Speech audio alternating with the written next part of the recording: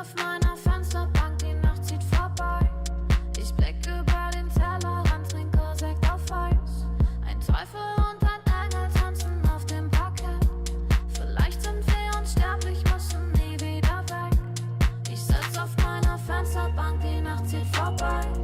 Ich blick über den Tellerrand, trinke Sekt auf Eis. Ein Teufel und ein Engel tanzen auf dem Parkett. Vielleicht sind wir unsterblich, müssen nie wieder weg. Backpack, Kippen und Drinks gegen Tristess. Großstadtbild, komm ich nicht weg. Kopf fragt, mach kein Pisstest, nein. Ich will nicht auf deiner Party gehen, nein. Engel und Teufel tanzen Schwanensee. Von deinen Lippen tropft der Chardonnay.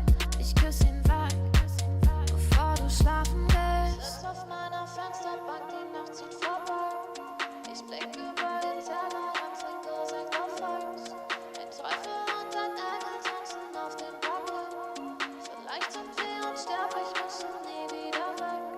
Ich sitz auf meiner Fensterbank, die Nacht zieht vorbei. Ich blick über den Tellerrand, trinke Sekt auf Eis. Ein Teufel und ein Engel tanzen auf dem Parkett. Vielleicht sind wir unsterblich, müssen nie wieder weg. Faded auf den Wohnzimmerdielen.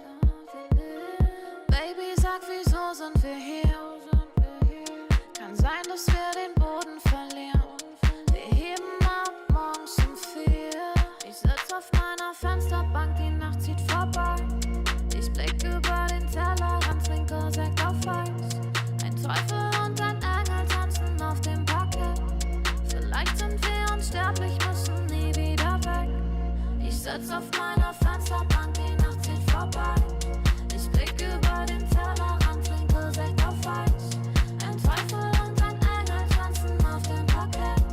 Vielleicht sind wir unsterblich, müssen nie wieder weg.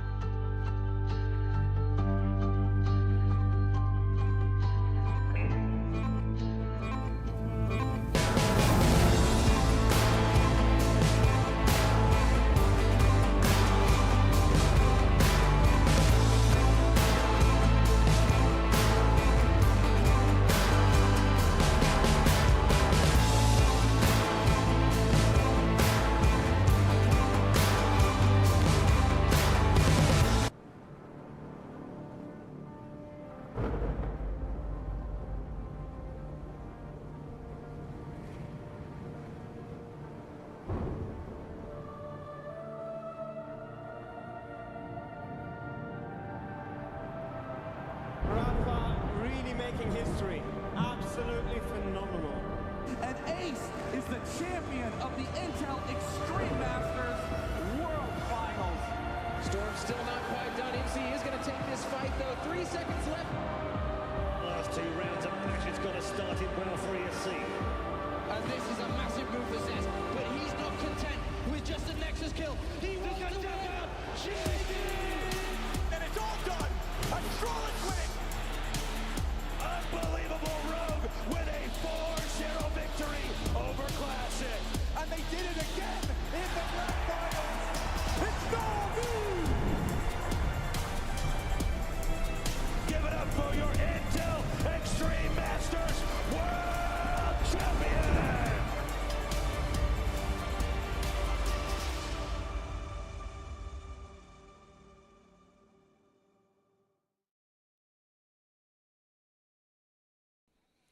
It is the start of the week, and what better way to start the week than with some great Counter-Strike and a first step in the path to making it to the Intel Extreme Masters Rio. You're watching the European Closed Qualifiers, and today I am joined in my adventures through this qualifier with the lovely Alan Hender as well, as we take you through some of the games between these top teams vying to get themselves into Brazil. Yeah, I mean, it should be a very exciting qualifier. There's a lot of top teams here, and there's a lot of teams equally that need ranking points bad. Real bad. So, for all of them, winning games here, obviously making the main event is massive. We've even got a few partner teams, and the way it works, guys, is the partner teams get a certain number of allocated events, and then some of them they have to qualify. So that's why you're seeing the likes of Fnatic here. So either way, a lot of teams that feel like they could be there, should be there, and need to be there. But the problem is, there's only 2 spots. So, put up or shut up. You need to win some games. No, incredibly cutthroat, and it'll be difficult as well with certain teams on the rise and certain teams maybe being on a bit of a decline as well, even with some missing out on chances to make it to the last major RMRs as well that are coming up towards the end of the year as well. So there's been some heartbreaks, but maybe something that you can look forward to as you look forward to maybe getting into Rio. Of course, this is a bracketed qualifier, and so we have 4 games starting off today. We have Falcons OG in the top side. That's what we'll be covering. But then on some of the other streams, we have 4 streams, I think, running concurrently today. Fnatic 3D Max, Eternal Fire Bait, and Cloud9 Heroic. So pick your poison. There's games across the board for you. I mean, even, some of these more lopsided games have compelling storylines. 3D Max, maybe not having their best season so far, but certainly have the ceiling to do work. Bait, some very exciting players there, obviously, with NPL leading the way. So yeah, lots of exciting games, but I think ours is probably the best. We're on Falcons OG. Almost certainly. And obviously, in the light of some recent rumors, let's say, even more interesting to see how Falcons are playing. Yeah, no, I think even before we even talk about the rumors that are maybe circulating about one of these squads that we'll be diving into, I think it's important to sort of note the journey and the context of where these teams are currently. OG bringing in a young in-game leader in Crizzen as of late. They've got Buzz on loan after his fall from grace from Astralis into an Entropic that have benched their entire roster. And, for OG, them also missing out on making it to the RMRs for the Shanghai Major. They're a team that are certainly looking to build into the future with these younger additions to this roster. Whereas Falcons, this was supposed to be a star level team that had some real struggles in their early ventures, going off into this new organization. Yeah, let's wrap up OG first, and then we'll have the real fun. So OG, as said, they're in such a strange place, aren't they?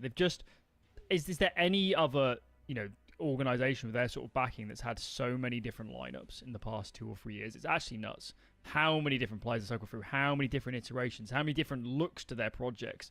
And obviously, in the light of recent results, any change is all sort of on the table for them, isn't it? They've just got to rebuild in a direction. And I've also felt for OG for a long time, Alexi V lineups included, I think they just lacked, a shared identity. I just don't know what direction the team is going in. And hopefully this lineup, I mean, they have some good pieces, but I'd like to see that. I want to see who's the core. Where's this team going? Who's going to stick around? What is the end goal? Because I think with OG, that hasn't always been easy to look at them and say, yeah, this is where this is heading. Yeah, no, I mean, almost sort of akin to an NIP, weirdly, with the amount of roster in and outs, and I guess it's not like sometimes they'd have a breakthrough result, and you think, oh, maybe that's actually a sign of things to come, and then you just see them deteriorate at the next event, and yeah, I think there was a lot of real struggles for OG, and I think this is always where I wanted... it's actually where I wanted the organization to set their focus on, bank on some younger players, some that have experience, and maybe you can reach the sort of get star potential out of them.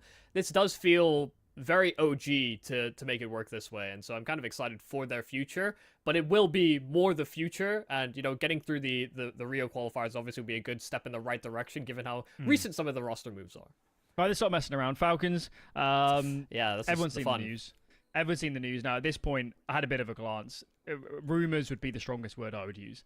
I don't see anything here that's concrete or enough sources to talk beyond that. But obviously, last year, it was heavily rumored, near confirmed, that Nico was heading towards Falcons. That move didn't transpire. He's obviously stuck with G2 into the current iteration of that team. And then the news emerged a couple hours ago that perhaps Nico is heading that direction again, reportedly already discussing buyout numbers and transfer timings, and it's said to be at the start of 2025. So it's a hell of a story. Obviously, given the way we all got burnt last time, I'm hesitant to say, orgs have discussions. It doesn't necessarily mean it's going to happen, but there's got to be something to this. I mean, surely Nico's considering it. Yeah, no, I mean, just while you're discussing that, the vetoes did come up for us as well coming into the series, because this is a best of 3 we'll be watching.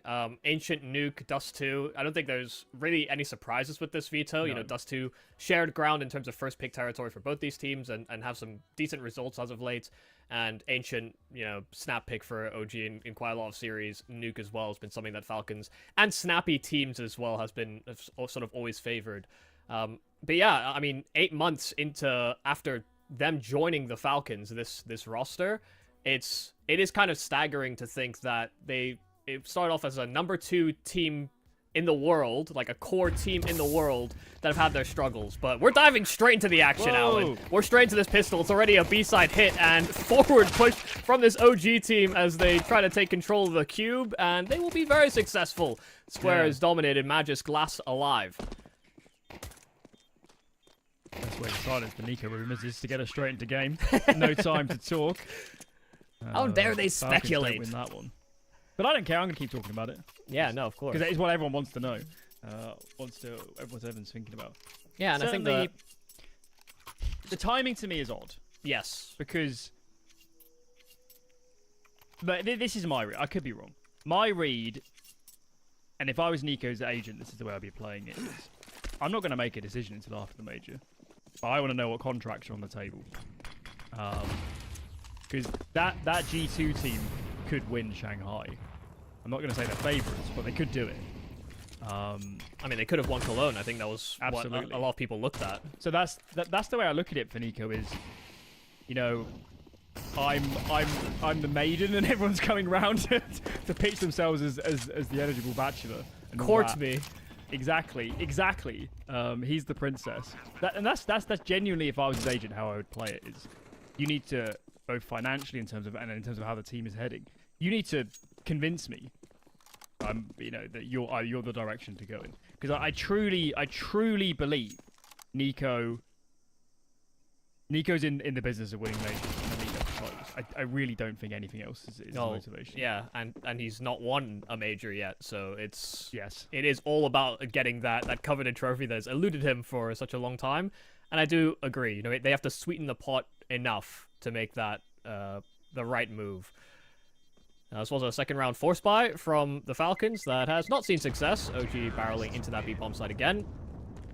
And I think, you talk about timing, I do think it is odd because it does seem like Falcons are starting to figure themselves out a little bit. I don't know that, they're going to be in the conversation to winning events, even maybe even to the level of a challenger standing event where you have them going off to places like Atlanta, Katowice, Jönköping, those types of events. They did place in the finals of Jönköping recently, but I think they've been actually on an uptrend as well. So I think even the rumors for the Falcons may be coming at a weird time where they start to actually put it together, where it has been somewhat absent, for lack of a better term, for this team of what should be, I mean, event winners. I guess it's the thing, isn't it? Is any result bar top 8, top 4s acceptable? Events? Yeah. I mean, is anything else what they want? And I certainly feel like when you have the budget, and they do, a player of Nico's caliber, it's a bit like when NIP signed Device, and it's like Nuke was a perfectly good player. In some ways, Nuke got hard done by. But when a player of that caliber is available, you've got to take it seriously. I mean, I presume Dupree's the person who's in trouble on this lineup.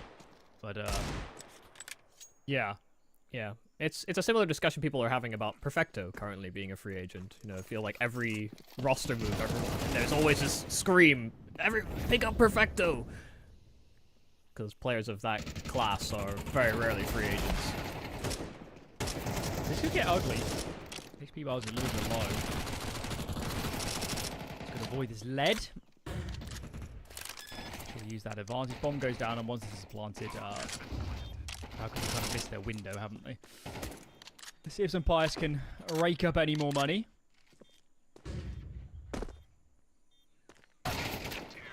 You question what the environment inside of Falcons is like. I actually somewhat suspect rumours like this don't make a massive difference because of the intrinsic expectations versus reality dynamic what everyone speaks about. But it's certainly something to contend with that I'm not sure many other teams contend with this nearly as much. Yeah, it's one of the problems with being a team that want to thrust themselves into the spotlight. And, you know, I think it's about time we start locking in onto this game. You know, first proper gun round out for the Falcons. OG as well have been doing a good job of finishing on towards this B-bomb site. But let's see if that maintains. Falcons have done a decent amount of damage in some of these prior rounds.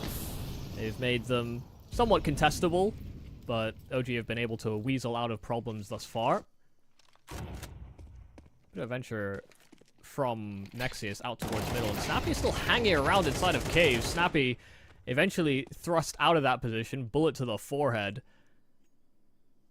And now OG will simply wait. I think that's one of the good things about this move for Crizzen coming into this team. You know, young in-game leader. I think people expect this to be a very promising move, almost akin to a Shuhei with Gamer Legion when he initially sort of stood in with them. I don't think it's of the same caliber, but I think you can potentially see the promise there, given the immediate improvements I think OG have made so quickly into his signing. So they're showing a lot of temperament in this first gun round with that man advantage, expecting Falcons to make some level of a reaction, but everyone is very static on the defense. Yeah, clearly the reaction seems to be, well, we think they're coming B. So we're going to stay here with numbers. Dupree's the only man that can truly influence this round. Needs to, but the trade was always going to come in. Falcons, I mean, Magus gave it a look towards CT, but this is going to be a save, surely. No need to contest this. They'll have full loss bonus, so drop guns. And buy again. It's been a pretty flat start. I mean, the pistol went somewhat close, but since then, all OG. Yeah, and this won't do a lot to keep OG's money at bay. 4 survivors, and they could even fan out on a couple of players if they're feeling so brave to eliminate the potential of an AWP. Maybe get one of these rifles out of hand.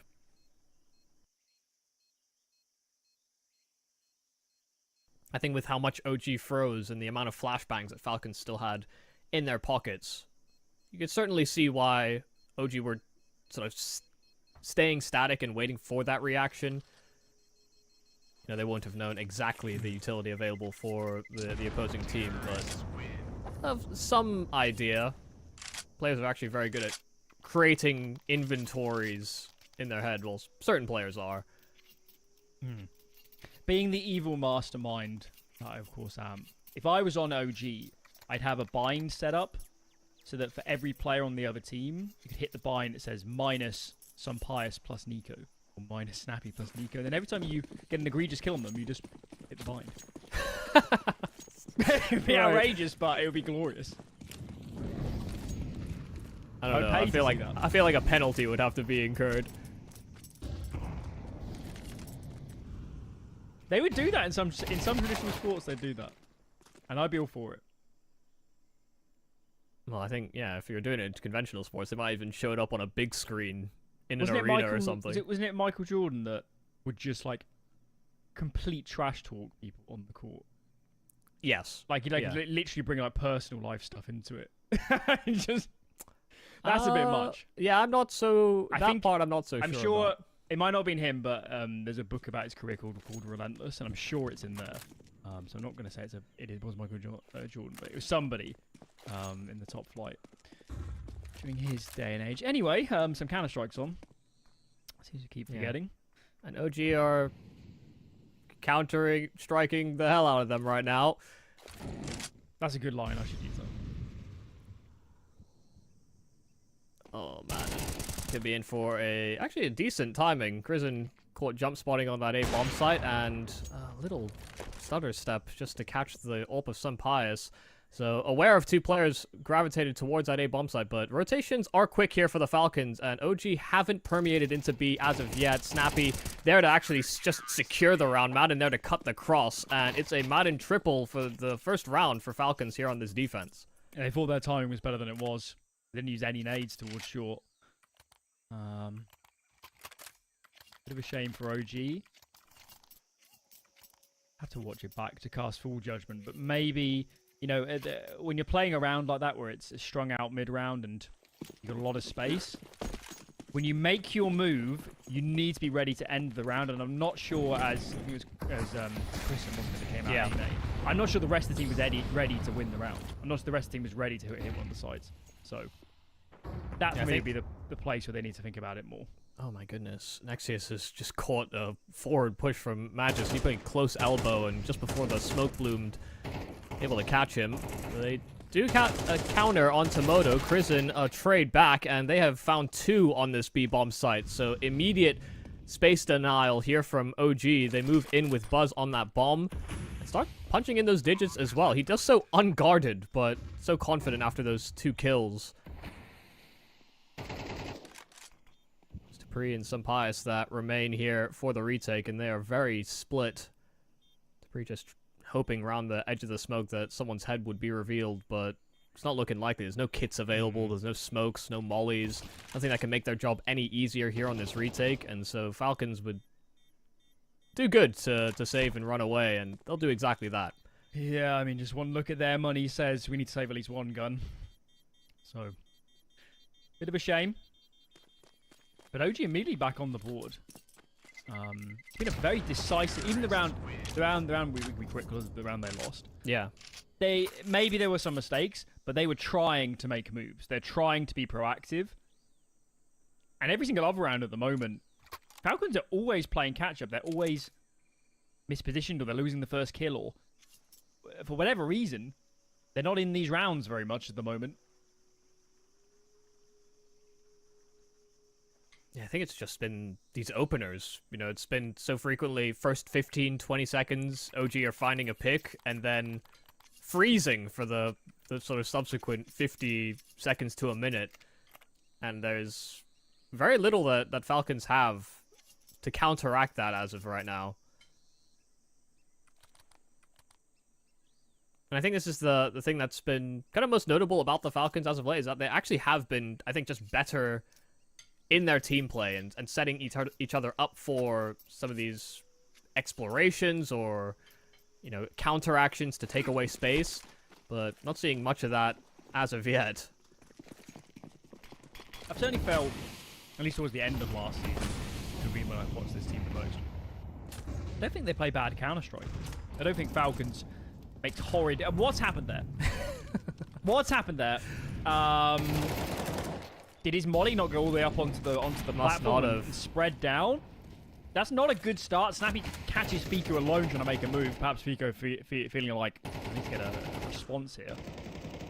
Snappy can get out alive. This round is close to being over.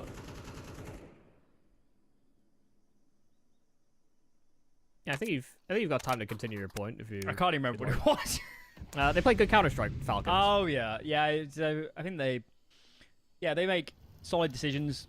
There's no huge glaring errors. There's, you know, when you have a team with Snappy, Magus, Dupree, and Zonic behind them, I think it would be almost egregious to make massive mistakes all the time and this sort of thing. I do think their CS can be sometimes a little bit boring, but that might almost be by design until they get on top of their problems. Yeah, this round actually may still have some problems yet to dissect. Sampias is alone on this A bomb site after losing Magisk inside a donut. Wolf of Modo has made this round a little bit more interesting. Sampias to hold the cross and a miss. Shoots right between two players that emerge out from donut, and they'll hold that man advantage. Falcons are trying to prioritize that in for this retake, but OG have got that bomb down where they started this round 3-on-5. Smokes are still up as well, so it makes it awkward and just trying to taper out and find that flank onto donut. Moto's found another, but a great post-plant position to hold to segment off that bomb, but Puzz is playing very far and detached. He's circling back towards A main, while Moto is left in responsibility to hold down this bomb site. They'll lose out on Moto and just stick the defuse. Wait, no, they come off of it, and it gives Puzz better timing to come back out from A main. He was not going to make that had they stuck it the first time over, but this round is a little all over the shop from both. OG making that compelling, but Falcons still pull through. Yeah, that was a round. Just a roller coaster. Yeah, I mean, if you open your dictionary and look for left out to dry, that's what Buzz did to his teammate there. Wow. That was a very intriguing afterthought. Thing is, though, OG are on the T side. They're going to keep rounds close, keep money low. You're doing your job. That's what matters here. And with that entry, Snappy just can't get engaged here out of Jag. I'm almost sat here wondering why Snappy would play Jag. It feels like a very mechanical position, doesn't it? Yeah. I mean, there's a lot of there's a lot of star players that play in Jag. It is definitely a position though where you have a tremendous ability to coordinate the map. And certainly being there is of value to Snappy. It looks like Madden could get caught here.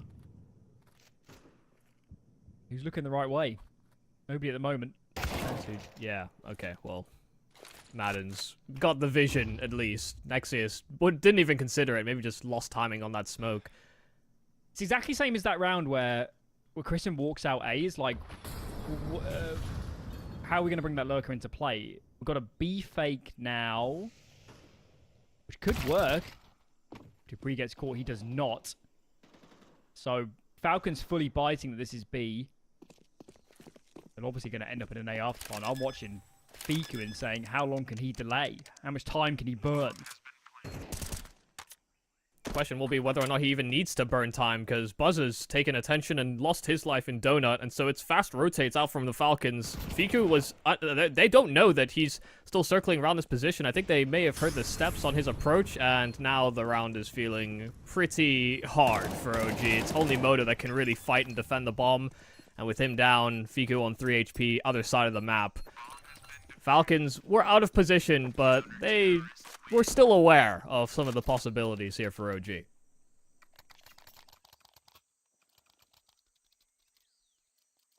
Madden will know that fight in Red Room could have gone either way. Slightly bizarre antics from OG. Yeah. They're certainly very proactive. They're always looking for a gap. That time I think they pushed the envelope too far. If that B fake, so say the B fake comes in 5 seconds earlier, maybe Madden pushes through mid, doesn't even check. Maybe the B fake comes in and they know one's in red rooms, the A players have more space. You know, you want it all to happen at the same time. There's a gap between the player in red room dying and then the fake. You're losing information. You don't know where that player in mid is gone. Sure.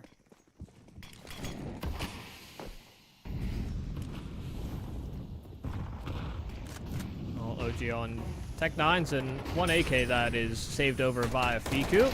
Oh god, Flash is great, and Snappy gets ran down by Krisen. Once again, running through that Jag smoke and just overwhelming the in-game leader, the Falcons.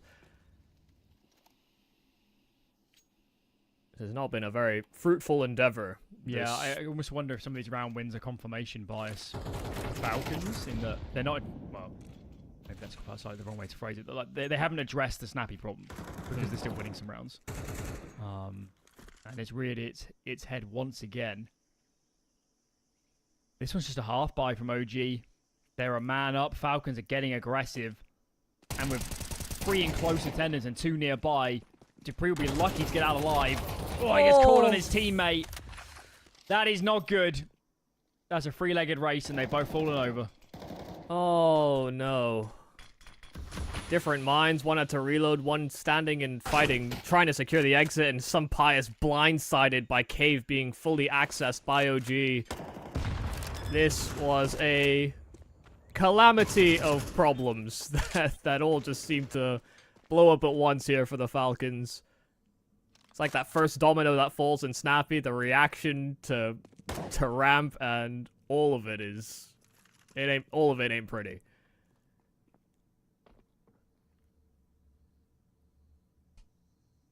Don't expect that Magisk will be able to escape with this rifle either. I think Krisen will have his suspicions. And there's very little to lose when you've come through on a force buy and completely toppled the rifles of the Falcons. Magisk does actually get his kill, so never mind. Should be able to hold on to this no problem.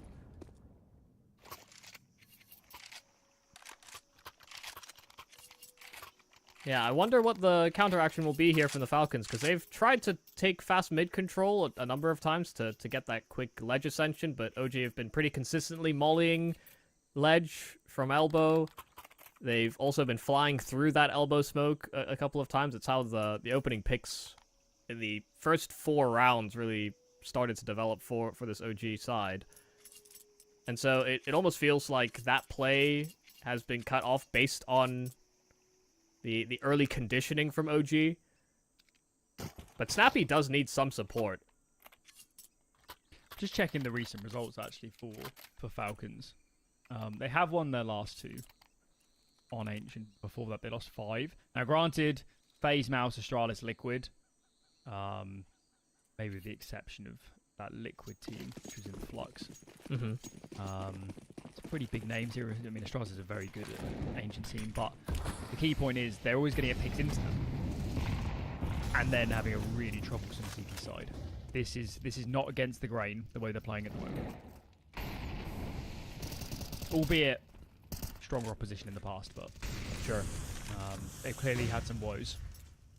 And there are many reasons, many excuses you could levy to OG for why they would maybe even lose this series 2-0. Recent roster moves, in-game leadership. We levy those as very feasible reasons why teams will look poor in the first maybe 3 to 4 weeks. Looking pretty good at the start of their pick in the series. Seemed like the way to address the Snappy problem was by having Madden play with him, and some Pious locking down the B ramp. First kill onto Krisen is great. Madden can rotate back in, collect one of his own, and some Pious taking that room. Flash to set it up as well. This is a really well done defense here by Falcons, just bouncing off of each other for each of these kills, and it ends in a Madden triple for a successful B site lockdown. Quite telegraphed from OG. Falcons never got surprised. Some Pious in the right place come the contacts as well. And they had practically all 5 players there once the actual hit was engaged. So it's always going to be tricky for their adversaries. Second timeout coming in for OG. Yeah, both teams using 2 in the first half. I don't dislike it. I mean, you'd hope that Krisen or maybe the coach, somebody's just chime in. They have lost some gun rounds in a manner that maybe could be fixed. You know, that some of these rounds, as I've pointed out, they might be clocking that we just need to communicate a little bit better. I wonder in this round if they had planned to commit earlier. It was really strange, especially that smoke up the lane. I know it's nice to cover off Jag and the mid jumper, but I mean, you're burning a smoke, and it's like, if you're Falcons, you're like, well, why else would they throw this unless they're all there? A bit bizarre. Yeah, maybe some problems masking their intentions.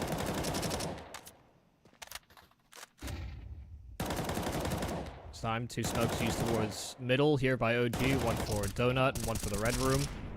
So they do make their presence known. They tank a couple bullets as well via Nexius. That control that they wanted to show. Falcons are very much aware of that fact. They counteract by moving towards B. And Fiku finding 1 with the modern trade. It's an equal exchange on that B ramp, but Magisk! Some lightning headshots.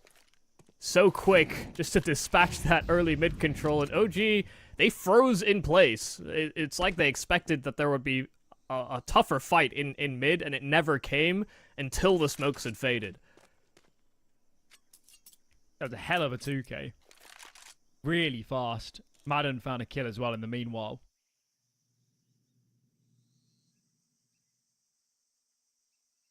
And what do you do now if you're OG? There's a case to save, but Buzz goes hunting. Buzz goes looking. Buzz finds Dupree is out. And who have we got? Some Pious alone on this site. If, and a big if, he can be plucked. Maybe there's a route in, but not to be. Some Pious stands firm. 5 for Falcons, and money in the bin. It's going to be a real rough for Spy to come. Kind of expecting with how much B has been a fruitful venture for OG in some of these pacier rounds, that I'm expecting to see these Tech-9s go much the same way.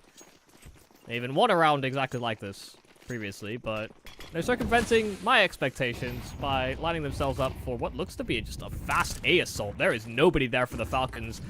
Catching the fact that Falcons are playing double mid on the start, smoke towards that donut position, Moto already taking all that room, so these Tech-9s have breached the bomb site without having to do a lick of damage. There's a lot of damage in response, though, through these smokes, and OG, with this bomb site, sure, they've got 5, but no util, no guns, very little position. They push through the CT smoke, and they get their hands on some of those weapons that they were absent of.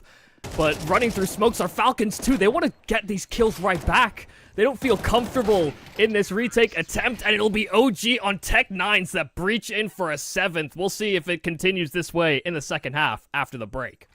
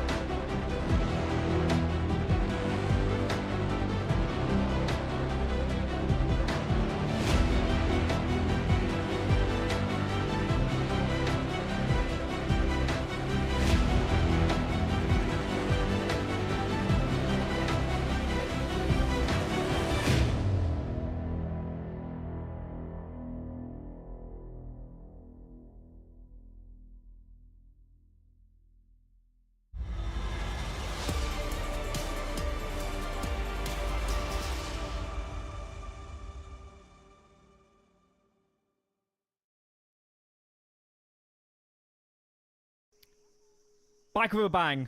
That's what we need from Falcons. And recent results on Ancient. Haven't been great. Stiff opposition, though. And there were some signs of life in that first half. It's like a few too many slip against the half-buys. Didn't go well. And now we need some work. Pistol will be a great start. And they're heading B. Well, it's what OG did on their pistol, so let's see if they can make it work much the same way. Moto overwhelmed, had the dualies in the right spot, but the flashes are beautiful, and Krisen and Fiku will lap them up. The shout out Nexius. That one flash just blitzed the Falcons completely.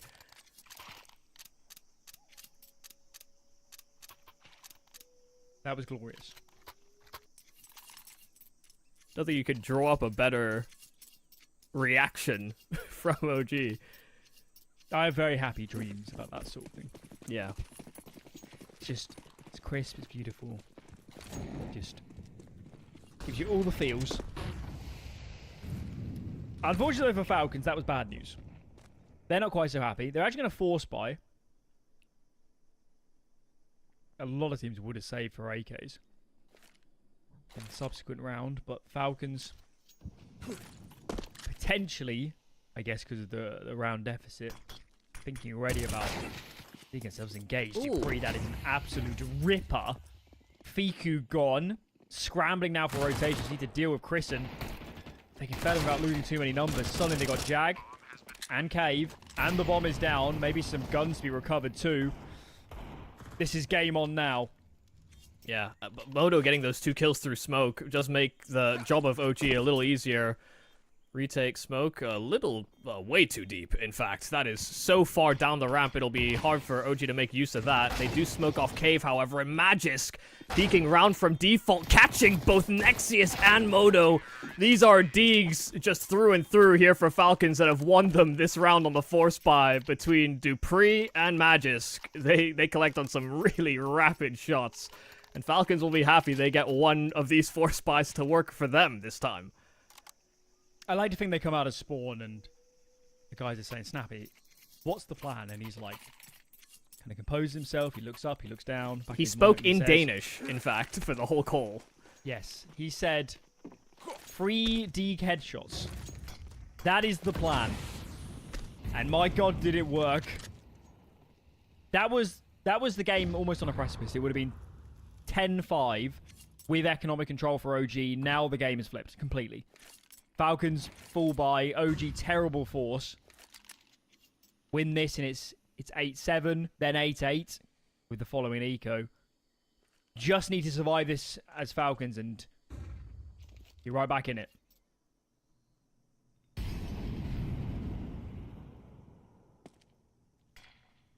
Yeah, I imagine there would have been a minor pep talk. Just saying, don't lose this round. Nexius, realizing that red room smoke was a little deep, tried to catch something around the edge of it, and he does hit the leg of some Pius, but not all too much damage done. Pius is, Snappy on a solo adventure. Does have teammates right behind him that were there to guarantee the trade. Wasn't sure that would be a very favorable duel for some Pius, but they do dispatch of these defenders on B, and they stop the worst case scenario from occurring. This time no force buy success from OG. And the Falcons taking it in good stride, them given that lifeline.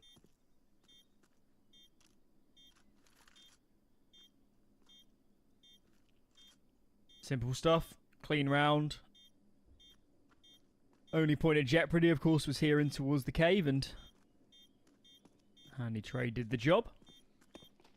I have a question for you. I don't know if you know too much about this specific player or his roles, but you know, when Buzz joined Astralis, he was very much like a hard entry type player that had his roles diversified a little bit. Wasn't it also a bit surprising going into that T side where Buzz just kind of wasn't that guy? I think Nexius was and Krisen were really flying out in search of kills. I'd have to really go through all of it, I think. Sure. Sit down, look at the spots to answer that one. I certainly could imagine for OG, they've got a lot to figure out on this team. And one of those is positions. So I wouldn't even be surprised if no position is safe at the moment. Everybody's up for grabs and flux. trying to test different things out. Yeah. So Okay. That's fair. I just feel I get caught in characterizing the player, and then they do. I mean, things equally, when you go up to a team like Astralis in his position, you're just going to play where you get told to play. He probably has a little bit more leeway.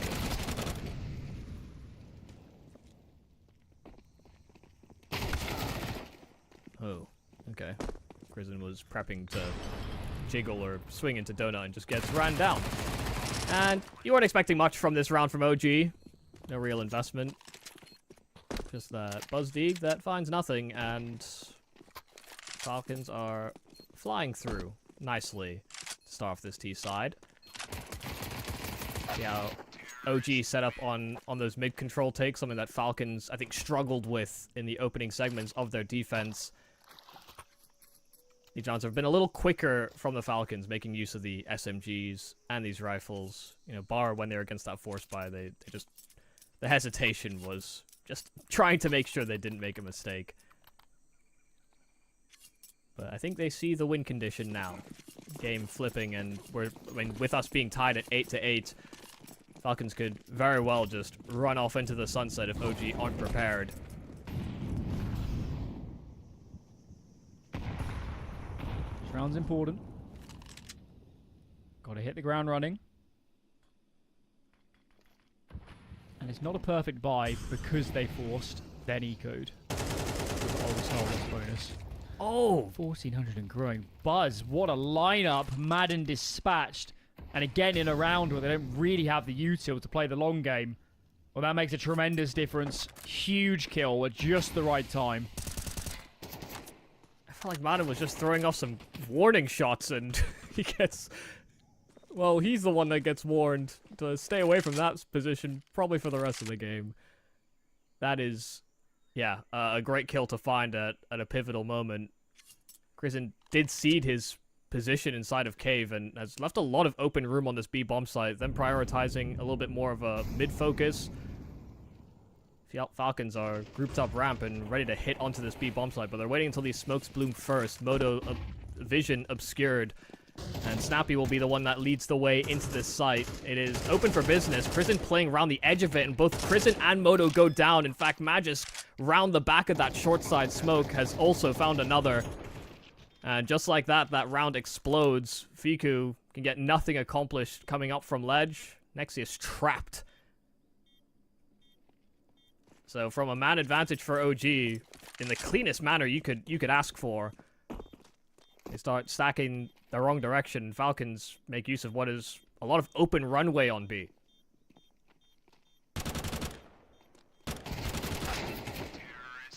Clean up as well. Magisk and Dupree have got so many high impact kills in this game. So many. Making a huge difference to the trajectory here. And I really feel like this game for Falcons, yes, they lost some rounds in the first half. They put themselves in a tough spot, but that was OG making moves, OG getting aggressive. I don't think Falcons played a bad game of Counter-Strike. And now, I think that class is starting to show. It's OG that are inconsistent. Falcons have been a flat line, steadily improving. And now they're starting to get in control, aren't they? Yeah. It's another half buy as well for OG. You just think about that first half, how many opening kills OG were getting, whether that was Snappy inside of Jag or, Nexius winning one of the mid-fights. I feel like those accounted for much of OG's success. Get a kill in the first 20 seconds, freeze, find a finish. But even fighting through some of these deficits, OG Falcons have been able to answer in the ways that you would want this roster to succeed in. That level I'm not sure I'd go experience. there if I was Madden. After last time. Yeah, I'd be scared. Something's got a gap. Especially if his teammates fighting on the ramp side. A little bit ugly, but we'll let him off. Let him off. Right. Well, it does bring up a real worry for OG now. Coming to the half 7-5, win the pistol coming into second, and the CT side has been barren ever since. Nothing since. Also changes the complexion of the series. OG go for a very strong position at the half swap here to now potentially going on to Nuke, a map to the lesser. You could even despite all the Falcons' ups and downs, Nuke has been a maybe not the most winningest map for them, but certainly comfortable. I always felt they were comfortable on it. And that's what they need against OG. Standing Counter-Strike can win this. Dupree gets aggressive. Says, I want space. Who wants a fight? Buzz has a HE grenade. Burst that red room smoke. But can't take a duel. And Dupree goes hunting for even more space. He's up close and personal, and Dupree does best him. As 50-50 as a duel as it could have been, Nexius does catch Dupree falling back from his position. He was low health. Continuing on that lurk didn't seem viable.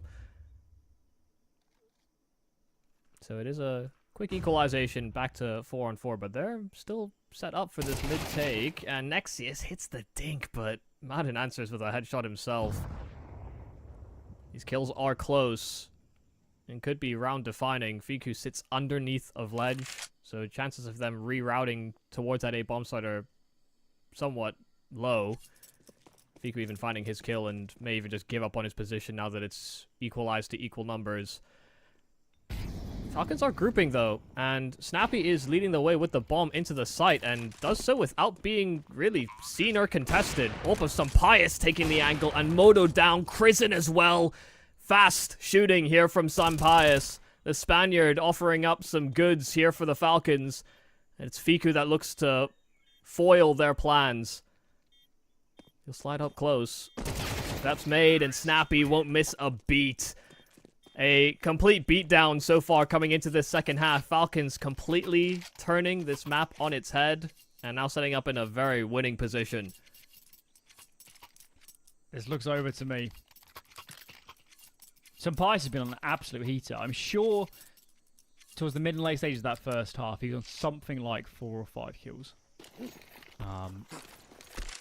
Certainly not in position to take that many fights. I think he had the worst ratio, but he wasn't in as many duels as he obviously would have wanted to be.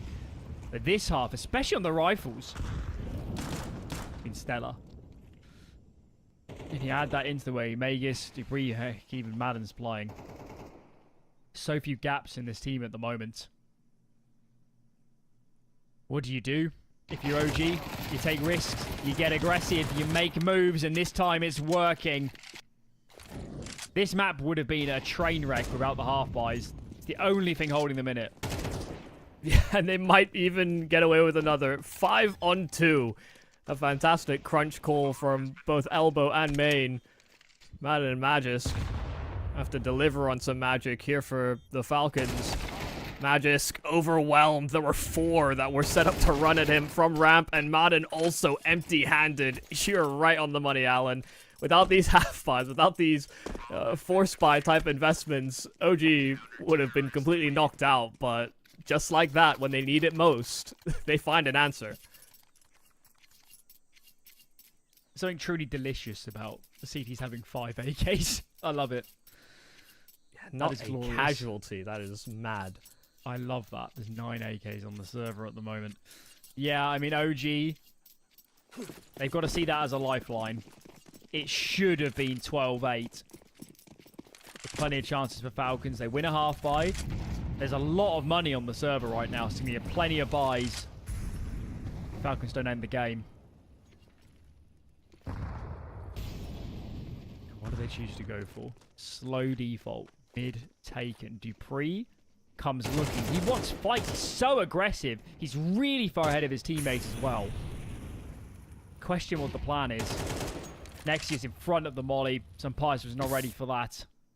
So 2 entries gleaned in mid. This surely is too much of an advantage to blow. They've lost some advantages, but not this big. Oh, that could have been a way to lose it. Nexius almost caught on the jump peak. Snappy finding a timing, does good damage. Fiku down to 20 HP, and they are not healthy, not in great position here on this B bomb site. Crizin as well is going to get Molotov forward, and they'll finish off onto both of them. Magisk, a double kill, back into a 2-on-2. Madden up from ramp as well, finding that space, but Bomb's not with him. And so even if he gets territory on B, has to try and secure a path out for Magisk as well. He knows he has a player locked in at the minimum, but does he know that it's both? They'll both swing out, and it's Modo that collects on the spray down. A round that hangs on a knife's edge. 5-on-3 to start, but it comes down to a Modo down.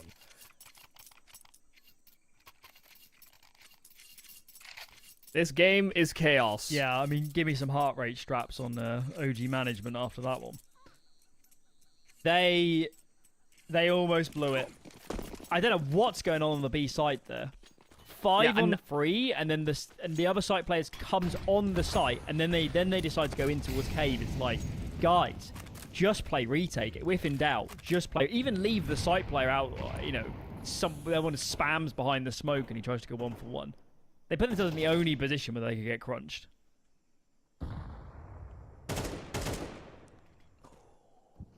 Whole shoulder offered there as well inside of Donut.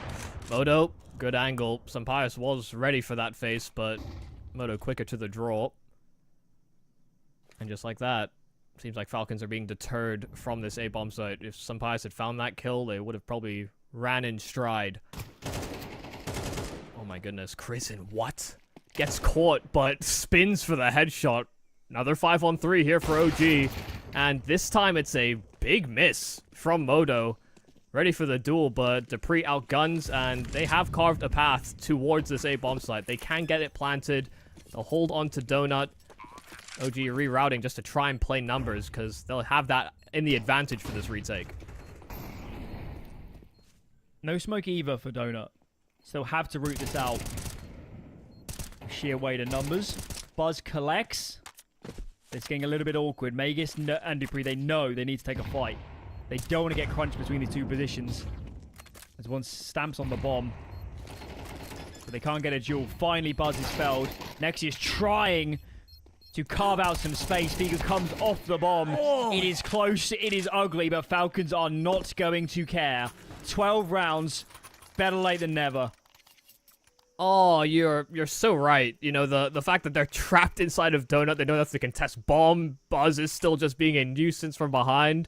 You know, that's great stuff there from Magisk to have pushed out, found that kill, and then just the immediate snap decision as well for them to run onto the site. There was even a world I think Fiku could have gotten away with the full defuse, but he heard those steps and he came off it.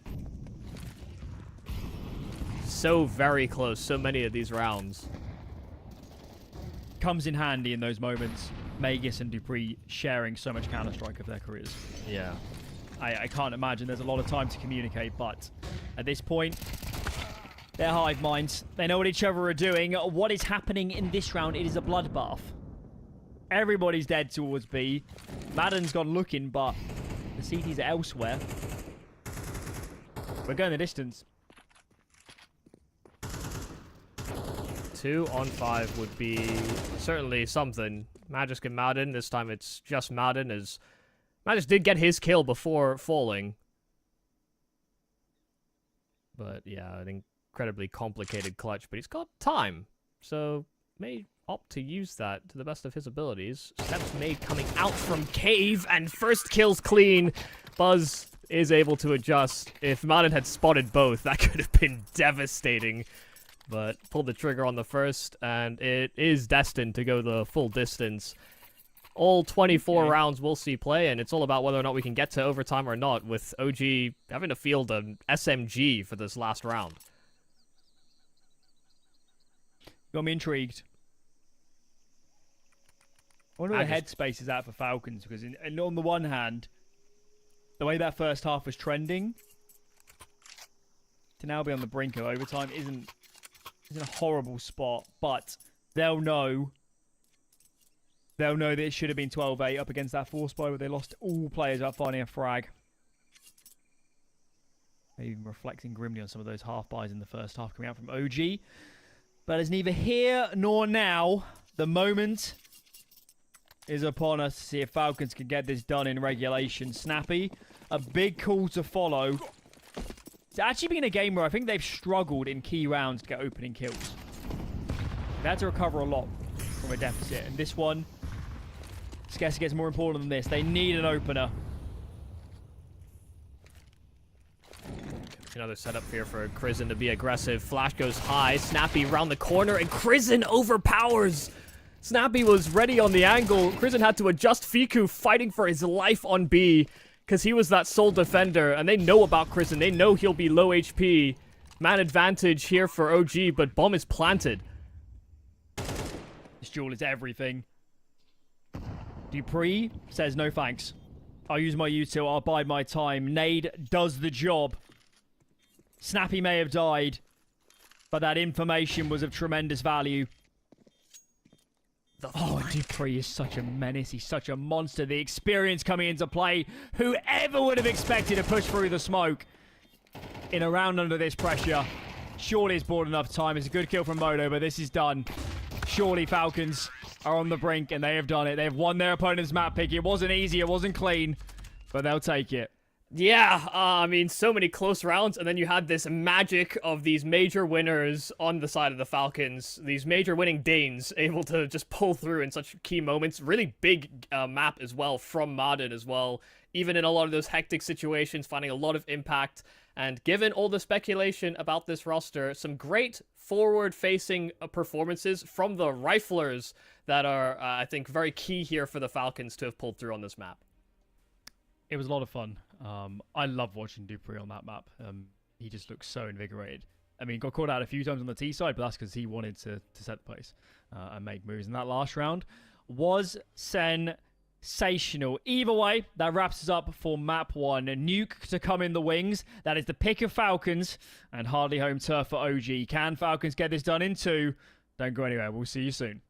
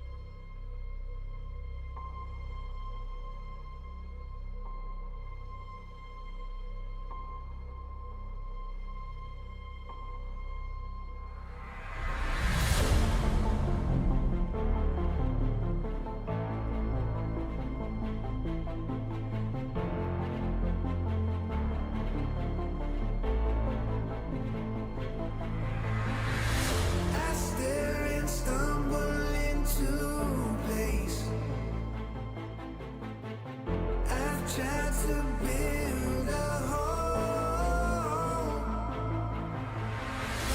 I feel this world coming over me. The pressure makes me fold.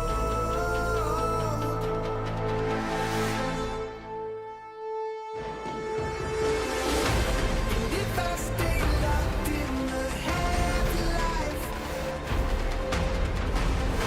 or choose to give in to my own mind, standing in with all I've known, through the hard wires, and finally feel it all.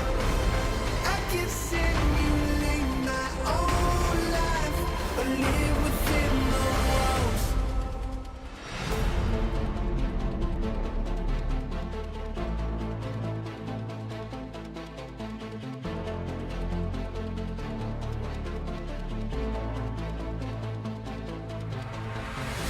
You light the fires in this place, so you can reap what we've sown. You finally found me, but you just dug your own hole.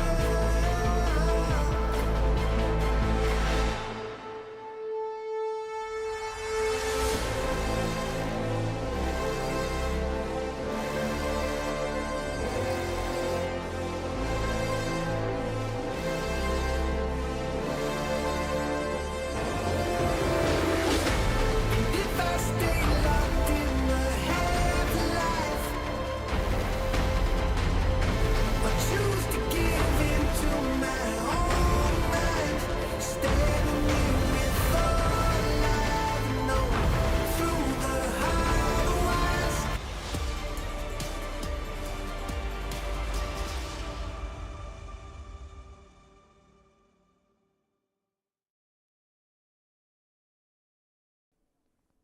Welcome back. We're in the rumor mill. We've got Falcons playing, and so far, maybe you wouldn't know it with how they performed. Ancient was OG's pick. It wasn't the best start for Falcons, but they looked strong at the end. If they could just win some anti-force buys and ecos, it would have been a clean affair, but either way, winning is winning. Nuke up next, and you certainly favour them for a 2-0. Yeah, no, almost certainly. Throughout Snappy's career, you know, from before he joined Ents, even into the Ents move, and I think with the early days of Falcons, maybe the first time I've seen a Snappy-led team have struggles on Nuke. This has always been like a very consistent home ground territory for him. I feel like he always does good calling. I think he builds his teams quite well. And Falcons, I think, have been doing a decent enough job on this, at least on this map so far. So I think with the signs that were sort of coming to life towards the end of Ancient leading into this map, it definitely does bode well for the Falcons here. Whereas, yeah, OG, I don't know that they're going to be able to pull off as many outrageous rounds on Nuke. The map doesn't feel as conducive to those types of moves. Yeah, for those that missed Ancient, it was a lot of, or at least the T side from OG was fight for mid or fight for Jag, and then let the lurkers work and hope you get a gap. And give them credit, they did find a lot of gaps and a lot of openers, but as Michael here mentions, Nuke isn't a map that's necessarily conducive to trying to take a lot of fights. You're going to see a lot more, coordinated takes of control, then a move, and that's the way Nuke tends to go, is more of a set plan, more formulaic, I guess, and maybe that could be more Falcons favoured. It was a great first map from the Danes, wasn't it? Magisk, Dupree looking good. Madden as well, actually. I mean, frankly, outside of Snappy, who we should expect to be up there, bit of a masterclass. So, I don't know. I'd be very nervous if I was OG seeing all these players in good shape. Yeah, they all got key kills when it was needed for the Falcons. I think that's really what it came down to. There was a lot of rounds where they started in deficits and, awkward opening bouts and, 3v5s and that sort of thing. But when it really came to these pivotal rounds where you're breaking money and you're, maybe in a critical 2v2. That's where it felt like those riflers really came to the forefront. And I think some Pious as well did have a couple of those rounds of impact, but wasn't typically alive in a lot of those later scenarios where things were getting the most hectic. So maybe not having as much impact in that regard. So I think that's maybe one of the drawbacks of a team like OG. I think, a lot of members that don't have as much experience have been on, either OG or a lot of other teams that are a little bit more free-flowing. I don't think they have good closers on this team, and it is still very early doors since they brought in Crizin and have Buzz coming in on loan. But in terms of the players you want solidifying positions, that is somewhere where OG are going to be lacking, especially when we pitch them up against a team like the Falcons. They're always going to be outgunned in that particular area. So I've just gone on the OG Liquipedia, and then this year, and when I say entry here, I mean like roster move, sure, new coach, this sort of thing. There are 13 entries this year for OG. Last year was even more. That must be mid to high teens, 16, 17. So let's say conservatively, there's been 30 distinct moves or changes of coaches or something in the last 2 years. 30. That is ridiculous. I can't even comprehend how is that even possible. Even Eternal Fire in their past would be looking at this saying, guys, this is too much. At least we wait until after at least 3 tournaments before getting a new player. Liquipedia don't often show that the roles are shifting. So, if you accounted for all of that, Eternal Fire probably would be actually on par, in the past 2 years. But I'm not sure those are the team you want to be compared against. At least modern Eternal Fire has got their act together. They're actually in this qualifier as well, aren't they? I'm not sure how they're doing, but needless to say, I really believe OG are just trying to find themselves. It's like they're dating around Michael and they just haven't found the right person yet. No, and you have to do a lot of soul searching. You have to set out your desires very openly, and sometimes people don't know what they're getting into, and maybe that's what's on the cards for Crizin and Buzz down the line. But who's to really say? I think this OG has looked promising given the timeline at the very least. I think the addition of Crizin, you can see OG are playing a more active, and even though there's a lot of individual playmaking, it is controlled in the way that they sort of stage the environment in a way that previous OG maybe was very lacking. I don't think coming up with ideas in the mid-round or going with these clever openings was really on the cards for OG the past 6 months before Crizin. So, I think it's just promising. Falcons are kind of ramping up, OG are kind of ramping up, but, expectations for these teams are in very different places. That's what makes this series kind of interesting, because if OG pull off upsets, then we have to consider them as a fully fledged threat the further into the development of this team we go. Okay, quick update, guys. So we've got four concurrent games. Obviously, we are on board with Falcons OG. Eternal Fire and Bait are playing. Eternal Fire just absolutely mauled Bait on their own map pick. Mirage was picked by Bait, and they only got 2 rounds. So sad times there. They're currently on Dust 2, and this Eternal Fire really is growing into Dust 2. It doesn't surprise me that they like it a lot. Fnatic, 3D Max. 3D Max won the first map. That was, again, map pick of their opponents as a pick of Fnatic, so definitely a good chance for them to get a 2-0. That'd be a good scalp. And then finally, Cloud9 Heroic. That one's actually going with the map pick, unlike every other series here. 13-7. Okay. C9 over Heroic. Yeah. There's quite a lot of teams that are interesting. I thought Bait were going to do better as well for the Shanghai RMR qualifiers. That didn't really pan out the way that I anticipated. Cloud9 are very interesting as well, so, do be sure to check out some of those other streams if that does take your fancy. We are trying to gear ourselves up for a second map in the series, but players are having a couple difficulties joining into the server. It happens. We're hearing, guys, it's about, a couple minutes, so it's not worth us, by the time we throw in and come back, it'll just be you guys staring at us blank screens. We might as well just riff here for a little bit. Michael, who's winning this qualifier? Who's getting through? Through the whole qualifier? Yeah. That becomes a much more complicated. To be honest, my bets are probably on Cloud9, and to be honest, between Falcons or Fnatic. That's kind of where It my should head be is at. Falcons, right? I mean, for those that haven't seen, Falcons have actually played a really good week of Counter-Strike. I know they've been pretty violently inconsistent all year, but they might be playing their best CS ever at the moment. Since joining the organization, yeah, almost certainly. Yeah, I mean, it's a little bit concerning to say that, but they're consistently finding wins against top 15-ish teams. Obviously, the Cole game being pretty good as well. They beat VP as well, didn't they, the other day? Yes, yeah. They did. As much as it pains me. Yeah, I mean, they're in a better place. I don't think there's anybody in this qualifier of VP's caliber. So they really, I mean, I think they should expect to make it. That doesn't mean you will. I've seen plenty of these qualifiers where nothing of the sort happens, but they'll be disappointed if they weren't in Rio. I mean, I feel as though Falcons have been plagued by expectations, and so what's to say Rio isn't another one that falls through their fingertips? Hopefully they make it there and then play G2. Then that would be the ultimate. Yeah. I'd love to see that. Who am I taking? Falcons and Eternal Fire, because I always take Eternal Fire. Sure. Okay. I actually would take them, I think. I think they're better than everyone else in this qualifier. Yeah, And they're quite good at playing online, and they like to. Also fair. Well, we finally got our second map, and OG are scrapping outside, as are the Falcons, but it's these double S's of the Falcons that find instant headshots. There are no smokes available for a potential cross here for the Falcons, so they may have to just cut their losses. They got those 2 kills. They had one traded back, but after that, they'll work that man advantage and reset back towards lobby, where OG are anticipating this potential move down ramp, given it is a massive gap that Falcons are currently perusing. Right decision, isn't it? They had no nades to cross outer.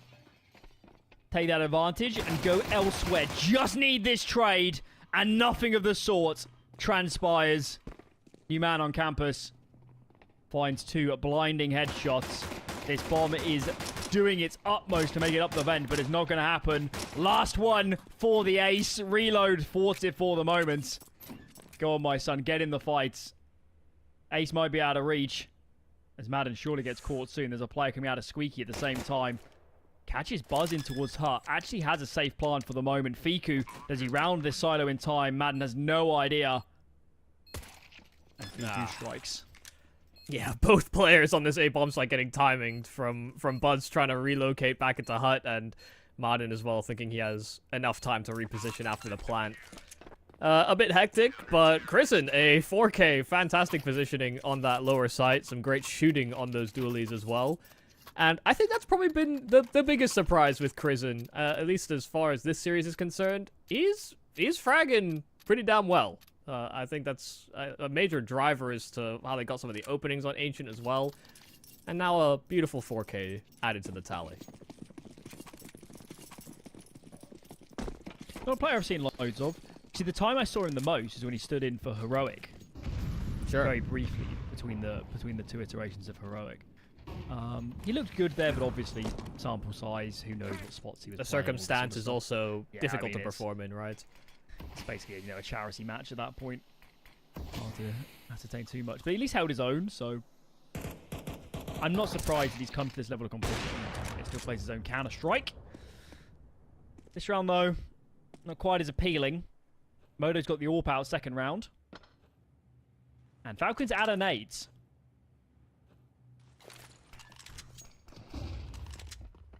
Nexus as well, spotting them towards the lower side. A lot of steps made after the flash, so rotations are here for OG. Buzz does get spotted dropping into dark, so that makes his position very difficult, very tenuous to play. But Falcons aren't really fond of the idea of finishing. They might funnel into the Fiku XM, and the auto shotgun is gonna lap them up. That is fantastic work, fantastic spot for Fiku. That was just his for the taking all day long.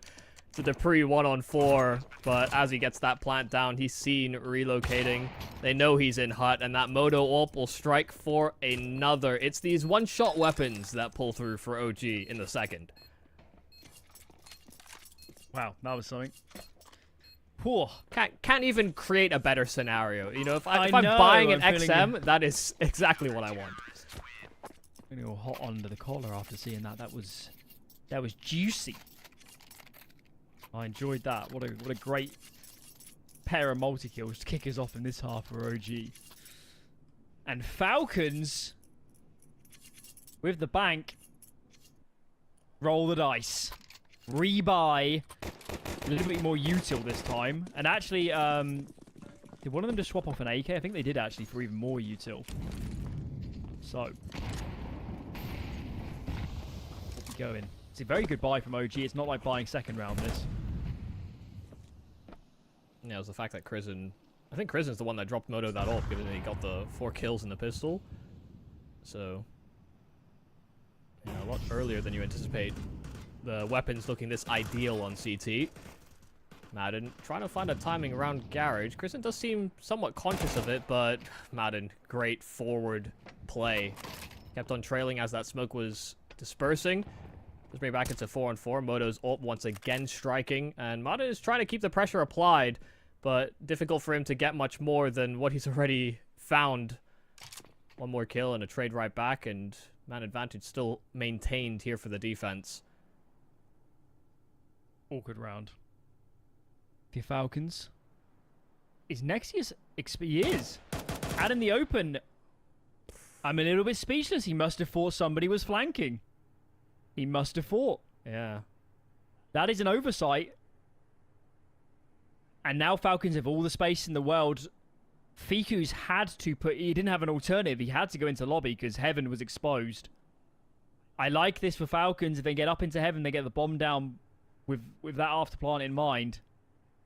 But just got to beat Fiku, haven't they? Yeah, but if Fiku comes up this ladder even, it still could get very awkward. Sure, Magisk is holding, but the chance of Fiku catching him out is still very high. And yeah, just running up that ladder, he'll catch Magisk. And Sunpies didn't punch in those digits. He didn't commit to the plant. And so now overwhelmed. Fiku's timing on the flank, fantastic. And Falcons left flabbergasted. To get awkward. I don't know what was up with Nexius. Maybe a miscom. Very bizarre, but Fiku timely pushing, head on his shoulders, knew he needed to take lobby, and he just keeps going. And you can say he was lucky, but he made his luck. He was bold. And Falcons, you absolute rascals. We're going in again. We're fully invested. We've got 5 players in lobby. And surely we're about to go. There's some util on main. It's a double pump. And we are in. Fiku dispatched. Only 1 for the pole. Nexius can't get anything done. This one is going a hell of a lot better than the previous. So just need to get that bomb down in a good position. Plenty of util here for these CTs. But this util usage has to be perfection. And they don't know about Madden. This one's done, lads. Save the guns. Falcons finally break through. Yeah, on their worst of the 4 spies yet. This time they didn't have a plant, so they couldn't get all these Galils, even threaten with AKs. It's Mac 10s and Tech 9s that finally break through. Just picking up the pace and not allowing for that AWP to, I guess, sing in for opening kills. Sometimes that is I'm not sure I've I've ever seen a team with Dupree and Magus play this aggressively. And Sonic behind as well. Yeah, 3. I'm a little bit 3 stunned. buys straight. Yeah, I mean the third one had Madden got off the plant, I think a lot of teams would have bought. But remember, we're not. It might only be a 200, difference, but we're not on the old plant bonus.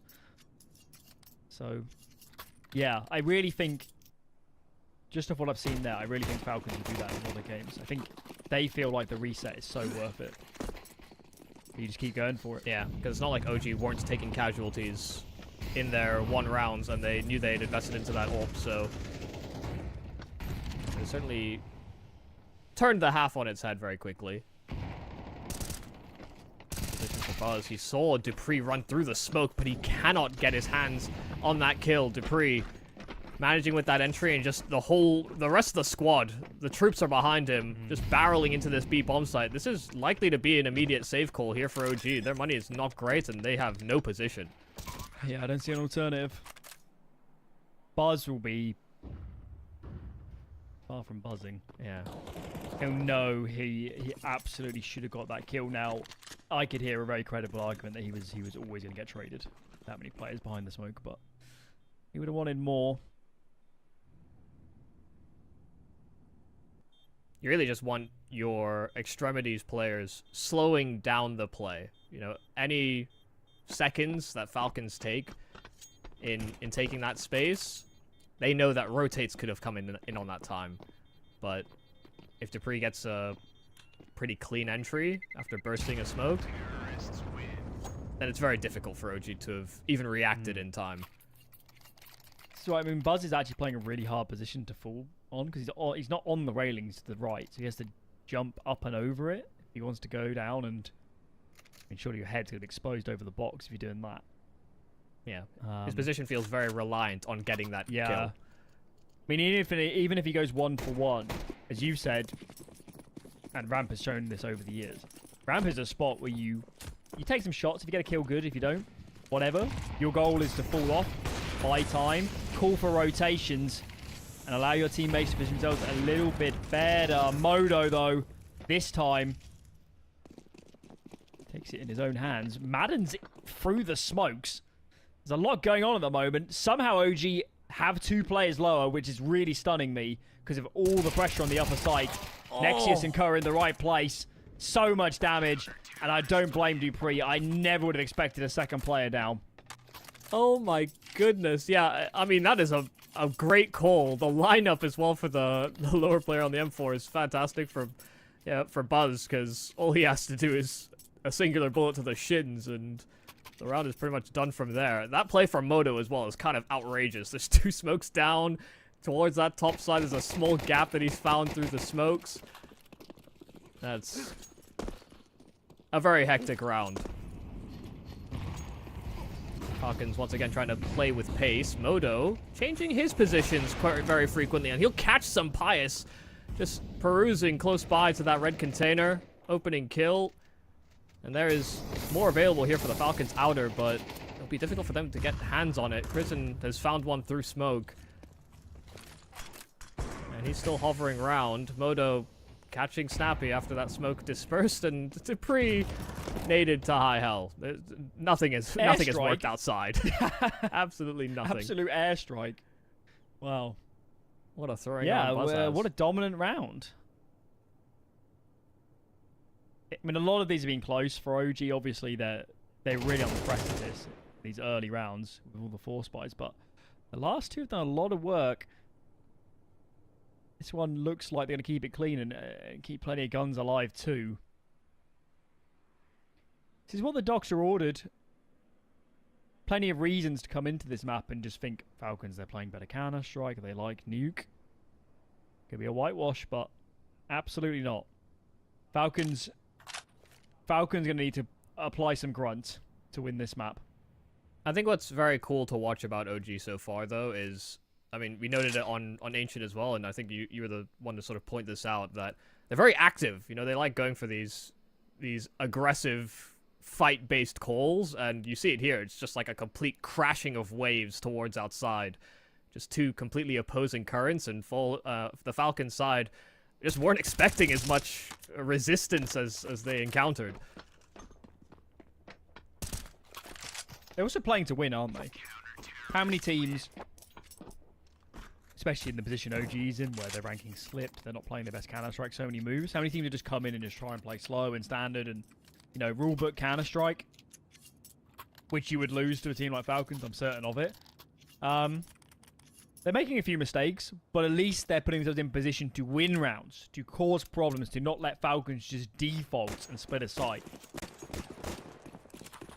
Falcons have to work for this now, and it is hard work being snappy and calling against aggressive TD sides on you. It's really, you just second guess every option you want to go for. Yeah, unless you're able to punish it, it feels like the map just gets even smaller in terms of the territory you can fight for.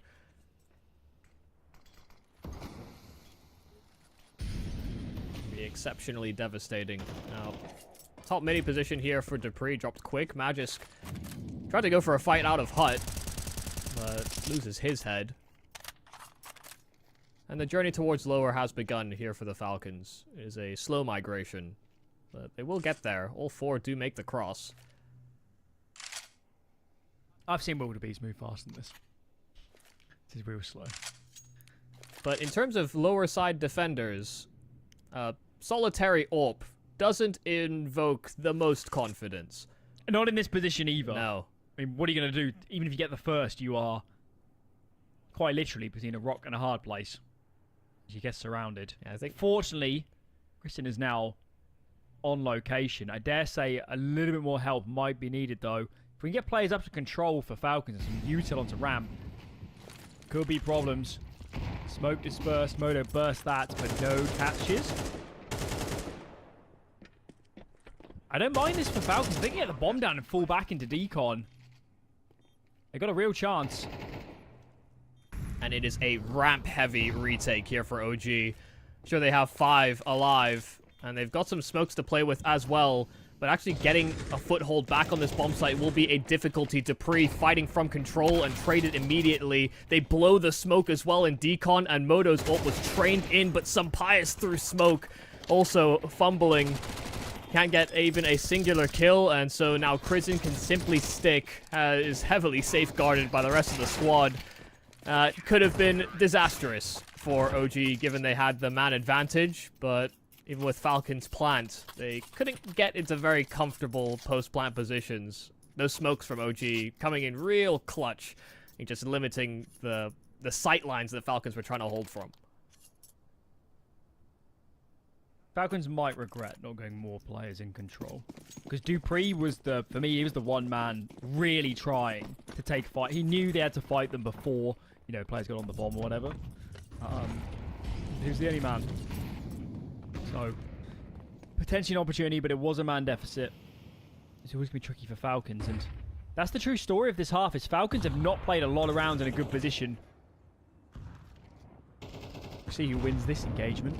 The routing Who from spots who Crizin. first? Madden comes through, he's not spotted at all. They have no idea! First collected, and that is going to completely flummox the CD side. They left ramp open, and now that's exposed. Hero to 0. It doesn't look good. Oh, that could have been devastating. Nexius opening up double as well and killing what was a safeguarder on the plant. Dupree is getting completely clotheslined. I mean, low HP for that duel. It's crazy he got away with the secondary frag. It's some Pious and Snappy that both sit on top of this rafter. Oh dear. Should they come out control, this will be devastating, but Snappy fighting forward and dropping to that low ground. It is ring around the rosy here for Snappy. He sells some Pious. He doesn't fight with him on that position, but he's now got a great post plant to play from, and he'll close the round here for the Falcons. I don't know how to describe the type of Counter-Strike we're watching. It is constantly in flux. Good positions, weird routing, and all from start to finish in round number 9. If Snappy makes any more moves like that, I'm going to need him to enter the Olympic breakdancing. That was wild. That was crazy. That was all over the shop. He might be overqualified given some of the entrants. That... Oh. Listen, I thought that was... I know what you're talking about. Is it Ray Gun? Am I remembering Yeah, correctly? I think that's correct. Ray Gun? Sensational. It was... They do that. Yeah, no, I mean, it was entertaining.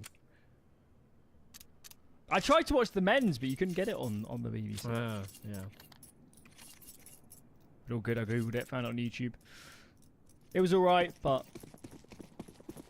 not my cup of tea. Well, this was the map pick of the Falcons, and they squeaked a victory on Ancient. This T-side has not been the greatest. OG have done a lot of active moves. They've constantly caught Falcons before they can set up for those finishers. But maybe Snappy winning that back in the clutch could be enough to spark a few more rounds here on the Falcons T side. OG a little bit more keep in mind hesitant. that on map 1, the number of rounds where Magus or Dupree did something sensational to win it. And I'm not going to say they're playing badly, but the point I'm trying to make is that there's been no massive individual outplays yet on this half from Falcons, and you have to question the difference that's made so far. Madden, I think, should consider himself lucky. That could have been a full-on catch. Got spammed as well just as he was exiting. So if I'm OG, I'm not believing for a second that this player's down secret. I'm not buying it. Well, they're not rotating, so you're right in their assumptions. Oh my goodness, Nexius had good position. The Molotov, he knew it was going to funnel him out, and he goes right into the spray of Magus. So, a lot of opening exchanges, but Fiku just locking things down out from Mustang.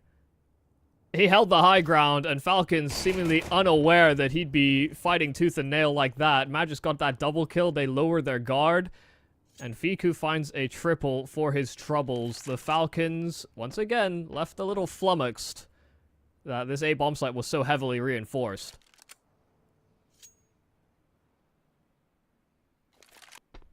I'm sat here trying to think of like a Nicolas Cage Gone in 60 Seconds joke, because there's a Mustang in it, but I've got nothing. I've got nothing. Nothing good. Yeah, that's a... I mean, you're so on the money with the amount of presence that Falcons throw towards outside, but then it's sort of half-hearted. They don't even send anyone on the journey. It's also that they see Madden running back. Yeah. And it's like, I think Sherlock can solve this case. I don't think they're going outer. With how many outplays Madden has had towards outside, him getting into garage, you know, flanking Crizzen, and, you know, even walking through main to kill an A-site player, you'd think you'd still run that route for Madden. But not to be. This time some Pious, that ult that saved over, does find an opening pick.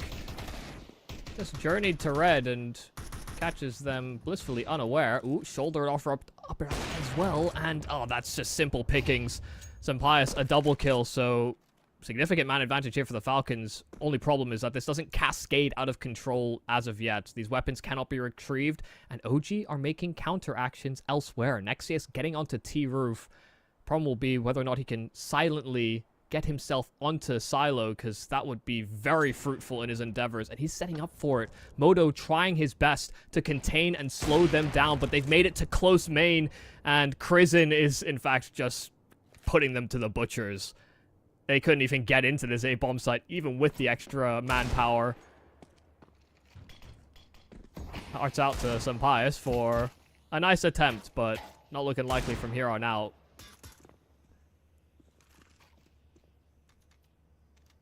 It's quite amazing that Nexus didn't actually have an impact on this round. I think he did Crizzen everything goes right to as town. well. Oh, God. I was also watching because with that push onto the top of lobby, he went past... Magus was in radio, so they had no idea a player was free ramp. It could have got very awkward, but all's well that ends well.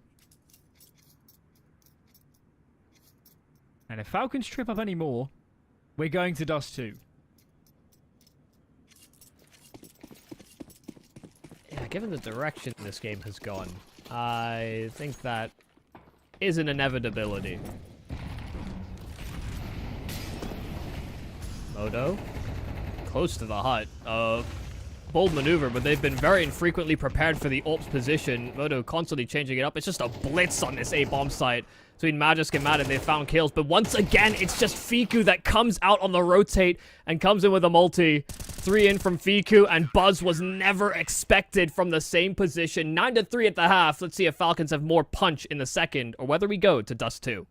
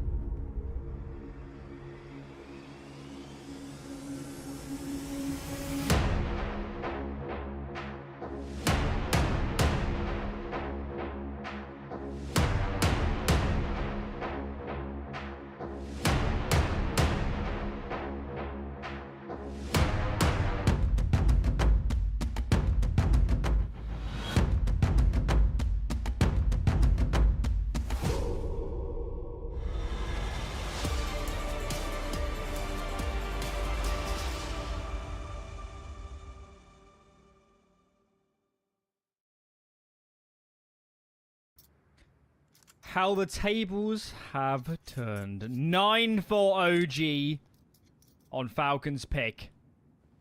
Dust 2 beckons. Unless Falcons can do something pretty tremendous here on the defense. Hasn't been the same level of individual performances either, has it? And now's the time to start. I need the heavy hitters. I need the major winners to show us what they can do. Yeah, it's been a bit limp from the Falcons coming into this second map. Martin had a pretty good half. Was up to antics towards outside, but it was never really enough. OG just trying to make quick work in towards main. It's Martin that once again is able to have some impact. 2 kills out, but there are responses here from OG that they do break into this top site. Dupree will run himself out, has a player right behind. It's Dupree that comes in on the first, and the trades are there via Some Pious, leaving it all on Buzz in the clutch. Plant is so fresh. The tap is not something that Buzz will expect them to stick fully. It's Snappy that has to trade. And it's very, very well done from the Falcons side. Just playing together continuously in that pistol. Even if OG get the plant, it is still a Falcons round. If I'm OG, I'm buying. They can all but win the map with this round. Ever so important. Util is sparing. What have we got? Only the 2 smokes. Unless there's one rolling around on the ground. I don't think there is. They're going to really struggle, I think, to feign outer with only 2 smokes. Let's see what they're dispatched. The close smoke. Not from Nexius. And look at this. Straight into ramp. I don't think they've got the util to default. They're thinking about going early. No, Mac 10s for space taking or quick pacing. They want to try and take this fight at some level of range, but Snappy, fantastic positioning for those kills.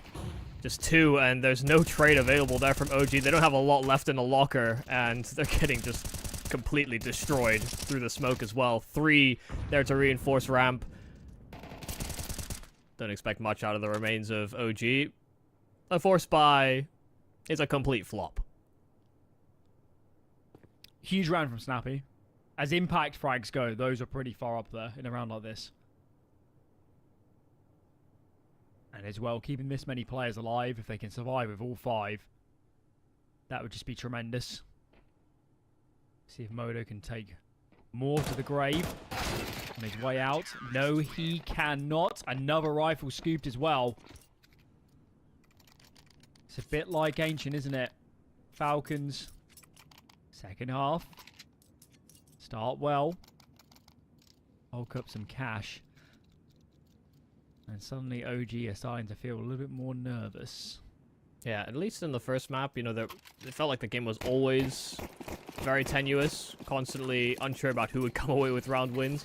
This one's been a bit more OG favored, of course, with the lead they came out of that first half with, but yeah, it's no doubt in my mind that Falcons can pull it back. But you need to have those confident rounds, and that was certainly one of them.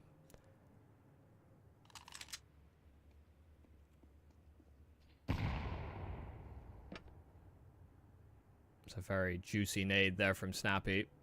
And a deep position from ramp that he'll hold.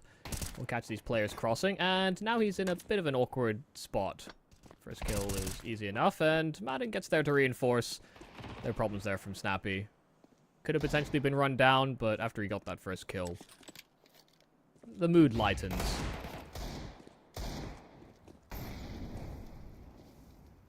I just did lose his life outside, but I imagine that's the only casualty they'll take in this round. Fiku has another couple of chances at it. But all you really want to do here on the Falcons is build nice stable economy. Shut down these ideas from OG. Don't allow free bomb plants. And life will be good.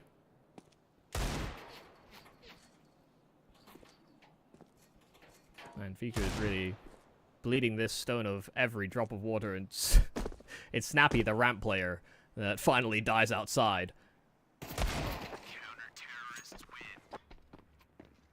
Found one. So I guess there was value in that. But this is what we're here for. OG on the rifles. Who's playing well? Fiku. 17 to 10. Modo doing well as well. Fiku stands in my mind as having more big moments in that first half, especially that roundup on Mustang. That was monstrous. I mean, 2 topside triple kills. Last round of the half as well. He found another. So He's here to play.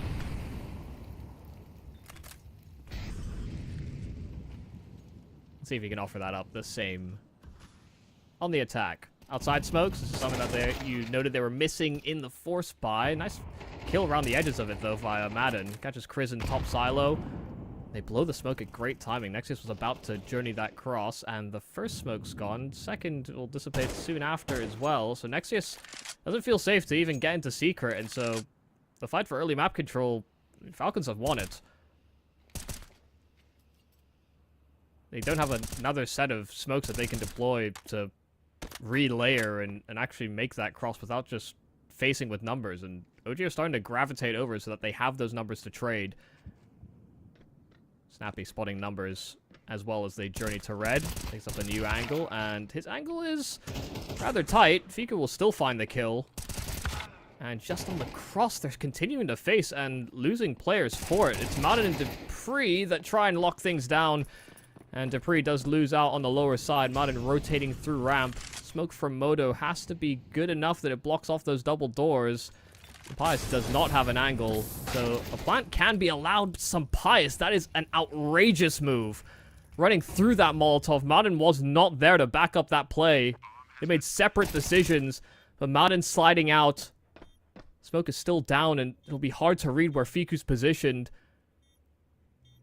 Toll on timing, whether or not Fiku will be able to catch Madden on transit or not. Madden's expecting a safer position, that's for sure.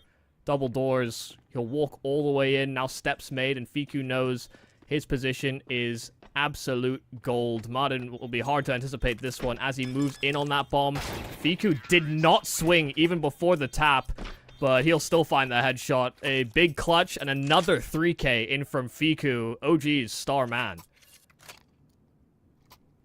Man of the hour. And it's OG to call their first pause. Interesting. I wonder if that's because they're going to have to invest everything here to buy again. Maybe they spotted some mistakes equally in the previous, who knows, but every round now is worth so much. 2 for overtime, 3 for win, that's all we need. And win this and Falcons money is a disaster. They'll have to eco, handing 12 to OG. Surely, unless there's a lot of saves. And even this round, look at it. A Deagle and MP9 in the mix. Granted, the util is good, but what the heck is Madden going to do with that? Yeah, given the game that he's been having as well, it feels pretty poor that he's the one left on the Deag. Well, they'll leave responsibilities towards outside with some Pius.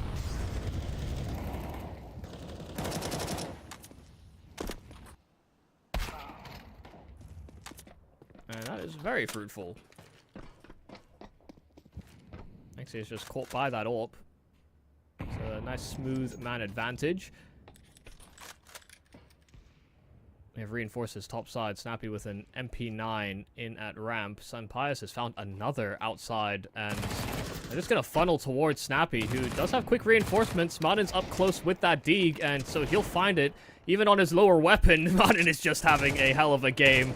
2 quick ones on that Deagle. The rifle recovered, and Snappy will be the one that closes out the round. It's double kills between Sampius and Madden on what was a weakened buy for the Falcons that does reset that OG economy.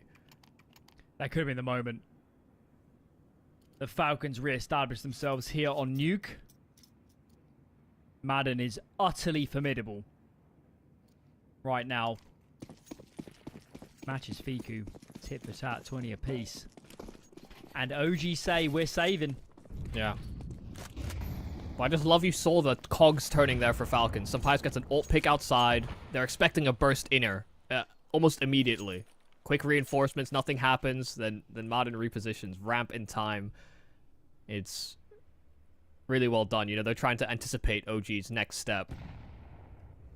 And by doing that continuously, they got there before OG had even made up their minds. So elsewhere, Eternal Fire is 1-2-0. Cloud9 close with Heroic on map 2. They're map to the good. And Fnatic on course to even up against 3D Max. So the winner of this game will play Fnatic or 3D Max later today. Should be an interesting game. Yeah, and if you're interested in that second game, we are sticking with that particular route, so... Falcons Fnatic will be a very interesting series. If it comes to pass. Oh, in the lower bracket. Maybe. We'll see. Magus with another. Stifles his offense. Christen does get down the vent. Oh. And goes back up again. He's caused plenty of rotations, and for the moment, Magus is alone on this A-bomb site. Until debris repositions. Yeah, it's a good move from Prison. You want to show that presence, but you also had to open the door. Okay, it didn't matter in the end. He's trying to be cute. For OG. They worked so hard to pull a rotation, and in the end, it didn't really matter. Yeah, it was cute. I think Christen came up with that plan on the fly, but they didn't invest in that round too heavily, so it's neither here nor there. Falcons are on the path to bringing this one back. Their selection in the series, they already are a map to the good, and we'll be able to close this 2-0 should they turn their fortunes around, but OG are that much closer. They came into this half 9-3 in the advantage. The Falcons are picking up some steam. They are picking up some pace. Opus Sampaio tagging Nexius at the start of this round. Up to 42. Magisk setting up for a top silo nade as well, and there's no one there on the receiving end. They were a little too far back to have been hurt by that util. And Martin has changed his position on this outer hold. Oh dear, this is looking like they might funnel right into the leading man for the Falcons.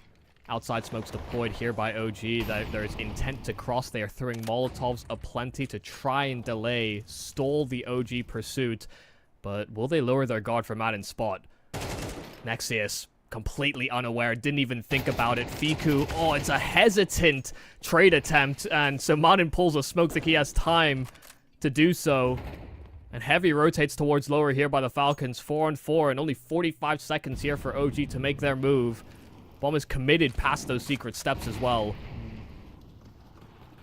I'm watching the lurkers. Buzz, Modo, they're the players that need to start making moves. Bomb is recalled as Sampaio holds the cross. Modo comes to clear, looking the wrong way. Sampaio can't connect, but nonetheless, critical information.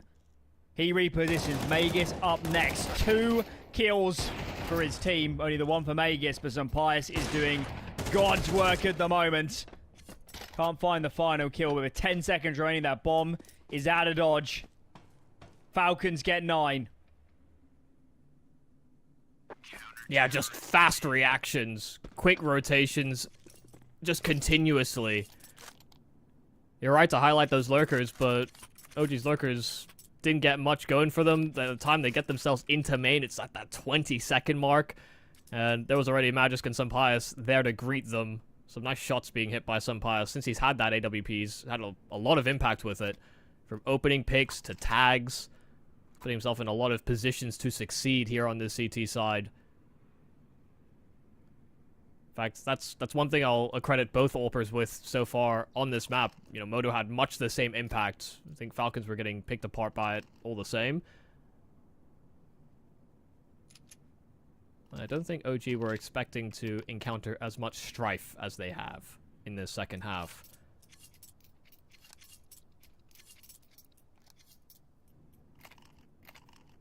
I don't know if there's a second or another gear here to OG. You know, when Falcons were struggling to get rounds on this T side, they paced up significantly. They attacked the top side very quickly. OG have done nothing of the sort. You know, fastest round we've seen is when they tried to burst through ramp on Snappy, and he just brushed that aside. And now Fiku just dies to util. A nade molly combo outside.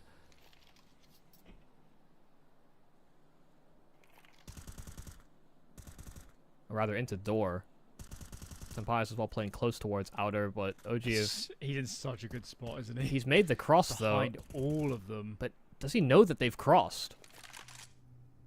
He does not. Yeah. There's no rotation from Falcons.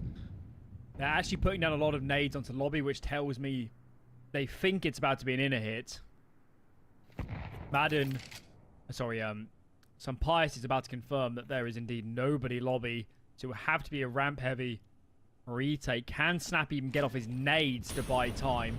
Doesn't look likely. I feel really bad for Falcons. I don't think some Pious played it wrong. It was a matter of timing. But now they're playing catch-up. They have a man advantage, but they've ceded so much ground. Work to be done. Oh my goodness, Moto surviving on 1 HP. Molotov flushed him down to that health. And they're fast out from ramp. Snappy just trying to pin players in position while his teammates take space. It's Madden on his 8 HP that's actually gone a lot of distance, but even though he'll get away with his one, likely to fall quickly afterwards. Snappy clearing out the cubby, and Krisen left in the clutch. Door plant, and he had a gap in it as well that he can play from. He can even try and spam this. Snappy, I mean, has a kit, but count the seconds. Krisen, just so long as he didn't swing it instantly, there was no way for Snappy to win it. So an in-game leader on in-game leader violence for an 11th round here for OG. That was a very messy retake from Falcons. I mean, granted, they were always kind of hoodwinked with the information. I guess they put a molly or something behind the silo because Modo and the other player there was tagged so low. Yeah. So ever so low. But they couldn't get the job done. That 2-on-1 as well at the end. I think Falcon should have pressed the brake pedal and played it together. One on the bomb, one holding. I think it's tremendously unlikely that it would have been a round win for OG. Third pause is through. And they get caught in the heat of the moment. That one bit of misinformation from some Pious. Oh, that really sucks. I do agree. I don't think he played it poorly. Full smoke wall, didn't hear a step. It happens. His teammates also burnt so many nades, thinking it was about to be inert. If they have one more molly in that afterplan, I'm betting on Falcons. Turns out to be a round-losing call. Okay, some Pious burst of smoke. Tells his teammates, I see nil. We know the truth. It's ramp. OG on location with numbers. Snappy had a great round earlier. But this one's important. Some Pious is gone. Snatched from the air. Buzz finds the first. Snappy gives ground. Calls Madden over. And what the heck do you do next? They have so many lower. Look how many lower Falcons have. They're free in position. 4 now. Over rotation. They are convinced it's the lower site. And they are right. I can't believe that. I genuinely can't believe they rotated with that many numbers. That is a huge risk, but it's worked. Yeah. Oh, God, has it worked. They wanted to fight them off of that position. I imagine if there is no presence from OG, they just walk push it. Take the fight to them. They did not want OG to be comfortable. It's Nexus from his lurker position that has brought it back from a 1-on-3 to 2. Dupree and Madden setting up in a pretty strong crossfire. Some great positions on this site that they could be hiding in from, and Madden will even find great timing to swing out and control. That is a great decision in from Snappy. The fact he even got away with a second kill, you know, he called for that heavy rotation. But it was a similar round build from OG to that force buy that they did in the second round coming into this half. They popped the smoke with an HE, they tried to layer utility, and Snappy holds his number. I was sat there watching it thinking, OG are about to pivot into heaven because they've done so much ramp but not committed. That's what surprises me so much, is that I don't know how Falcons read that. I really don't. I don't know if they had some information lobby. Of course, some Pious and a bit on outer, but what a call. Keep them in this Nuke game. But now up against the Pistols, we saw some flaws, didn't we? Back on Ancients. Yeah. Half buys. Oh, what? Did so much work for OG. Modo collects a second. This would all but win the map if they can convert this man advantage.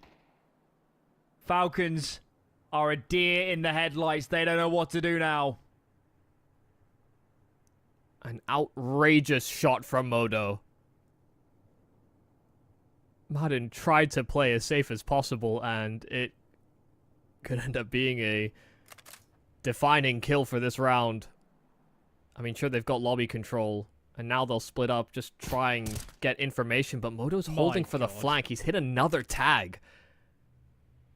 They're so dispersed, these CTs. Magus commits behind this unbreakable crate. I don't think Kristen saw, though. I don't think Kristen saw him, but in some ways it's not that bad from OG. They've shown presence in heaven. They're going to hold players up a sight. Whilst we know they're going elsewhere. Madden, all alone. Only one teammate. And Magus is a long way off. Snappy finds one. 17 seconds. Needs to buy time. And he can't buy much. Down to Magus. Nexius holding his position. First kill just about goes the way of Magus, but this HP, I'm not seeing it. Of course it's Modo to end it. 2 massive entries, a tag, and the closer. We could be on dust too soon. Yeah, that's a crazy round for them to win. I have to say as well, the swing from Sampaius, dry, outside, full wide swing, that's outrageous. I couldn't believe he swung like that into 3. And I wasn't sure that would be a mistake that ended up costing them the round, but Falcons are remiss to lose another one of these force buys.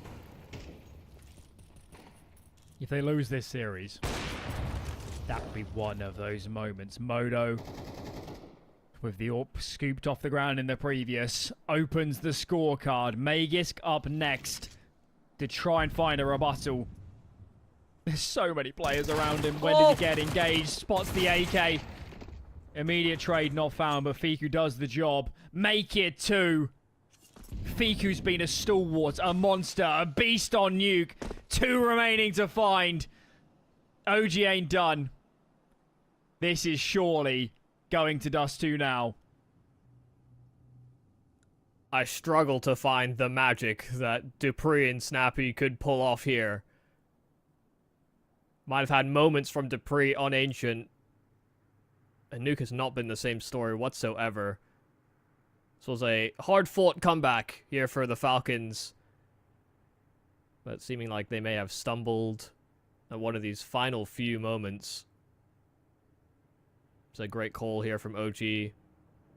They group themselves, they head towards this lower site, and Dupree is in proximity, but not in a great position to pull the plug on an OG commitment. Look on the double doors. That will deny him vision and access. Snappy loud about his rotate as well, and there's still a lurking presence coming in from behind. Modo is trying to be active, but he has an AWP, and he doesn't want to give that over to the CTs all the same. Snappy has found a kill, but Dupree is empty-handed, and Buzz will finish off the job. Fiku narrowly squeaking with a 25th kill over the great performance that Madden had on the other end of the Falcons, but it seems that Dust 2 is our destined location. We have to finish this series somehow. I was not expecting Falcons to fall so flat in this map, even if they did come back towards the end. They just left themselves way too much to do. I really do think they played quite a good second half, with the exception of the one round, obviously. Yeah. Against the Scout Modo. I really do think they played a lot of really excellent Counter-Strike. Just that first half, and I've seen it a few times for them, T-side Nuke, if they're getting pushed around, they just don't seem to be able to react. And it's mad to me that a team with Vegas can do pretty struggle in that respect. Of all the players.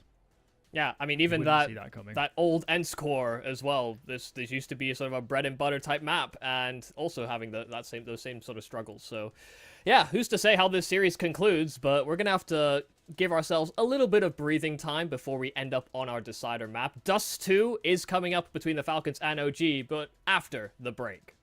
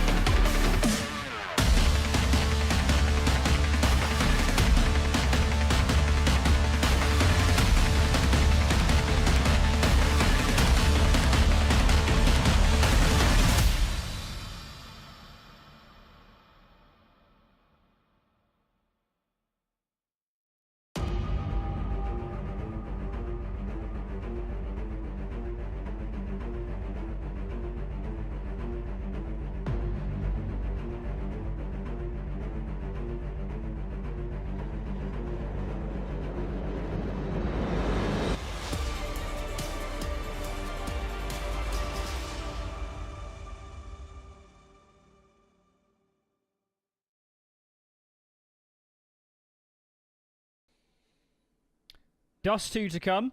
Both teams trading their opponents' picks. It's been a bizarre series, I think, so far. We got through the first half on map 1. We're like, OG's looking good. They're going to clean this up. They lose the map. We're going to Nuke. We say, Falcons, home turf, surely win this map. Not to be a decent comeback at the start of the second half, but just ran out of steam. And because of that, we find ourselves on Dust 2. And it's got to be said, Falcons like some Dust 2. They could have picked it in this series, but they chose not to. So, I don't know. I'm not too scared. I just sometimes wish I saw more out of Falcons. Sounds a bit depressing, but I wasn't that impressed by that nuke, and I want some more. Yeah, no, absolutely. And it's not like OG shy away from this map either. You know, they've been picking it themselves, but it's been a little bit here and there in terms of their results. And, you know, that's only natural given the roster moves that they've gone through recently. I feel like I point that out a bunch, but it's just important for us to manage expectations. But they've definitely been punching up, and Falcons maybe receiving too many of those punches. Starting CT side here on Dust 2, Dupree's peeking into lower and does see the shoulder, but unable to connect on any of the shots.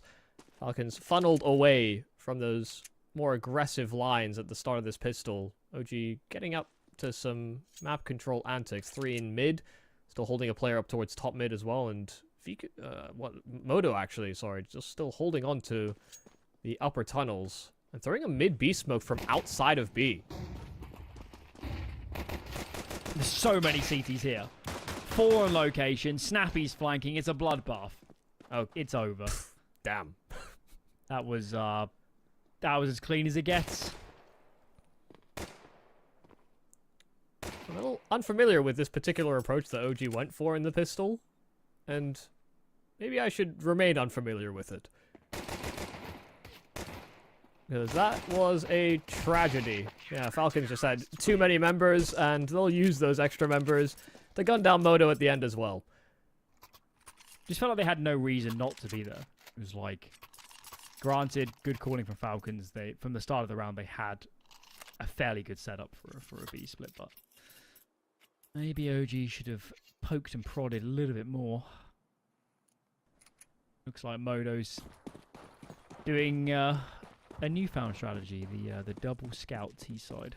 You scout this round, and you'll scout the first gun round.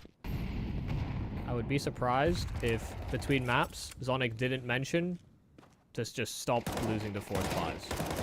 And investments like it. Moto did buy a scout in this round, but nobody else actually bought with him, and maybe they didn't need to. They get 2 Glock kills, get their hands on some weapons too, but good space taken by Martin on the the MP9.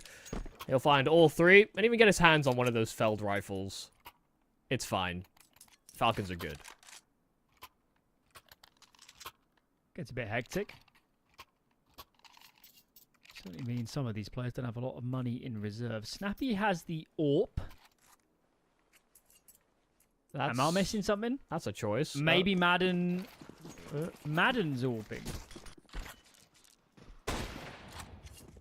I don't understand.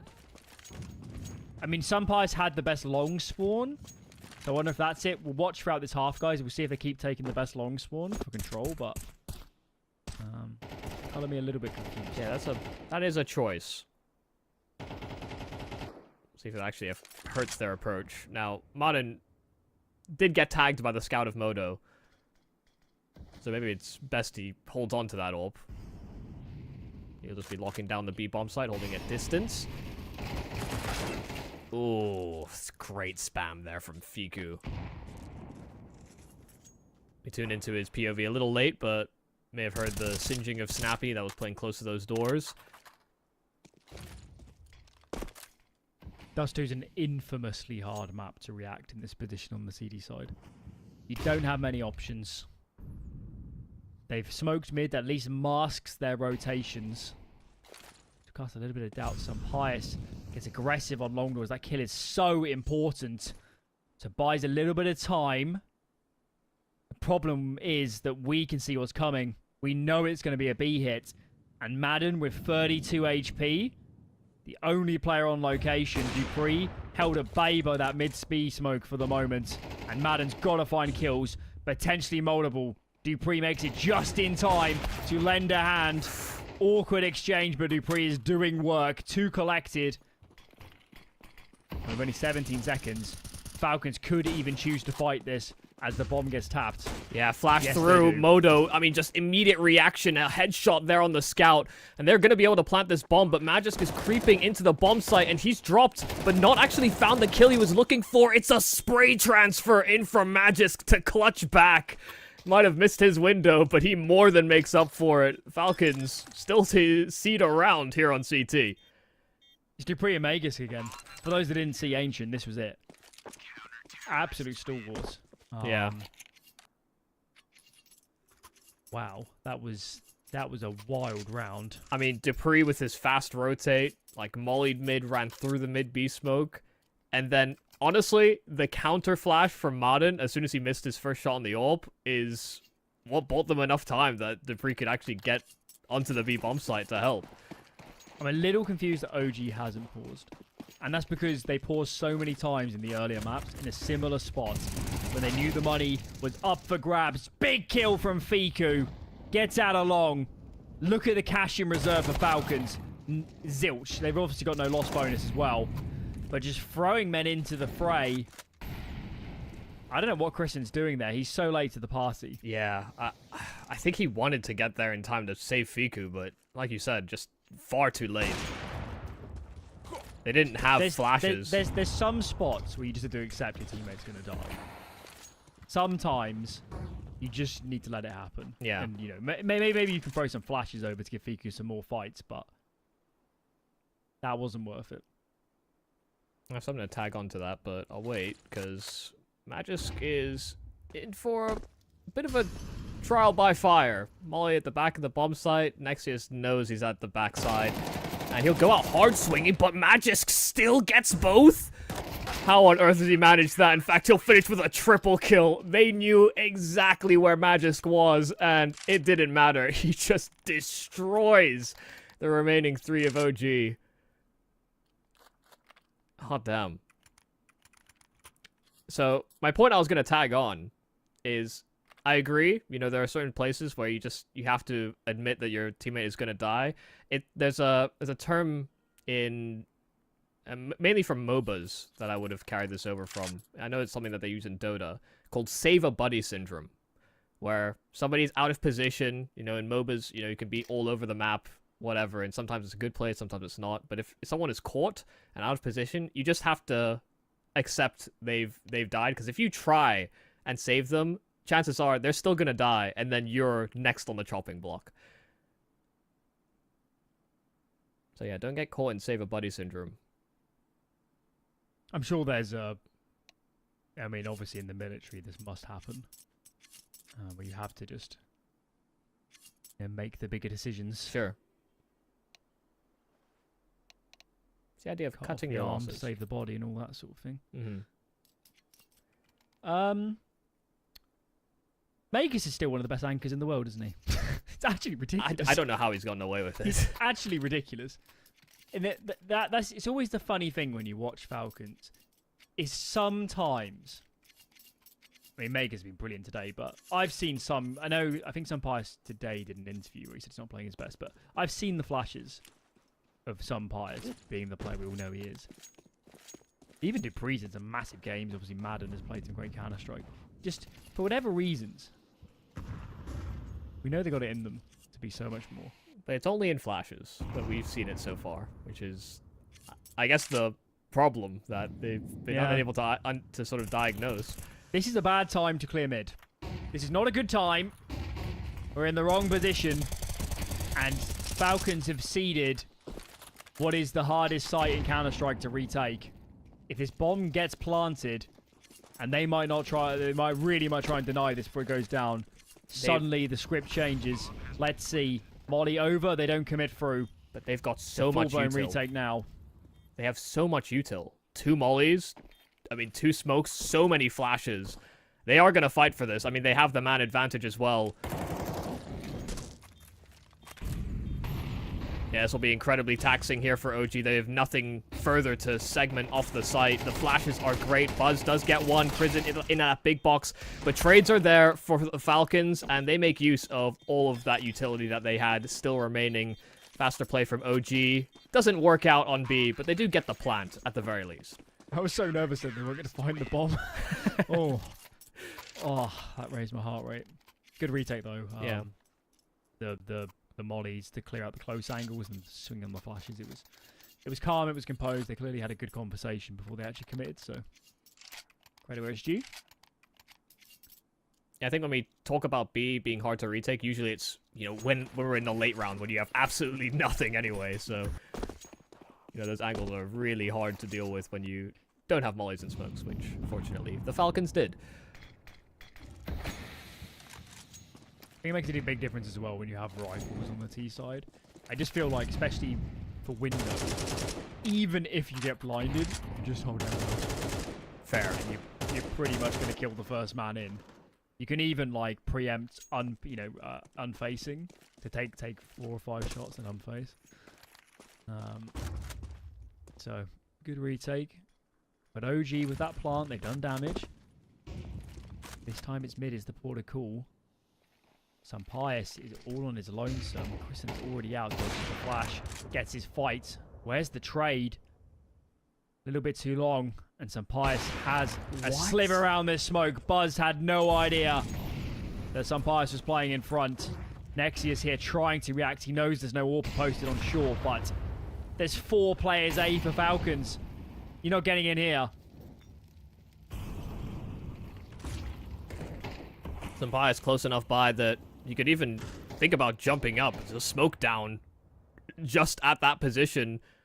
Things would get very awkward for Sampius. The rest of his team see siege.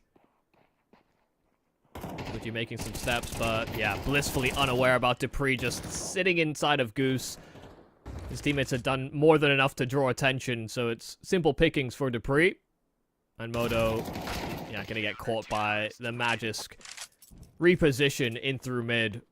6 rounds straight here for the Falcons. Only a couple have even really been close.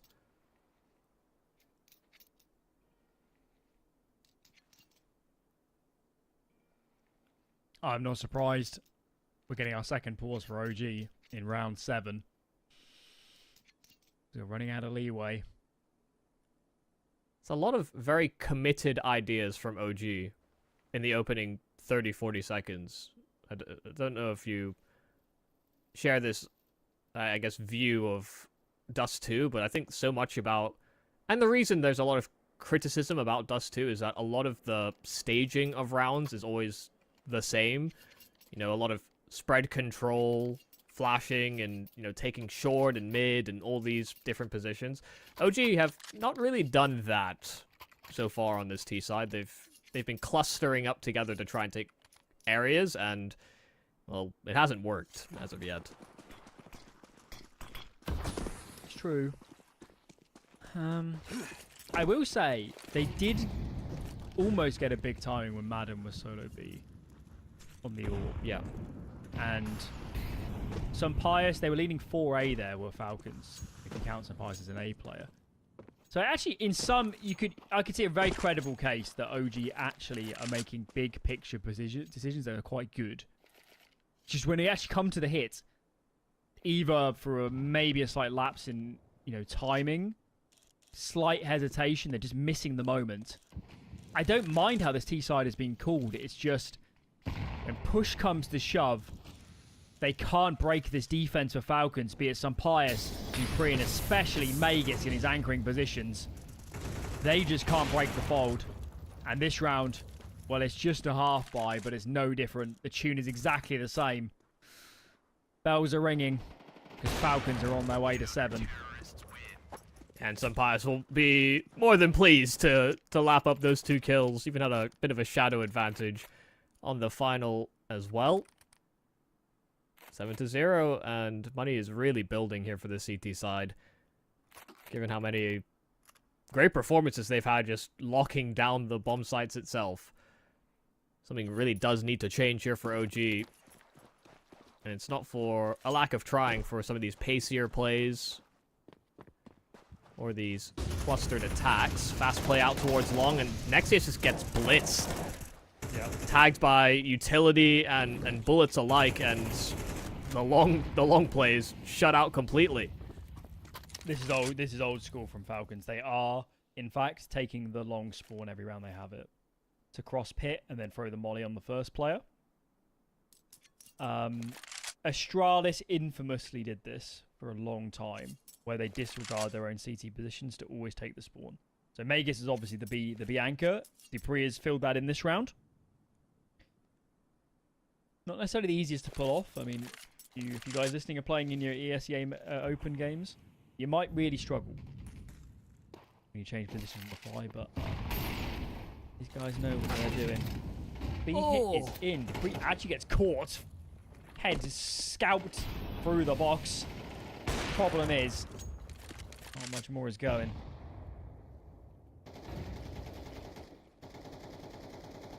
Well, Buzz 1v3 is cut to a very quick halt.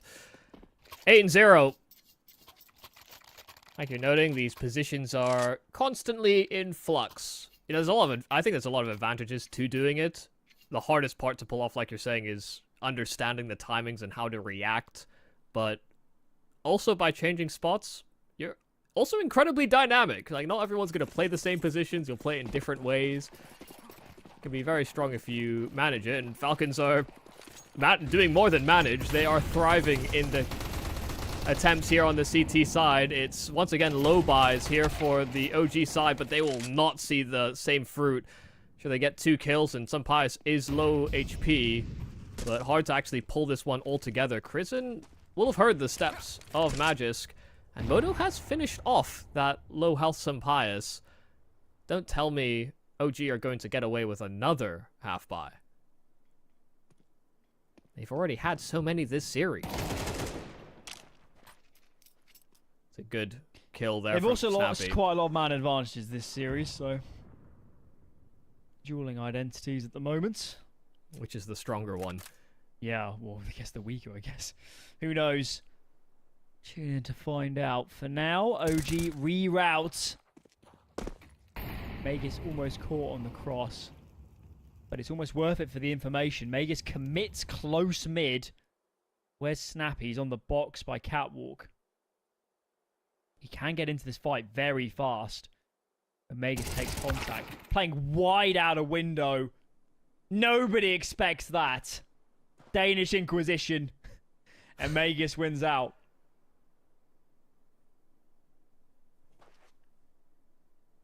Let's see if the Scout of Modo can once again ring in, but nope. Timing from Snappy is just far too good. A 3K from Snappy, who only had 3 before that round, but, I mean, he's loving life. He's 6-1. Why didn't Falcons pick Dust 2? That's what I'm thinking here at the moment. Because I did see the veto. I mean, stats do say it should have been a Dust 2 or Anubis pick. They do pick a lot of Nuke, which is why I don't think either of us were surprised. It's like, well, they're just going to play Nuke because they like playing Nuke. Mm-hmm. But they really are very well oiled on this map. There's also not a lot of newfangled tricks I don't think you can really pull off on Dust 2. Sure, the smoke's changed play slightly, but... Yeah, and if there's any advantages, it comes on CT.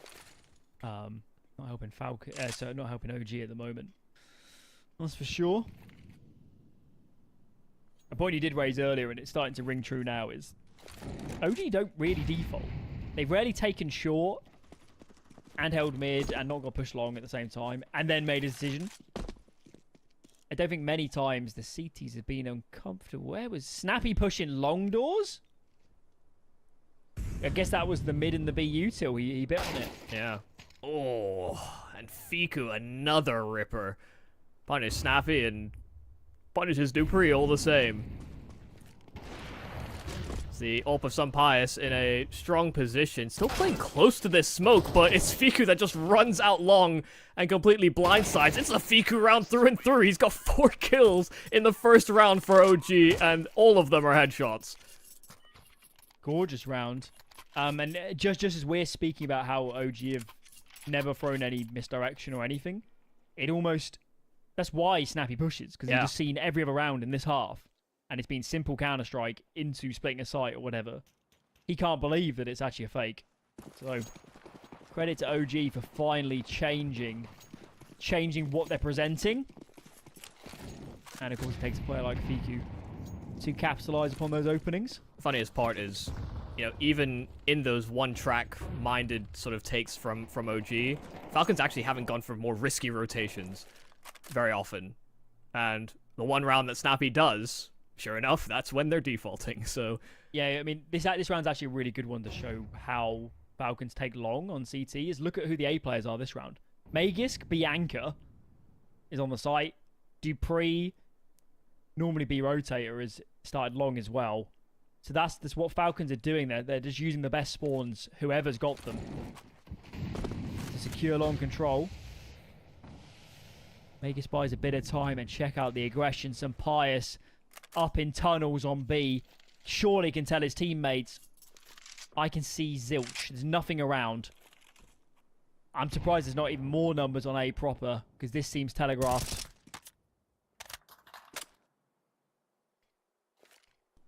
well, re-execution from short. Once again, this double smoke layering in from OG. Magisk doesn't have that backup that he would have almost wanted and requested earlier on, but they weren't sure. The second pump of OG has permeated into the site, but Magisk hasn't actually committed to duels yet. Waited for the flash of Snappy. Debris' nade will finish off one more, but they're finding trades that are still in their advantage. And Moto as well will pick off the corner peek from Snappy. So, looking like a second round, all but guaranteed. Save on some Pious would go a long way as well. Because while they were building money for quite some time. I don't know if he dropped that AWP way out in the open. I'd love to go back for it, but I think it might be exposed to CT. Out in CT. Yeah, I think he'd be worried about making a sound cue if somebody's close short. I think that's the first round where I'm not sure Falcons were totally on the same page. Because some Pious really pushed tunnels quite wide. He cleared the T-side entranceway. I think that's how wide he went. And he didn't see anything. There was no pressure there from the Ts. I don't know. Yeah. I think after the first... If you're not going to play A, why not react mid more aggressively? Because that's the other option, is to play 2 in mid. And then the moment you hear too much catwalk, you go. You try and force a move, but that didn't really happen. But then as well, Snappy may have expected that someone would come out long if they were throwing out as much presence as they did on short without actually revealing anything. And yeah, nothing ended up happening. There was nobody there. Aggressive play this time over from the Falcons. They're done with all of dealing with defaults. They take matters into their own hands. And he finds 2 kills. They get out. That's as clean as you could really have asked for the Falcons. I kind of love it. I kind of love it. They really did just say, screw your late round shenanigans. We're going up mid. Madden finds 2. This nade. But it would dunk a bit harder than that. He's brought these players in range of one-shot headshots, I guess. But, not necessarily the easiest map to play, actually, with 4 rifles in a 4v3. OG can take duels. And obviously the Cs are completely isolated from each other because it's so hard to rotate. I think there's still a little bit of pressure. Looks like we're going A. And it looks like some Pious will be called upon first. So as to join his teammate, and I kind of like this. You know, if you have to play retake, you have to play retake, but don't let them take 2 1-on-1s. Yeah, I think because Buzz was throwing util outside of Longhouse, they're expecting to find a 2-on-1 in that position, but just as you say, don't split up. After Pious goes and backs up Snappy, they do split once again, and Snappy is making noise, rotating into the site. Moto a little slow to react, but not a lot that Pious can do to set Snappy up in this position. They have ceded all that control. Flash goes deep by OG. They want the duel, and Pious and Snappy will actually combine for both. No time left. A 10-2 half for the Falcons on this decider. A fantastic start. Let's see if they can close after the break.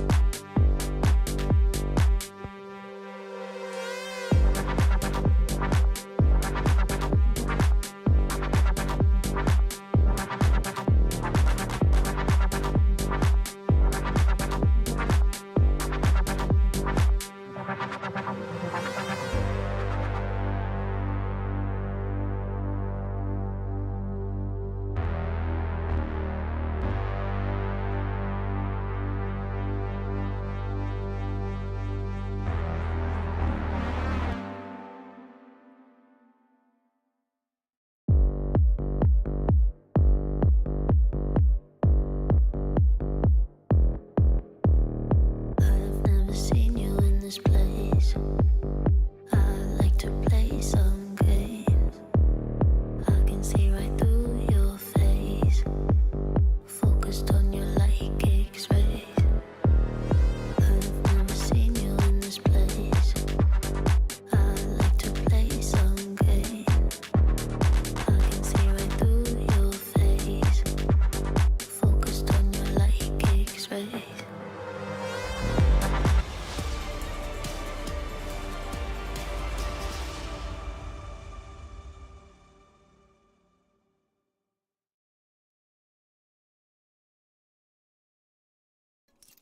The final map between Falcons and OG here in our opening round of the Intel Extreme Masters Rio European Closed Qualifiers. And it has been a hell of a fight, a hell of a series so far until Dust 2. Falcons with a 10-2 lead coming into this half and hoping that they can close in just as smooth a fashion. OG really need to put up a stop in this pistol, and it's not gotten off to a great start. Fico already dinged.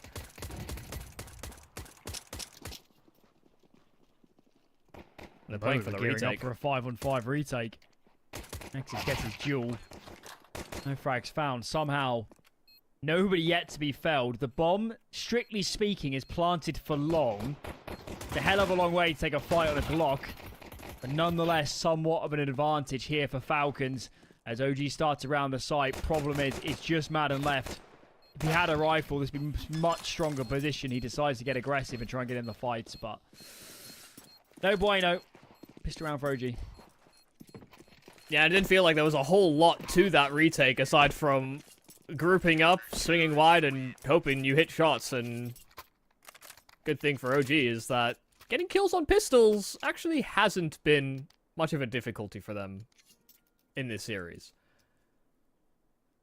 From pistol rounds to force buy wins, they get a lot of them. So you're saying they should never buy rifles? I wouldn't advise that. But Do it does not play try into their this at strengths. home. It does play into some strengths.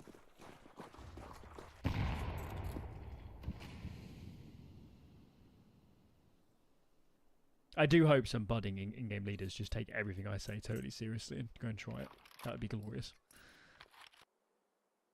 That is you. Take some clips, send them over. I'll enjoy them.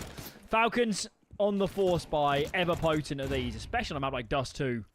You don't need all the util. Just get out, get in some duels, show some presence. And if they can overwhelm Modo here, there's definitely a bomb plant to be had. Nexus is on location now. Snappy can't connect with some Pius. Is such an awkward engagement. And is that bomb dropped off a catwalk? Where is it? Is it on the ledge? Yeah, I think it actually might be on the floor at the CT's feet, but because Falcons really wanted to just continue fighting, and they will succeed. I think it was on the boxes, right?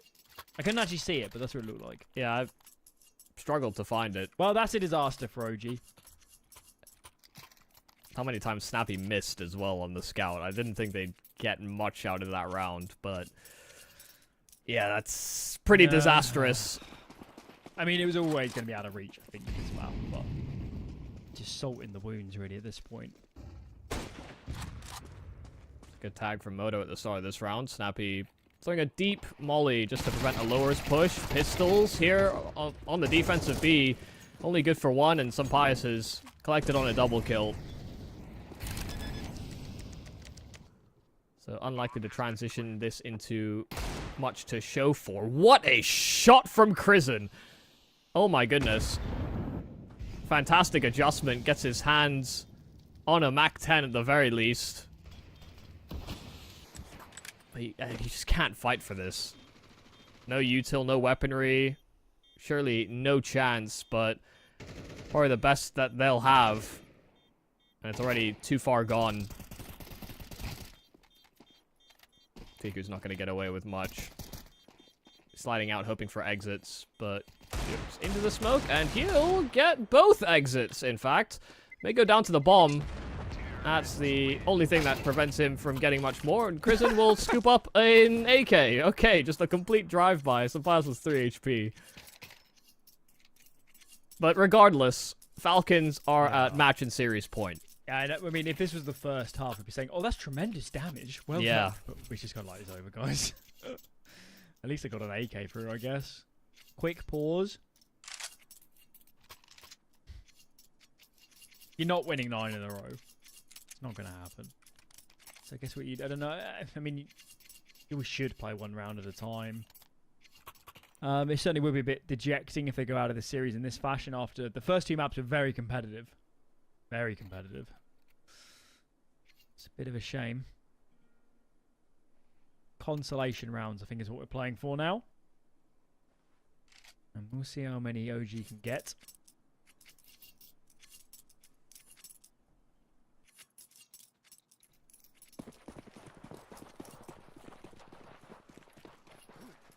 Nothing immediately off of spawn here from the Falcons. Snappy will challenge towards long miss Molotov. Maybe just setting up for the idea that it could have been a player escaping blue bins, and Dupree from the lower tunnels has already decapitated Moto. That was one of the rifles they brought forward. There was an M4 and that Krisen saved AK. And now that M4 is stranded short, there's a recovery mission from Fiku to get their hands on it. OG are going to crunch mid here. It's a shame they don't have a flashbang. They'll be relying on contact. Fiku, it's a really hard fight. Krisen, they line up well. Does Falcons come for more? They molly. It's actually not a great molly, is it? Can't peek behind it, really. Get some sort of engagement versus Krisen, but in the meanwhile, Magus has done the hard work.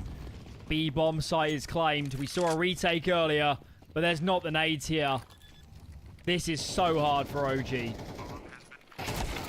Oh my goodness. Magisk went out for the kill, but there was a smoke that's down, and Fiku observing around the other side of it. They don't have kits.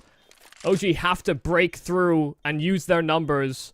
Have a flash that Buzz can line up, but it'll have to be damn good. Sampaio is able to dodge, and Madden will collect. In fact, getting both on headshots to close out this map here for the Falcons. 13-3 is how we close on Dust 2, but the Falcons do get past the young and budding OG. Yeah, I mean, it was a troublesome series up to this point. I mean, that map was phenomenal from Falcons. I'd actually like to see them pick this map more in different series, because they just look... I love the CD side. I really think it's well oiled.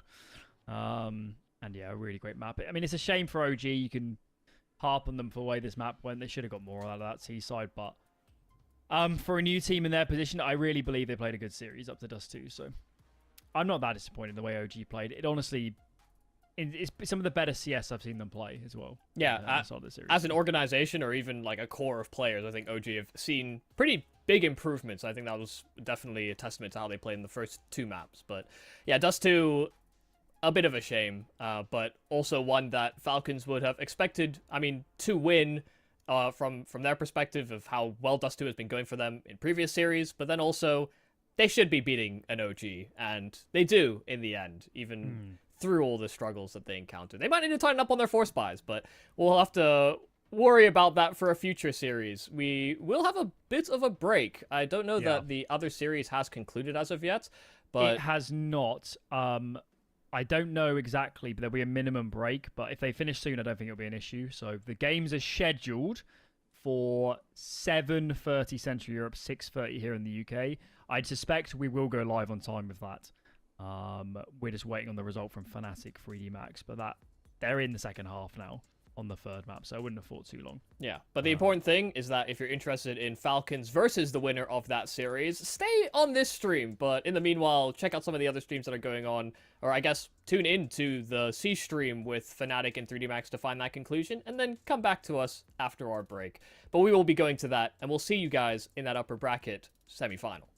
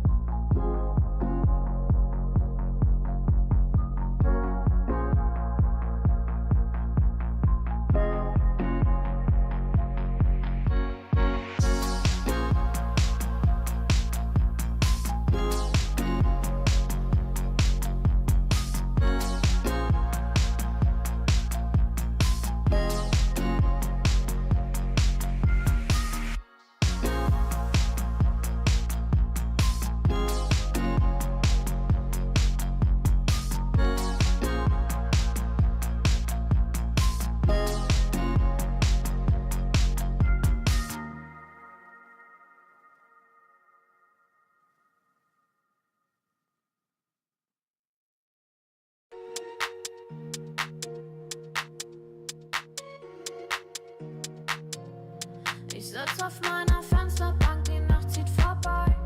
Ich blicke über den Tellerrand, trinke Sekt auf Eis. Ein Teufel und ein Engel tanzen auf dem Parkett. Vielleicht sind wir unsterblich, müssen nie wieder weg. Ich sitz auf meiner Fensterbank, die Nacht zieht vorbei. Ich blicke über den Tellerrand, trinke Sekt auf Eis. Ein Teufel und ein Engel tanzen auf dem Parkett. Vielleicht sind wir unsterblich, müssen nie wieder weg. Backpack, Kippen und Drinks gegen Tristesse. Großstadtbild, komm hier nicht weg. Kopf fragt, mach kein Pisstest, nein. Ich will nicht auf deine Party gehen, nein. Engel und Teufel tanzen Schwanensee. Von deinen Lippen tropft der Chardonnay. Ich küss ihn weg, bevor du schlafen gehst. Ich sitz auf meiner Fensterbank, die Nacht zieht vorbei. Ich blick über den Tellerrand, trinke Sekt auf Eis. Ein Teufel und ein Engel tanzen auf dem Parkett. Vielleicht sind wir unsterblich, müssen nie wieder weg. Ich sitz auf meiner Fensterbank, die Nacht zieht vorbei. Ich blick über den Tellerrand, trinke Sekt auf Eis. Ein Teufel und ein Engel tanzen auf dem Parkett. Vielleicht sind wir unsterblich, müssen nie wieder weg. Faded auf den Wohnzimmerdielen. Baby, sag, wieso sind wir hier? Kann sein, dass wir den Boden verlieren. Wir heben ab morgens um 4. Ich sitz auf meiner Fensterbank, die Nacht zieht vorbei. Ich blick über den Tellerrand, trinke Sekt auf Eis. Ein Teufel und ein Engel tanzen auf dem Parkett. Vielleicht sind wir unsterblich, müssen nie wieder weg. Ich sitz auf meiner Fensterbank, die Nacht zieht vorbei. Ich blick über den Tellerrand, trinke Sekt auf Eis. Ein Teufel und ein Engel tanzen auf dem Parkett. Vielleicht sind wir unsterblich, müssen nie wieder weg.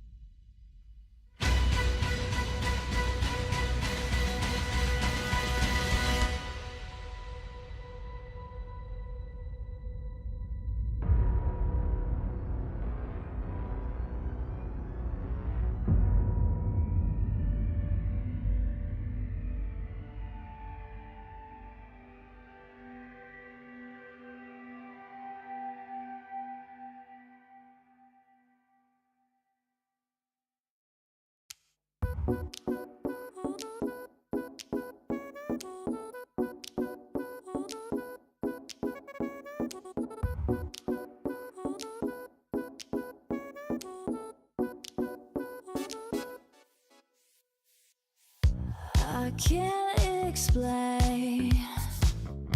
I can't explain it. I go insane when we get naked. Hold me down, never let me go. Take me in, I want you to show. Hold me down, never let me go. Take me in, I want you to show me love.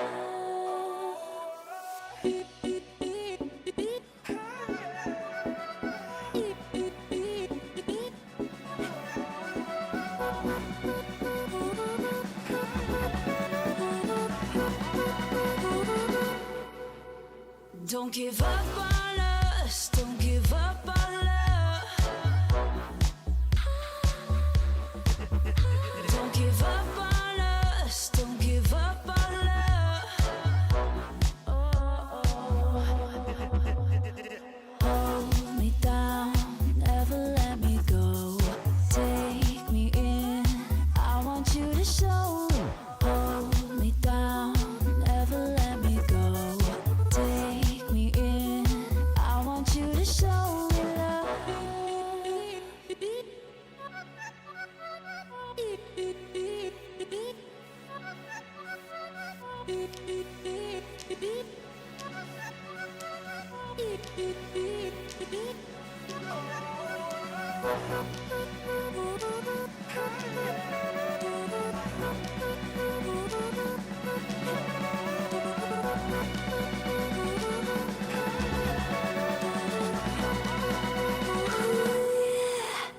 Don't give up on us, don't give up on us, don't give up on love.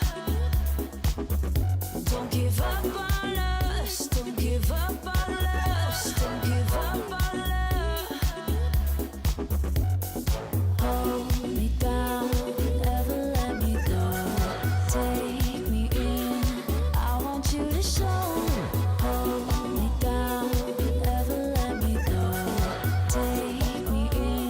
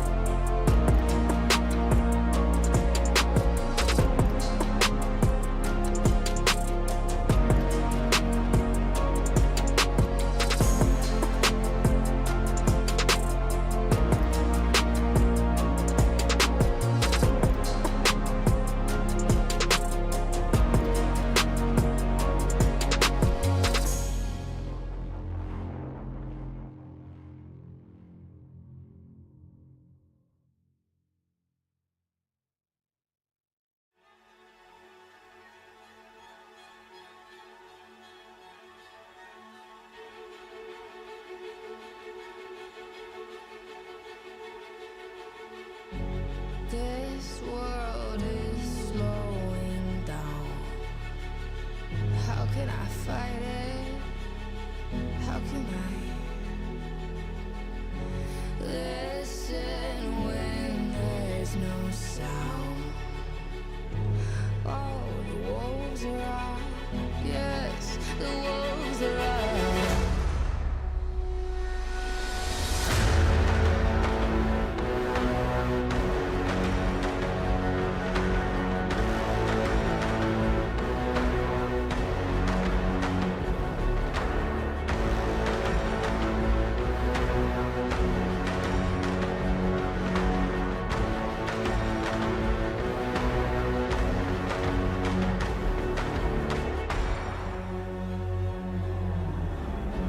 Hold on to what you found.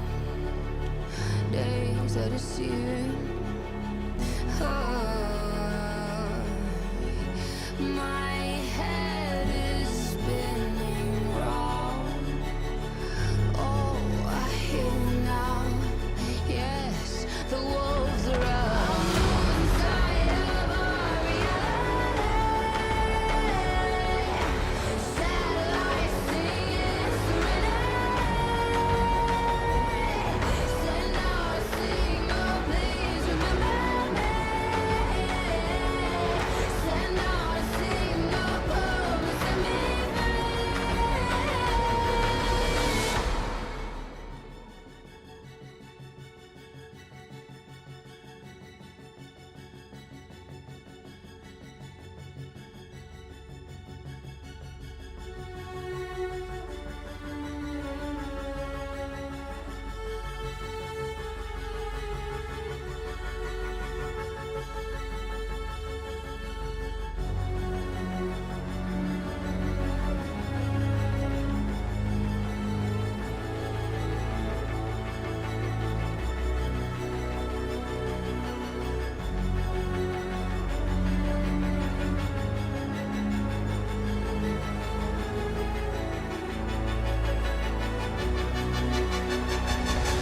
I'm losing sight of our reality. Satellites singing serenity. Send out a signal, please remember me. Send out a signal, come and set me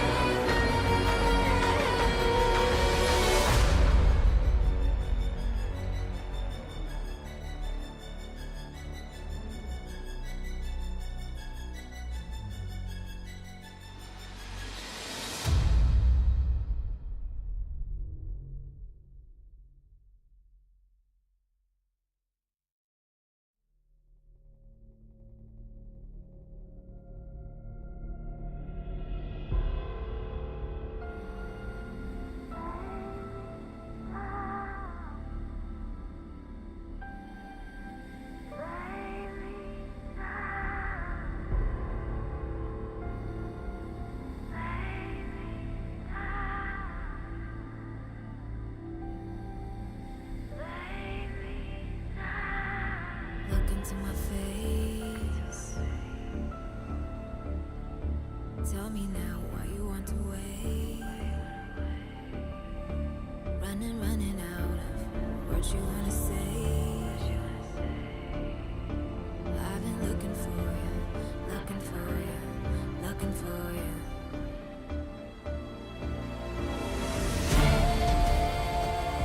Take me down.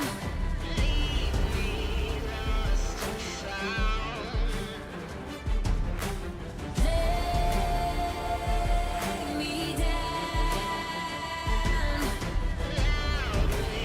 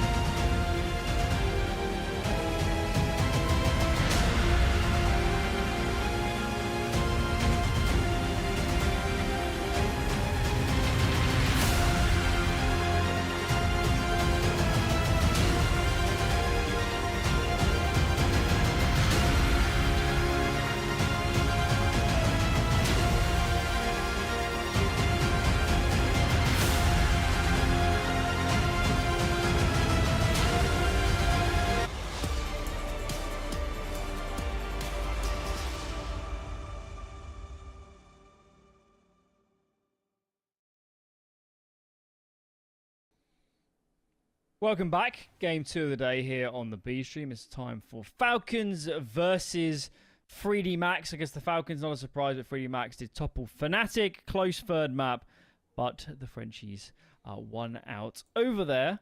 So maybe not quite the teams expected, but take a look at the bracket. You can see all of the games elsewhere. Eternal Fire toppled Bait and Cloud9 toppled Heroic. Those are more convincing games than the ones that we will we'll focus on, I guess, at the top half of this bracket. Ongoing now, the 2 upper bracket games and the lower bracket games are concurrent. 4 streams, so endless Counter-Strikes to watch to get all your phones, all your monitors going and watching all of the games. Didn't expect to see 3D Max here, I don't think, did we? I think No. We thought it would be Fnatic. Yeah, absolutely. I think most people would have had Fnatic pegged to play in this upper bracket semifinals, but I think we're just on the more tenuous side of the bracket. It seems like you sort of pointed out, most of the other games on the other side of the bracket were 2-0s, and they're a bit more convincing. So I guess there's a little bit of uncertainty coming into this game. I do think Falcons are of a caliber that 3D Max should have problems. Like 3D Max did also have a chance to play recently at Cologne as a replacement team at IEM Cologne, and they struggled versus 9Z, and they weren't able to get a win at that event either. And moving into another Intel Extreme Masters qualification route for them, they'd really like to make it far into this qualifier. I think there's just other heavier hitting teams that have actually hit consistency, where 3D Max have actually struggled with that as of late. Feels like they're knocking on the door of this sort of level, but as you saw at Cologne, they will lose to better teams with better players and more structure. 3D Max are not at that position just yet. Let's fly through these maps. We expect the permabans to give way immediately, but in terms of picks, I mean, we saw it earlier. Why not take Dust 2 Falcons? Yeah, that's not an unreasonable assumption that they obliterated on Dust 2 last time, so I actually would like that quite a lot. But I have a feeling Falcons are just not going to do it because it makes too much sense, and Falcons love taking the harder road, as it would seem. And yeah, we're not even seeing Dust to it at all in the here series. we have the veto. Right, let's really look at this. So Nuke is interesting because obviously, for those who joined us earlier, Falcons picked that into OG. They didn't win it, but we know it's. I think it's to describe it as a mainstay map for them. I don't think it's their best, but it's definitely a mainstay. Falcons have decided to go much more left field, to go with Vertigo. That intrigues me. And we'll have Anubis as the decider. Something I feel like I've learned already from seeing them today is the stats say that Dust 2 and Anubis should be, picks all the time for them, but they don't like to pick these maps. No.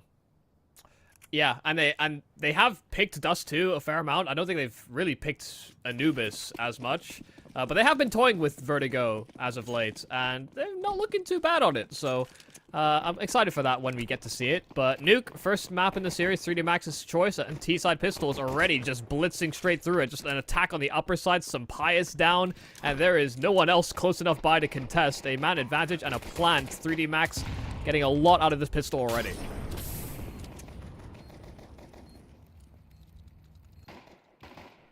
Falcons want a retake. They just can't get past his util.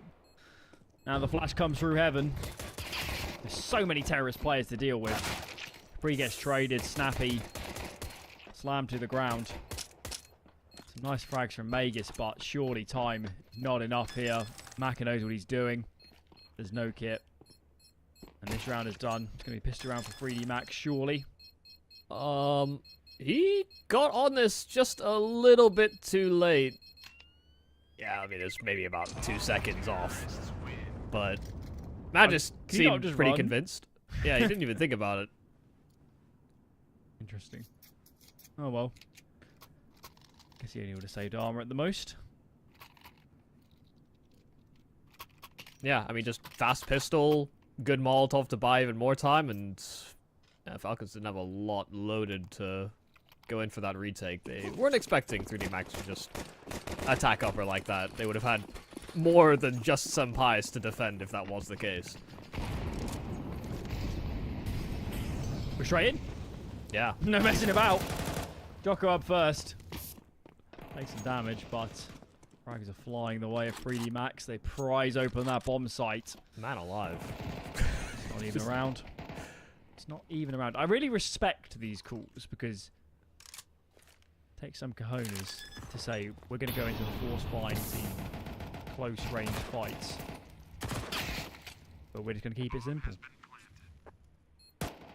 Yeah, they're just flying at them at the moment. I mean, first 2 rounds are not always a great indicator of, I guess, what's to come in the future rounds, but yeah, no fear from 3D Max against the force buy. They wouldn't have even identified it as a force buy until they were already taking these first fights. It can be easy as the underdog team, which 3D Max certainly are, to play a bit more standard and hope that you can create opportunities later on. But if you're playing as disruptive as this, it'll be difficult for the Falcons, maybe even to get engaged at the start of this nuke.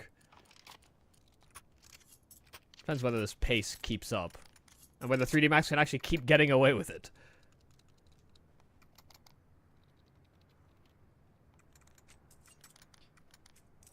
Okay, well this one's a much heavier eco, just the saves for some pious and snappy. Smattering of pistols around that. Maybe they'll stack an error in the map, do something a bit unorthodox for now. Loading up inner in numbers. 3D Max elsewhere, playing the range game. Ooh. Some pious. Absolute zinger there. Tag onto Jocko. And how did Madden get up on the roof? I guess he went through lobby. Yeah. But they seemed very aware. The timing for them to have checked Silo like that. I guess Lucky spotted him getting up or something. Yeah, or maybe heard the ladder.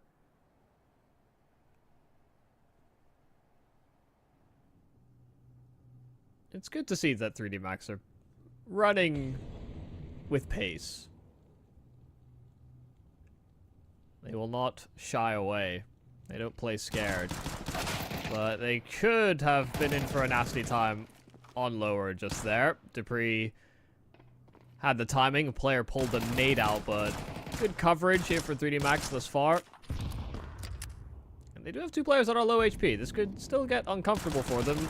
Joko already dealt with. That's the bomb spotted. And, oh my goodness, even the instant clear over towards the vents. Magisk was making a lot of noise. They do deal with Magisk in that vent, and now it's only Snappy. No real chance at this. Yeah, double swinging into it. They knew they had him trapped. It's good damage from Falcons on the half-buy.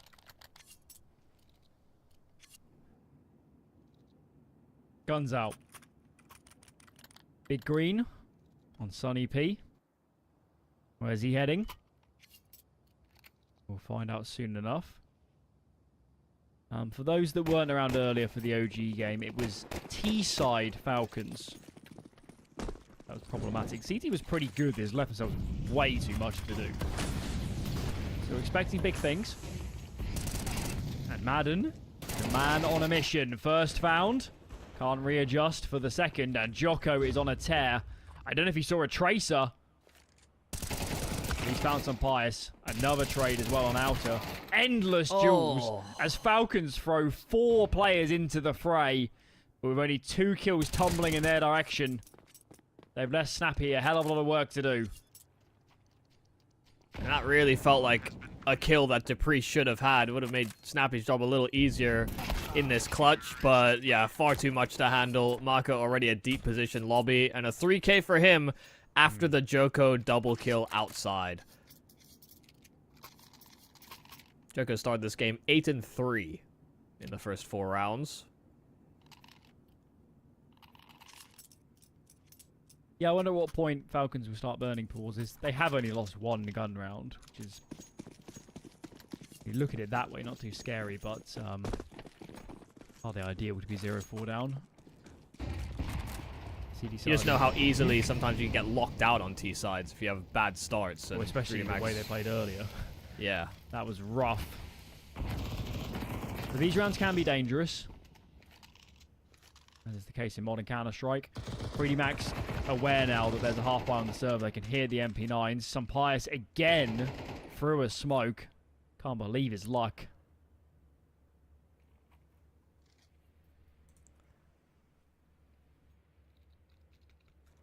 I feel like at some point these Hut players are going to swing and take fights, but not yet. Biding their time.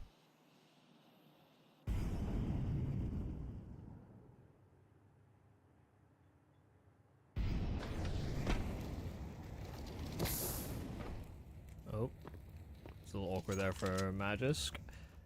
Wasn't expecting that Molotov to have spread as far as it did. Took a little bit more damage than was really necessary. Outside cross for 3D Max, just the one main waterfall smoke. While trying to encroach in from ramp, there is a trade available. So it doesn't fall too far away here for 3D Max versus these SMGs. Yeah, I'm even lucky, able to get away with a third kill there. Madden knew he was low, and he only had to do one more bullet of damage, and was just unable to connect. So it's ultimately nicely handled.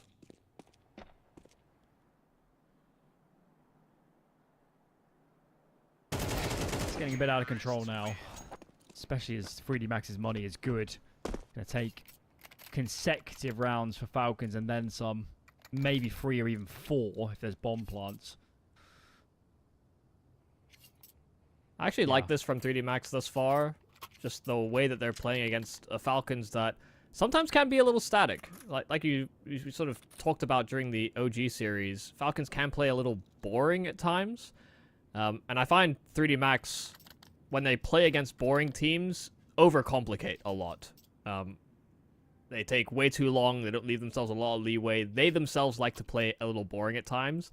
So for them to have simplified in the way that they're calling, and for it to have worked so far, these are all very good signs for them coming into this series. You know, Nuke maybe is a map where you're starting T-side winning pistol conversion rounds and the sort that gives you a little bit more runway than you typically get on a map that is still CT-sided in the light of a lot of T-sided maps in the pool. But yeah, 3D Max are playing up and calling a relatively simple game, and the Falcons have yet to stop them yet. It's been decisive and with pace. Falcons, though, change the game. Lobby crunch sees Lucky dispatched. So plenty of map control. 3D Max react fast. They know numbers or a lobby, but they haven't beaten the CTs, have they? Magisk and Madden on location. Snappy's down too. The rotations are brutal. Falcons have just played that perfectly. Read like a book. Take lobby, get 1 kill. How are 3D Max going to move? We know exactly what they're going to do. Yeah, they're one step ahead of the counter action. 3 on that lower side defense. This blows up in their faces. A much more aggressive CT setup from the Falcons. Good for the immediate lobby crunch, and 3D Max were ill-prepared. That's straight out of the timeout. The Falcons have called that. Reminds me of a round we saw earlier where their rotates low was super fast. Somebody on Falcons is making very aggressive calls when they have information. And to their credit, that one was perfection. That's how you dominate CT-side with aggression. Yeah, I remember it. It was the snappy get kill at ramp, full back into lower. Then they had 4 fighting on the lower bomb site. Yeah. Feels like you're playing a team of 7. That many are on location. What have we got there? Gravity is lower. Taking space. For the moment, nobody on Falcons is respecting that a player could be down secret. Of course, he'll have to make noise if he actually wants to come all the way to ramp. For the moment, commits to holding vent. If his teammates get down ramp and Falcons don't suspect the ruse, don't expect the cross, this man here could find 3 frags against the rotating players. Are they going to make ample noise enough that Gravity can open this decon door with Falcons being none the wiser? It's just bleeding a lot of time off the clock. Maka getting a kill out from door. I think it's worked, you know. Nobody's moving. Yeah, and they have no clue that this ramp player is about to get flanked in from the lower bomb site. Snappy will be blissfully unaware and completely sidelined in a moment's notice. They're holding trigger discipline. They clear him out, and they've got full access to that B bomb site, courtesy of that quick vent drop. This round has been a masterclass from 3D Max. Utter control. Yeah. I mean, it's rare enough you can get down those vents without sustaining too much damage, let alone, I think, just the recognition from 3D Max to have called a round that they had no idea. I think he ran down which makes us here now question what info did Falcons have that nobody could have crossed? Were they breaking the smokes and saw nobody? Okay. Something fed into that. It's also quite possible, so when you're playing CT Nuke, even if you know somebody's vent dived, for example, I'm not saying you did it there, even if you know somebody's vent dived or you think somebody could have, you don't always have to actually respect it, because they need to come into play. They might be thinking, oh, there could be somebody lower, but they'll have to make noise. But obviously the noise was so well masked. I had no idea.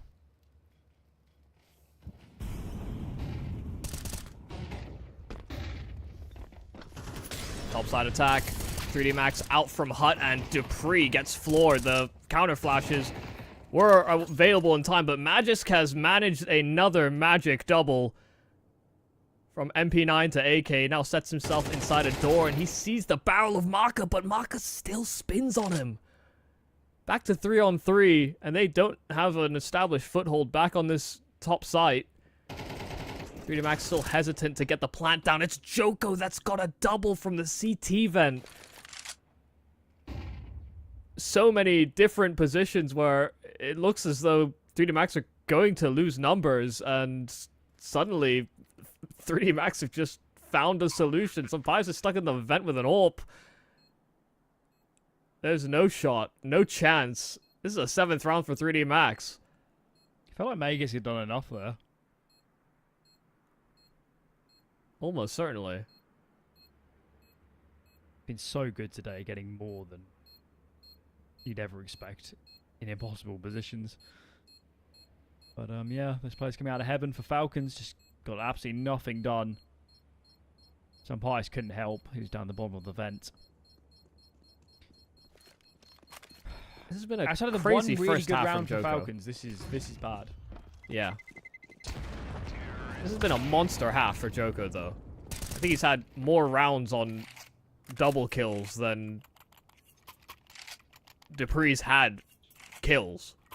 Let's have a look. 9, 14. That's at least the 4th multi-kill, I think. 22. Joko only has 9 less kills than Falcons. It's upsetting. So Falcons are going to buy. Could have half bought, but they're going all in. A couple MP9s. Guess the util is favourable. So no qualms there. There's also a kit on Snappy. Should it come to an after plant.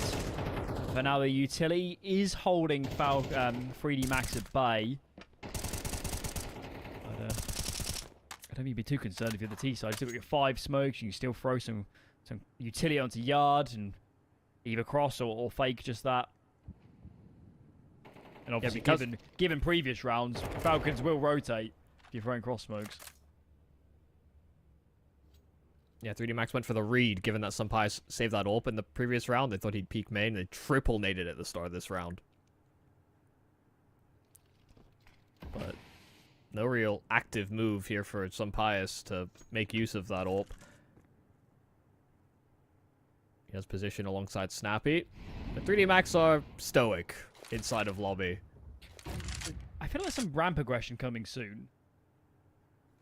Maybe Snappy's just moving. He was pushing close to ramp. I thought he might go in.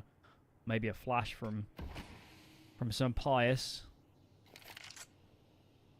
But as of yet... Massive movement. Mac is holding. Mac is holding. Mac can't connect. That was a huge opportunity. this info as well for Falcons. They're not moving 20 from the seconds. other side of the map. Need to see some movement here from the French squad. 15. They do dive down those vents on the bomb, so they can actually get it planted towards lower. Sampaius isn't in great position to have cancelled out the cross. Lucky does die, but plant's already in from Joko, who has been a monster on Nuke so far. Sure, 2 on 4. Now, actually, 1 on 4 as he tries to defend this lower side post plant, but they're out from the vents. Japri, Snappy, getting caught coming out of those vents. And even though Joko is pinned in position by the Sampaius ult, he still gets away with another. It is a multi-kill from Joko this time over, but 2 more kills that he just couldn't quite get. Second round for the Falcons. He still feels so dangerous. Very hard to contain.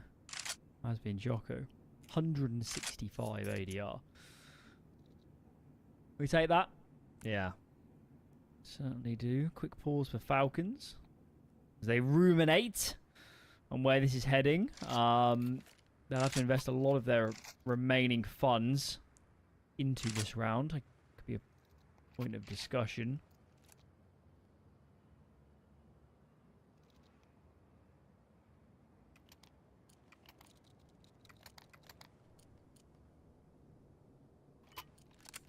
I mean, the only real call we've seen that's worked for the Falcons so far was that lobby crunch into lower side reinforcement. This one was far more reactive, a little bit more hectic. You know, 3D Max weren't exactly offering up a lot. They were expecting a more active move, and it never really came. I mean, it was Snappy that tried to walk ramp, but after that, didn't work out. Nothing further.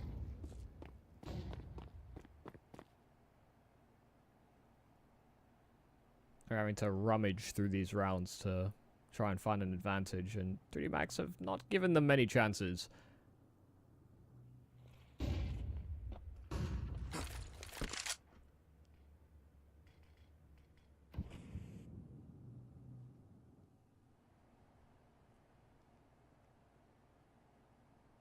A side's quite exposed for Falcons. Sampaius normally would be up on some around Heaven, but he's covering ramp. Snappy is instead playing as the ramp player is playing in secret. Madden now peels off. He saw nothing from Garage. Of course, we can see off the mini-map that it might actually be quite an inopportune time to stop holding this yard position. Now the wrap smokes are coming in.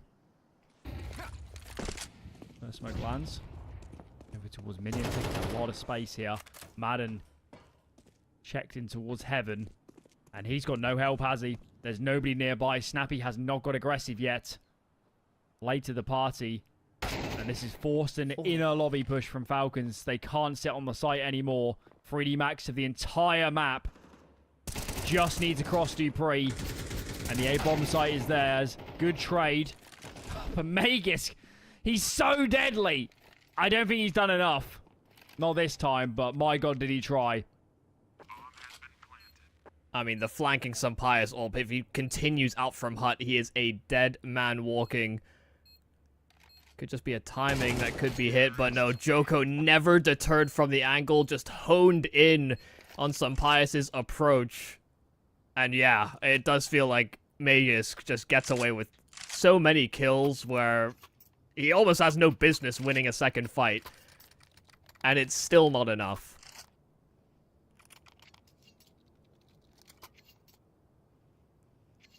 That's incredibly tough. 3D Max were wrapping Heaven on 30 seconds. They knew about the fact they could jump up if they bypassed Madden, but Madden didn't want to let them cross so simply. Fast move from Maka outside as well, and this time he won't get caught by a Sampaius quick scout. It's instead Gravity behind him trying to journey to secret. And Maka's thrown all this presence. It's not as though Sampaius has a great weapon to contest, so he drops into the A-bomb site. It's a good kill to find. Snappy, active from ramp.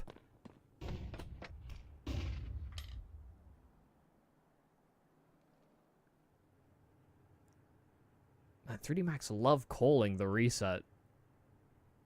Turning back from outer to to that lobby position. See Marcus still hounding round hell and heaven.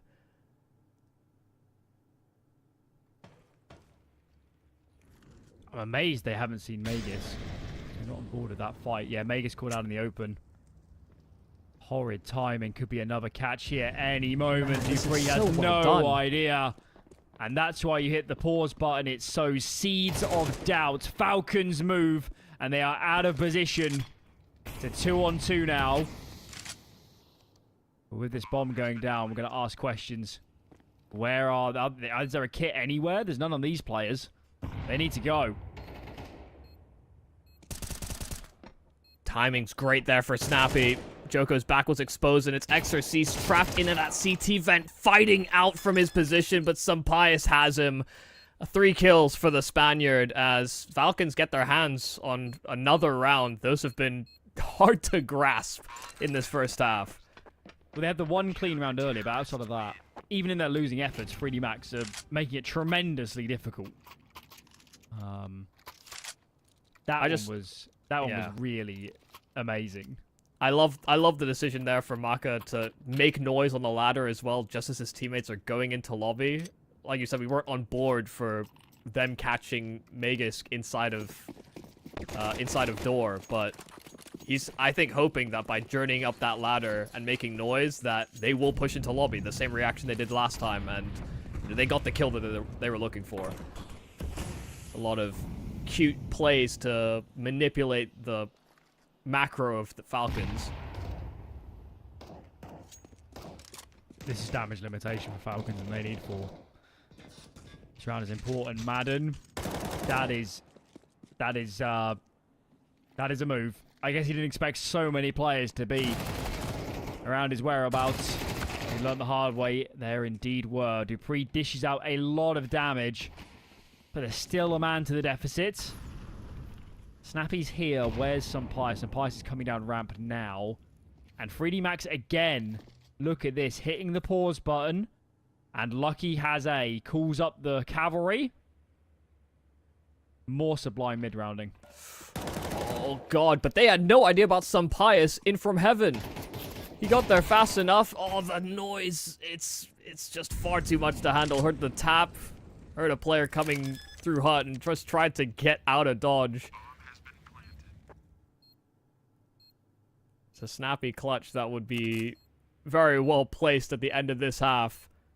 No kit available. No one really considering the position, but they're also hidden. And now that he's out in the open, Snappy, a dead man walking. 9-3 at the half on the attack from 3D Max. We'll see if they close out this nuke, or whether or not Falcons come back.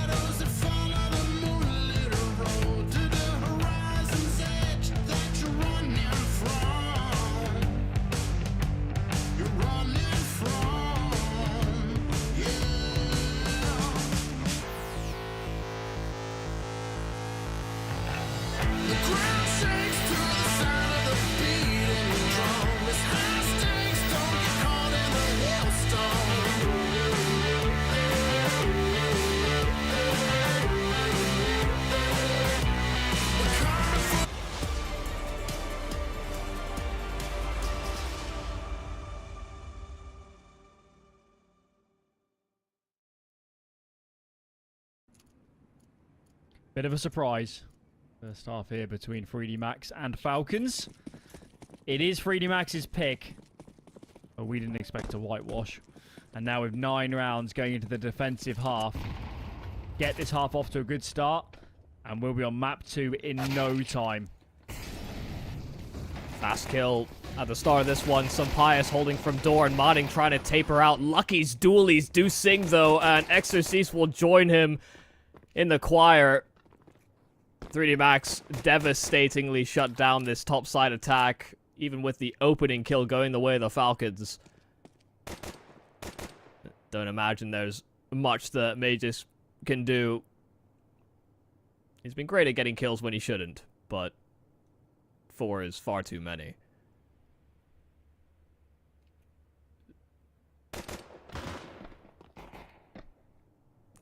Everybody's tapping 2s. But nobody actually wants to give away or go for a fight. Yeah. It's hard to think that Meg is going to get much more out of this round. Doing his damnedest. Nope. No more collected. It is 10 for 3D Max. No bomb plant for Falcons. They might have to force anyway. They're so far down. And indeed they will. 3D Max are in touching distance now of getting us onto Vertigo very, very quickly. Yeah, this has been... They've been dominating them. They've been playing a better... I mean, they were manipulating the macro so well in that first half. I felt like they were outplaying them positionally a lot. Frenchmen have a lot to show for this Nuke performance versus some legends of our game.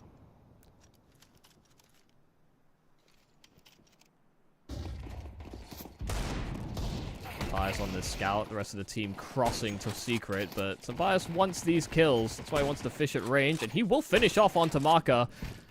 At least a kill back, but can't land the subsequent tags, and will get run down by Gravity coming out from main as their best distance weapon that they brought forward on this round, bar the Deagle.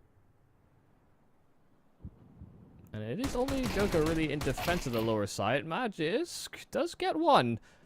Takes a lot of damage for his troubles, does pepper up Gravity all the same, and Falcons have got themselves a plant at the very least. Still a way this could blow up in 3D Max's face. They don't have a kit, and sure they have a smoke and SMGs, but a couple of nice shots, and Falcons could really be in it for a chance to win. No chance that they are sticking in this circumstance. Lucky trying to safeguard. Now Joko will commit to the defuse, but Lucky can't afford to lose this duel or lose much space, and that'll be the round with it. Madden in ill position to contest the defuse. He does get away with one more kill before the round closes. But 3D Max dodge out losing to the Force Buy, which is very important for them.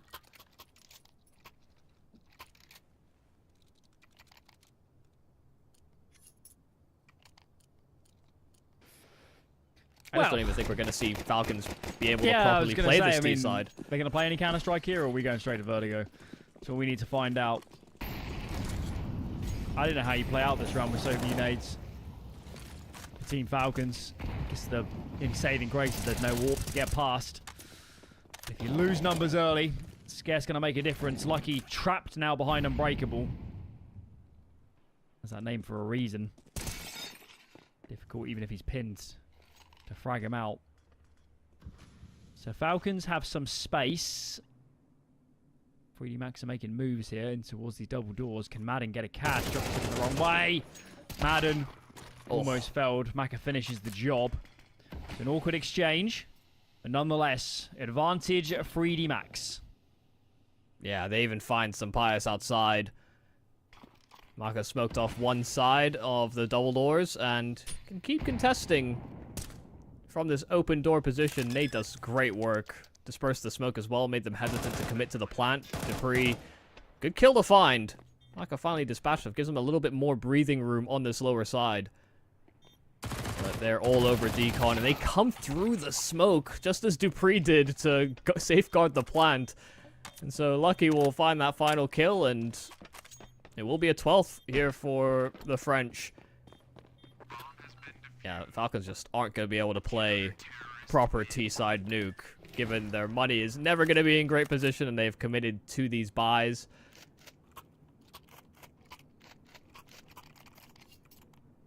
I'm gobsmacked, to be quite honest. First, I didn't expect 3D Max would be playing against the Falcons. Let alone did I expect Joko to have the monster first half he had. And for Falcons to just be brushed aside.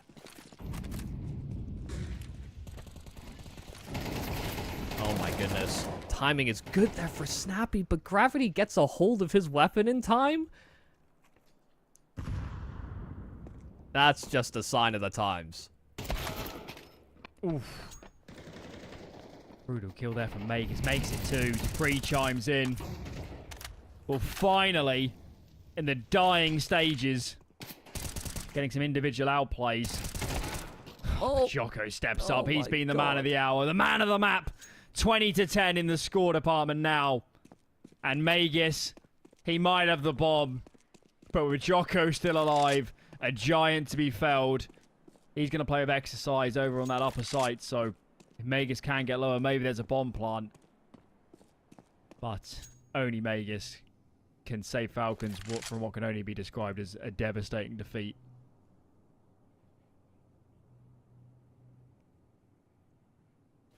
now he will have the safety of this plant. 3D Max are playing together.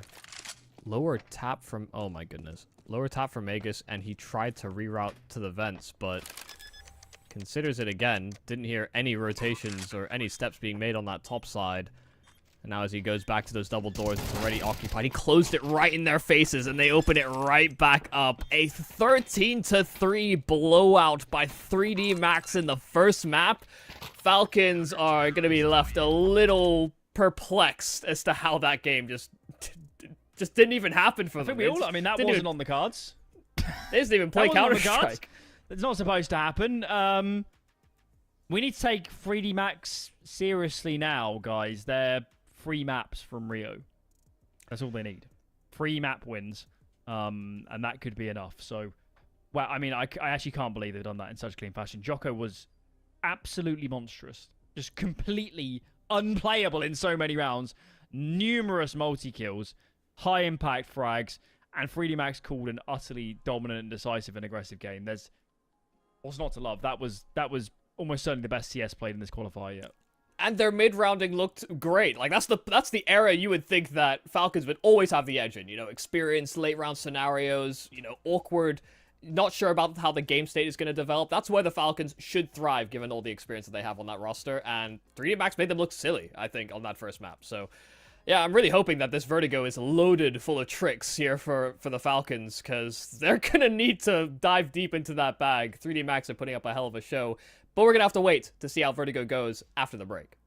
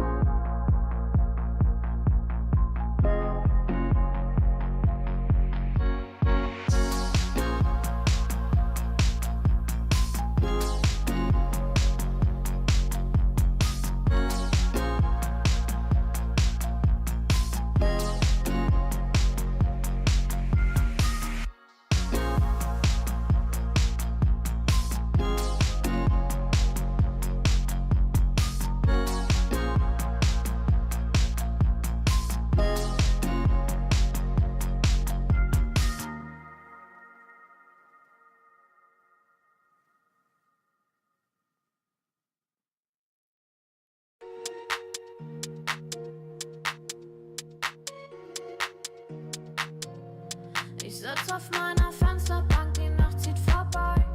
Ich blick über den Tellerrand, trinke Sekt auf Eis. Ein Teufel und ein Engel tanzen auf dem Parkett. Vielleicht sind wir unsterblich, müssen nie wieder weg. Ich sitz auf meiner Fensterbank, die Nacht zieht vorbei. Ich blick über den Tellerrand, trinke Sekt auf Eis. Ein Teufel und ein Engel tanzen auf dem Parkett. Vielleicht sind wir unsterblich, müssen nie wieder weg. Backpack, Kippen und Drinks gegen Tristesse. Großstadtbild, komm hier nicht weg. Kopf fragt, mach kein Pisstest. Nein, ich will nicht auf deiner Party gehen. Engel und Teufel tanzen schwarmsee. Von deinen Lippen tropft der Chardonnay. Ich küss ihn weg, bevor du schlafen gehst. Sitz auf meiner Fensterbank, die Nacht zieht vorbei. Ich blick über den Tellerrand, trinke Sekt auf Eis. Ein Teufel und ein Engel tanzen auf dem Parkett. Vielleicht sind wir unsterblich, müssen nie wieder weg. Ich sitz auf meiner Fensterbank, die Nacht zieht vorbei. Ich blick über den Tellerrand, trinke Sekt auf Eis. Ein Teufel und ein Engel tanzen auf dem Parkett. Vielleicht sind wir unsterblich, müssen nie wieder weg. Faded auf den Wohnzimmerdielen. Baby, sag, wieso sind wir hier? Kann sein, dass wir den Boden verlieren. Wir heben ab morgens um 4. Ich sitz auf meiner Fensterbank, die Nacht zieht vorbei. Ich blick über den Tellerrand, trinke Sekt auf Eis. Ein Teufel und ein Engel tanzen auf dem Parkett. Vielleicht sind wir unsterblich, müssen nie wieder weg. Ich sitz auf meiner Fensterbank, die Nacht zieht vorbei. Ich blick über den Tellerrand, trinke Sekt auf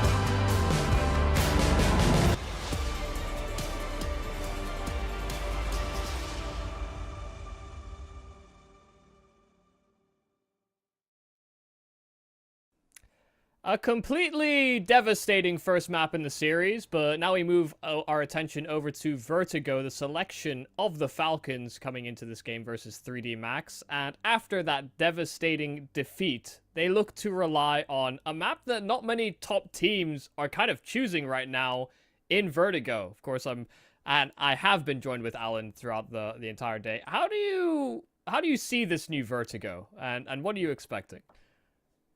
I see it as carnage. That A site is mad as you're taking it on hits. There's I haven't seen anybody be super consistent with it on CT or T. It just adds a layer of complexity that never existed before. It used to be so formulaic. You just take ramp or Ivy, you smoke left and right default, you go in, but you just can't do that now. So I don't think, if I was still in a position to lead or coach a team or whatever, I think I'd play rounds quite differently to how a lot of the top teams play them. I don't necessarily like how they play them. Sure. We get more into that when we're actually on the map and have examples, but I actually feel like people should take deep control more. Everyone just smokes the closer doorways, and then the smokes get bursted, and they all die. That's what I see all the time. Yeah, okay. No, I think that's fair. I think it's weird because Vertigo was a bit of a divisive map. I think there were some that hated it, a lot that hated it, and some that were okay with the map. And the change, I think, has pushed more to dislike the changes or dislike the map and the way it's developed. But I actually like the changes. I think, like you said, it adds layers of complexity. Yeah, but I think you struggle to say it's a bad change. I think people that are critical, the argument they might make is this hasn't made it much better, and I would agree with that. Yeah, but it hasn't made it worse. That is. Yeah, that's probably where I'd stand on it as well. At least it's different. I mean, it gives teams something to work through. We speak all the time about maybe having season or map pools to force these teams to rethink their takes, retake their moves, and look at this. Smokes in towards this connector position. You wouldn't have seen this 6 months ago. And it's working to perfection. Clinical kill from Maka. And I don't see how these remaining Falcons players get back into this. Maka is just trying his best to toy with them, even get away with another kill, but he backs himself away. This is those smokes were fading, and they all go out swinging. Just has to commit to the reload on Maka, but Lucky will be there to drive up a third kill. Nice execute from 3D Max. Both sides smoked off on that elevator rotation, and they took deep control. Do you know good call-outs for each of the doorways? Because I don't. I just sort of say... The whole place is elevator. Yeah. I'm sure the teams differentiate, because how do you know what you're smoking? Yeah, that's true. Maybe I should message someone. Maybe the big new opening is connector and the other side is elevator, because that one's existed for longer. Possibly. I do think, though, with that sort of name scheme, you run a lot of risk of people misunderstanding. Sure.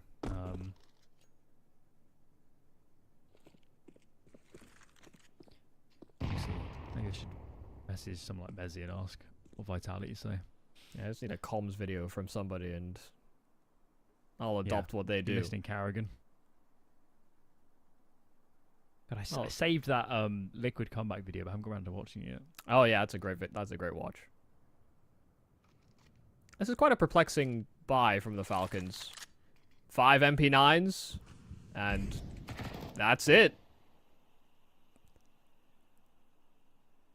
So shades of this earlier. That was on the T side, though. On Nuke. Relentless buy patterns. They're not scared. And Magus has... I guess he's pushed mid. He's in behind B lobby. Falcons will be very content sticking their 4A setup. They're now going to get aggressive. So Pius, 3 frags. And Magus picks up the lurker. How dare you question their buy? Yeah, it seems. No, that's on me. That is on me. That's outrageous. And I knew it was going to be a fighting setup for the Falcons, given that they were all in proximity to ramp, but yeah, for them to have gotten so much free space like that, yeah, that really hurt for 3D Max. That's a real blow to the confidence that they lose so quickly as well.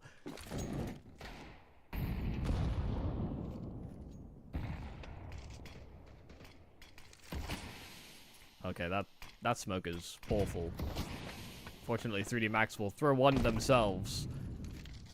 Just to try and feign some presence over towards B. These team rounds are so difficult. So difficult when you don't have the util or the guns. Just 1-for-1 for Snappy, but in some ways you kind of take that. He gets the information. Madden's going to stick around and not anybody that close. And Pius is towards ramp. But maybe Madden doesn't need any help. He himself is the cleanup crew. Free for him. And Falcons. I dare say they won't lose much more to this 4 spy. No, they do not. 2 for them. Yeah, nice quick recognition of that Molotov being shallow enough that he could actually peek behind it. Not in... I mean, that's perfect angle management. Knew he didn't have to worry about anything other than that one gap towards short. Where he could peer into the ramp. I sometimes think, you know, top teams are teams that, you know, their target is the top 10, like the Falcons should be. I think they can sometimes struggle against these teams that are constantly running through online games and playing all sorts on the maps when they change. So you always see a tier 2 team make a new map almost their home ground at some point or another. They really drive a lot of the innovation. I think, you know, that can sometimes be an advantage for them coming into underdog matches like this. The French teams, Heat included, which became the core of this team, played a heck of a lot of Vertigo back in the days. Yeah. When I was coaching, we played them all the time, because it was one of our favorite maps too. And they were good. It was one of their better ones. So we would have played a lot as Double Pony as well, I think. Yes. So, no huge surprises. I'm still a little bit perplexed by this veto for Falcons, but fruit will bear out in the game itself. And this man, Jocko, well, he was beastly on Nuke. Picking up where he left off. It is just 1-for-1. And actually, Madden again finds more than he bargains for. It's been a menace. Madden's had a hell of a day at Counter-Strike, and it's a little awkward there for XRCs. First burst, maybe thought he killed Dupree, but he did not commit to the spray enough that he could finish off his meal. So Dupree getting away with a triple kill. Great timing as well to clear out through mid. Falcons 4-1 start after losing the pistol. It's already going better than Nuke. I don't think it could have gotten much worse. That is true. The bar was not set high. Yes, indeed. This has been very clean from that second round win onwards. And what have we got? Another half buy from 3D Max, of course. It was a bit of a trend earlier today that Falcons fell a little bit flat against this sort of investment. So, I'm sure Zonic would have mentioned something between those series that's a little bit sloppy in places. It's been a great place to right those wrongs. I feel like he probably mentioned between the maps, but it didn't. Yeah, it didn't do change a lot. much. To be fair, Dust 2, they didn't lose nearly as many.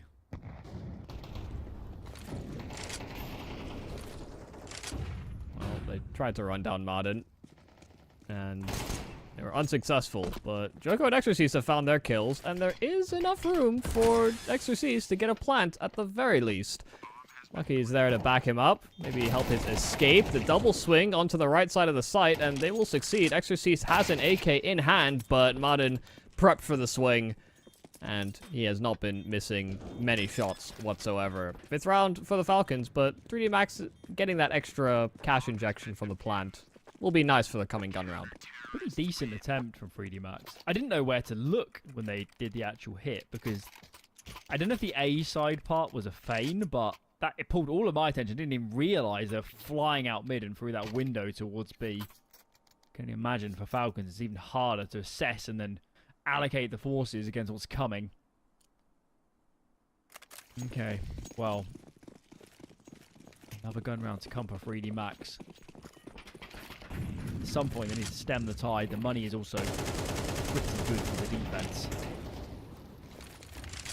We need something here from 3D Max.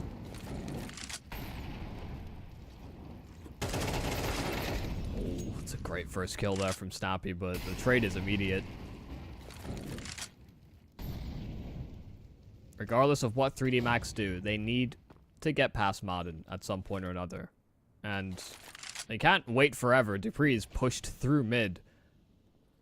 A gap in the T-side default could come back to haunt them.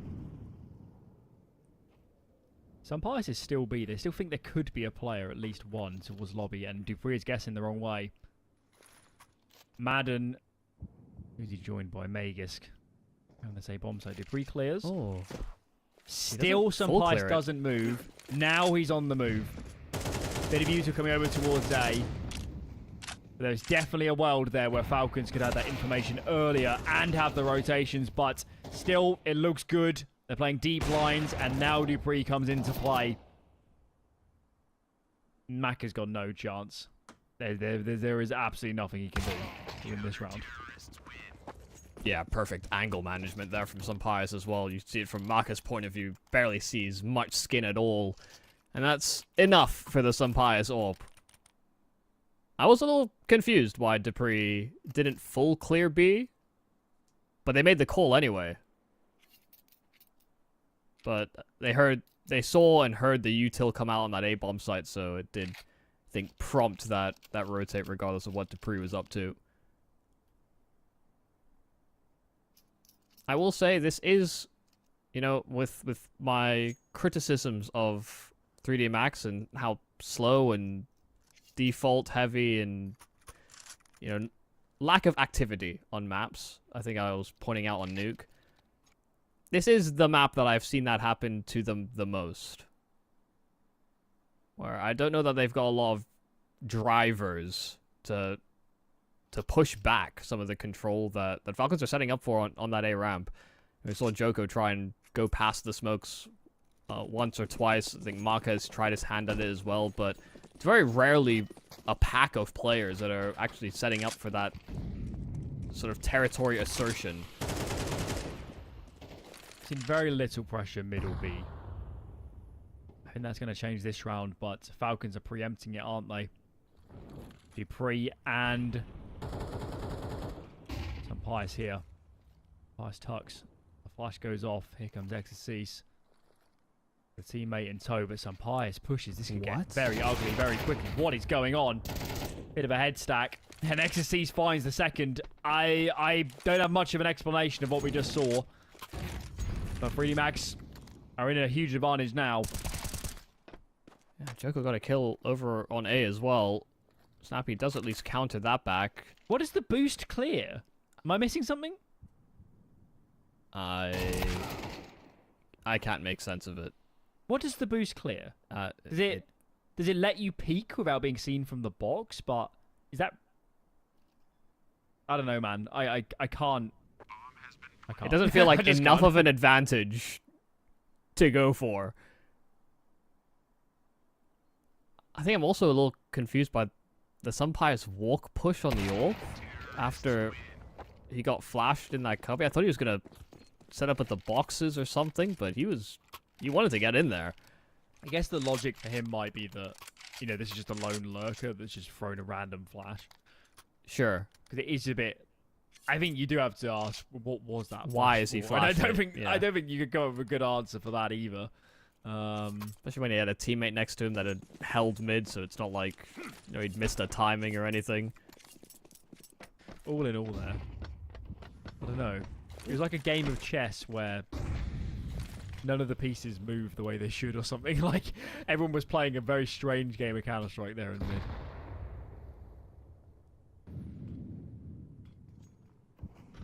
Well, it pretty much was make or break for the round, and 3D Max are able to get their hands on a second because of it.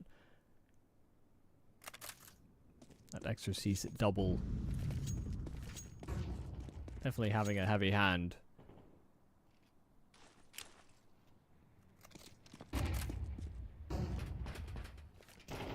All of the A-sided focus. This time it's more mid and B focused for the Falcons. They have some pious on the AWP to lock down long on at A ramp position.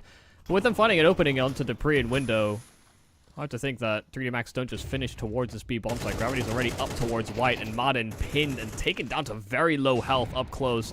Magus is walking the front side of that smoke, however, and 3D Max are canceling. They're trying to set for a reset, and Magus getting that opener and seeing very little response, no resistance from 3D Max. They'll have an inkling that this is happening. Good flash. Sampire still almost connects. Nade does the job. What on earth do you do from here? Mac is still mid. We've got 20 seconds, so there's no messing around. I don't see how you get this bomb down at the moment. Snappy's got aggressive in towards Ivy, and they have no idea. A bit of a shame. It's got to be said, though, Magus wins the round. If he doesn't get aggressive, I think Falcons are really intent that that's still going to be a B hit. Yeah. I mean, there was little noise made, but it was going to be hard to argue that 3D Max couldn't have continued and just waited that smoke just to make sure that their closest clear before re-execing on the bomb site. Yeah, Magus gets a lot of information. And it helped that Sunpius got a kill on the nade just as he was falling back as well, you know. Man advantage. 3D Max were somewhat held up by that. It's a great aggressive line there from Sunpius. Late crane peek. Snappy out from Ivy, all the same. 3 players that remain here for 3D Max are clustered at ramp. And reinforcements is en route here for the Falcons. It's not been a committed choice as of yet from the French side. But they'll know it'll be hard to fight for territory answering back. Swings are just too well timed and playing off of one another. Magus got in from behind and Madden made use of all that chaos. Madden's been so good. It's been an absolute joy to watch. Sunpius as well. Getting engaged in the way he wasn't on Nuke. It's nice to see. And this map is trending in a flipped yet similar direction. Similar story to map number 1, 3D Max. At this point, they're just fighting for survival. They need rounds, they need scope, they need leeway come the second half. And they have changed the pace. No more slow rounds, no more defaults. We're going in for the jugular. How well guarded is that jugular, though? Sunpius hit his kill, got a tag. Snappy as well has been great at finding his one. And so he's constantly a thorn in the side of 3D Max should they continue to foray into this A bomb site. They are losing health. They are not finding kills. And the Falcons know that they've got some troubling positions for 3D Max to clear out. No, Snappy goes out swinging. Magus trying to make amends, and he'll catch good timing, but they almost line up for him. It's the instant gravity trade. Tobias may have started off as one of the primary defenders on A, but he prioritized his life and now has a 1-on-2 on his hands. Oh my goodness, Deagle drawn, and Joker was out in the open. A hard one to clear. An off angle that would have made that AWP difficult. It's all on timing, and Gravity will swing at the right moment. Even took a tag, but had the health to trade. It is close, but it's a third 3D Max round. Having to move heaven and earth to win rounds at the moment. Nothing is straightforward. Absolutely not. Absolutely not. Just such a different complexion from Nuke, what we're seeing here. And it's not going to be a fast B round this time. Sorry, fast A round. It will be more of a default. Dupree just naded himself somehow. Happens to the best of us. He just dropped at his feet. I don't know how it happened. Well, Falcons are quite convinced that Sunpius has cleared ramp. All leaning elsewhere now. Mid and B are heavily bolstered. And for the moment, 3D Max have no presence A. They might not even know they've lost it, to be honest. And they're running right into the Lion's Den. Split starting to unfold. And Dupree claims the first. One back in tow, but there's so many in defense. And actually, look at this. They're wrapping in through elevators. Oh, my lord. That's such a good call. I don't know if they just realized there's so many players here. I guess they saw Madden over, which means A's got to be lesser defended. That is a clutch call if I've ever seen one. And such decisive choices being made here by 3D Max in the embers of this first half. Exorcist fighting out from the rafters. While he won't succeed in his kills, it's Maka that's left on this late lurk that will be completely unsuspected here from the Falcons. Finally exposed, Magus down. And the second is there from Maka, but Sampaio in position to trade. That is so damn close. It's a nice attempt, and while Sampaio is lost in the smoke, he doesn't have a kit. Oh, he doesn't have a kit. He's lost it. Maka has done enough. 3D Max have gotten away with bloody murder at the end of this half. A fourth that may provide just enough room in the second half. We'll see how things go after the break.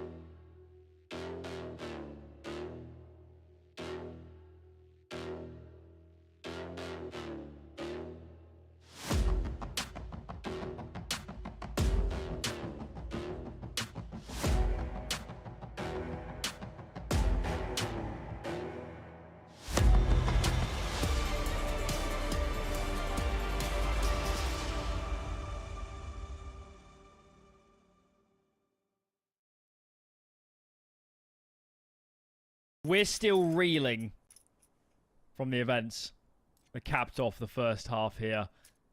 And 3D Max, by hook or by crook, they've made it to 4 rounds. It's still slim pickings if they can't get this half off to a good start. But what a story it would be if that missing bomb really does make a difference. Yeah, that would be devastating.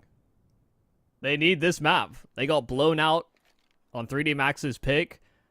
Falcons need best foot forward here on Vertigo. Joko spotted cruising down the ramp, and he was alone. He did not have a fallback plan. Snappy decapitating immediately.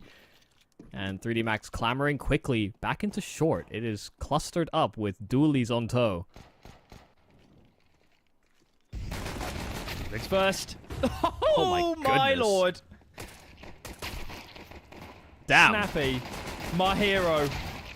Absolute hero. That second kill must have been instant. Looked at it from our screens, from our perspective. That's one way to put us onto Anubis. I mean, yeah, he was not in a favorable duel with all of them clustered like that, but by God, has Snappy done it. 3 kills in that pistol, and very rightly placed. You know, especially if they want to reset after what happened at the end of the half. It's a good way to answer back. 3D Max, identical buy to what the Falcons did in the second round. Maybe I'm just behind the times. It's MP9s and armor, but it will not work out to the same efficiency. 3D Max had 3 on B to try and take this control early, and they've lost all their A-side defense.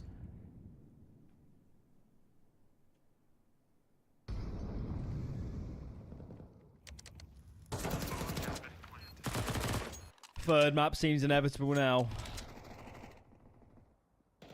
They just never got engaged here. At all. Have 3D Max. Such a troublesome map. Third, of course. Reminding myself, it's going to be Anubis. Anubis is another one of those maps where the stats look so good for Falcons. They don't play that much of it. That'd be very interesting. Should we make it that far? And it certainly looks like we will at this rate. Yeah. What is the scores in the other games? Have a quick look. Find myself. So, Eternal Fire, they did blow out Cloud9 on the first map. That was Cloud9's pick. We're now on map 2, which is Vertigo. It's 8 apiece. We're going very close. And in the lower bracket, Fnatic have snatched map 1, as has Heroic. So, less surprises in the lower bracket.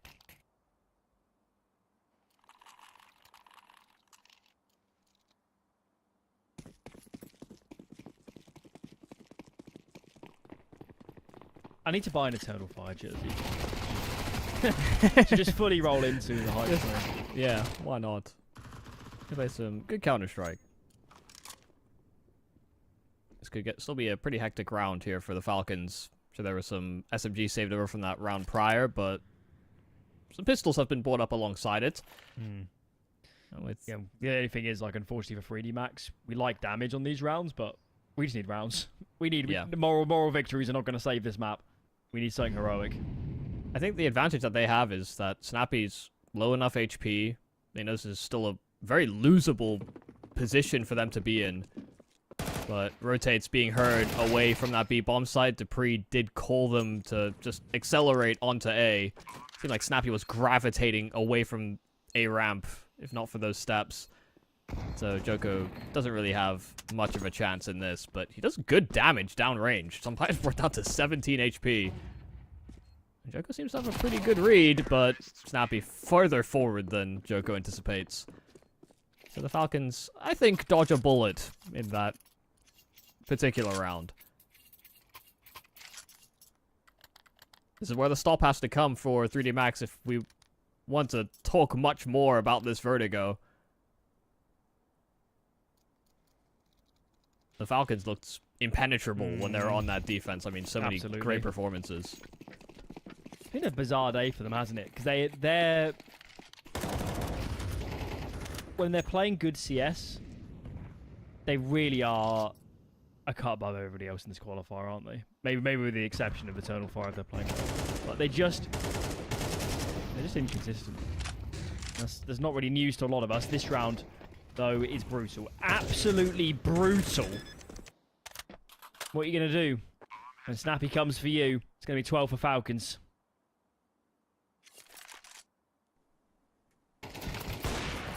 Oh, could have done well to get rid of this AWP that Maka is attempting to save. but not sure that's going to have many implications. You said Falcons already at that 12 marker, and 3D Max really, really desperately needed to hold on to these rifles. They've already lost one of the ones that surrounded Maka on that ult, and Maka doesn't even escape with his big green. I feel That like the is more CS I most watch likely it. today, the more CS I watch from Falcons, the more I'm thinking, maybe just cycle Nuke a bit further down the map pool. They are really good on these other maps. Yeah, I mean, that's fair. Maybe start picking Dust 2. It's a good shout. They've always spoken about how communication for them is a work in progress. I wonder if Nuke is so rotation dominant that they're having some problems. A map like Vertigo, though, intrinsically a little bit simpler. They've made very few mistakes here. There's been so few gaps. 3D Max. They don't have the likes of Jocko on fire this map either to give them chances. It's just been a whitewash.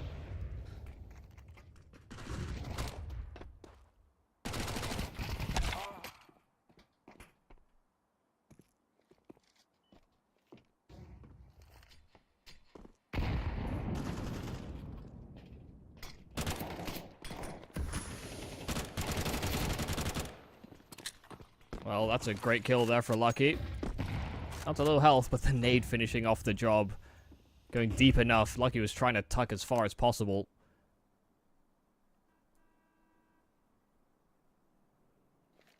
Falcons just stop and freeze for a moment. Wait for these smokes. They know they have that man advantage. And that 3D Max will be desperate for information or a chance to get at least one of them back. Gravity spotted, and a great adjustment onto the ramp face there from Magus. He's trying to bail out Dupree, but nice movement in from Sampaius. He'll find both at the end. It is a 13-4 for the Falcons. It is very similar, almost in the scoreline from that first map. Both teams winning their map with a very assertive hand. Absolutely. I don't think we expected. After map 1, I was thinking, 3D Max have a real chance here. They're just playing such aggressive and coordinated Counter-Strike, but wow. I'm a little bit gobsmacked. I haven't seen the Falcons actually play that much Vertigo in the past, but I'd love to see some more. Madden is a brutal ramp player on both sides. He was absolutely formidable. I'd like Anubis to be close. That's the one thing we haven't had in this series, is what we're here for, some competition. It's been an absolute blowout for both teams. Yeah, I think when I was looking at it before we got into that Vertigo, Falcons are actually on like a 4-game winning streak with Vertigo. But all of them are like super tight score lines, you know, from Cologne to the Blastful Showdown. And yeah, they are against teams that are of a higher caliber to 3D Max, I think, on average. But it's not like 3D Max are particularly bad on this map or don't play the map enough that they could put up a good fight. It was just this. I mean, that's the most convincing win that they've had on this map as of late. So, I mean, it's a little perplexing, I think, this series so far. Certainly is. I think my connection's dying. Hopefully it's alright. Hope you can still hear me okay. But anyway, Anubis to finish us off. Quick break, and when we're back, we'll finish off this series. We'll see you then.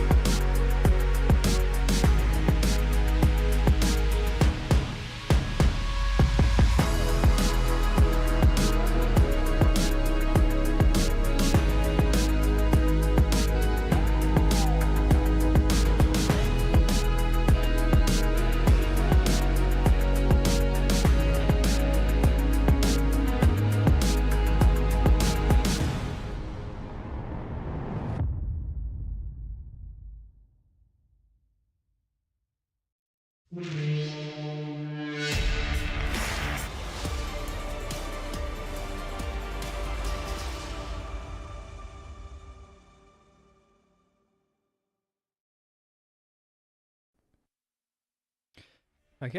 welcome back. We're going into the third and final map here between Falcons and 3D Max. Has it been a boring series? I mean, can we have some Counter-Strike? Because so far it's just been absolute smackdowns.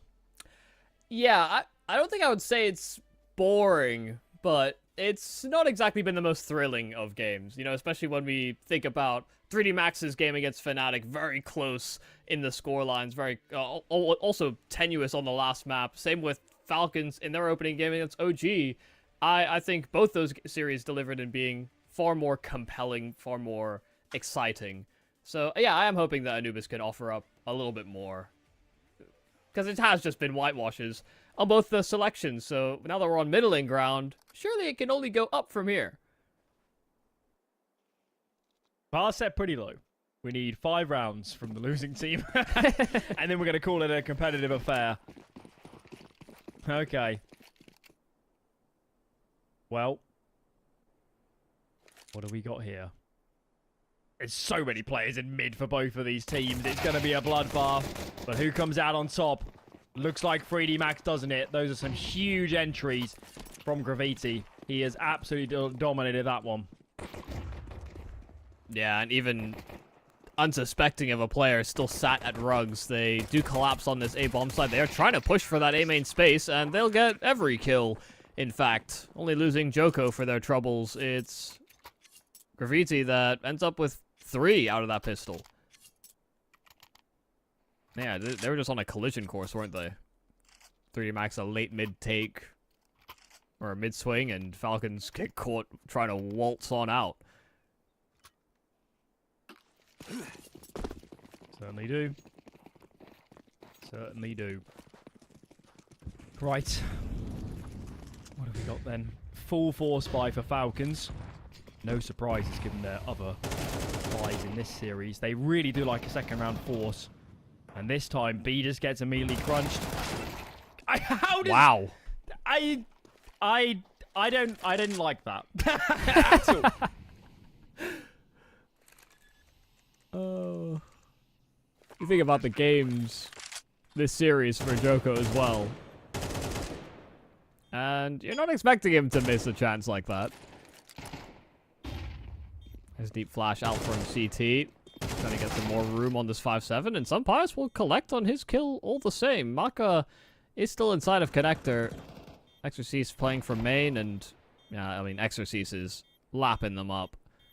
It's Magus that remains. And there's an AK that he can retrieve. But Maka held safe guard. Peering eyes onto that AK. 3D Max dodging a bullet. Dodging that second force buy.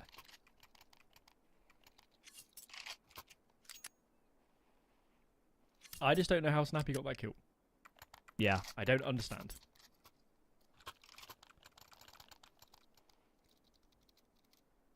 That's what the 5-7 do.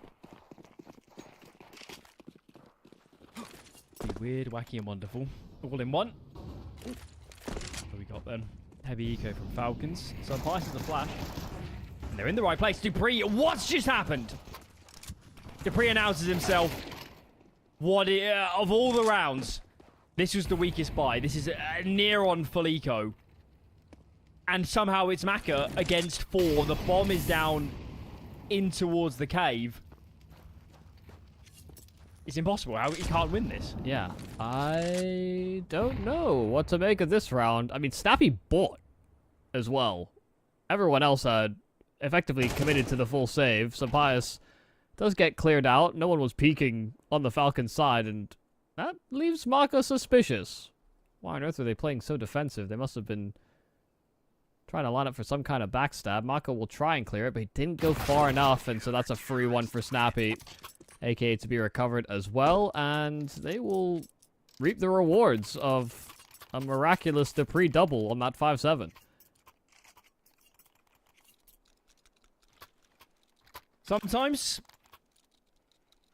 Sometimes the Danes just shoot and you win some rounds. That was absolutely magical. from a pair of those Falcons players. And that has done bad things to the economy of 3D Max. Look at this. 3 Tech 9s. Already, the complexion of this half has changed. Already, we could be up for a very competitive game. Oh my goodness. Magus gets This caught map with the is brutal smoke. so far. And that was the only A defender. He was ready to jiggle, get that smoke down, and fall back, and I mean, he jiggled right into his death. Good smoke at camera as well, sectioning them off. There's, I mean, heavy rotations from the Falcons. I'm not surprised at that whatsoever, but this will be difficult. Good util down from 3D Max will get them room for that plant.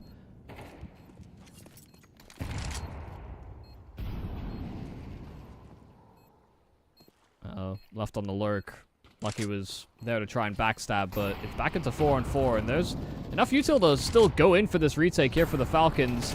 Molly out, forces Maka into the open, but the AK of Maka just ripping heads, and his teammates are not quite overwhelmed as of yet. It's Graviti that wasn't really peeking with the rest of the squad, trying to play hit from his position, and Snappy's so low that the spam from that tech at range will be more than enough.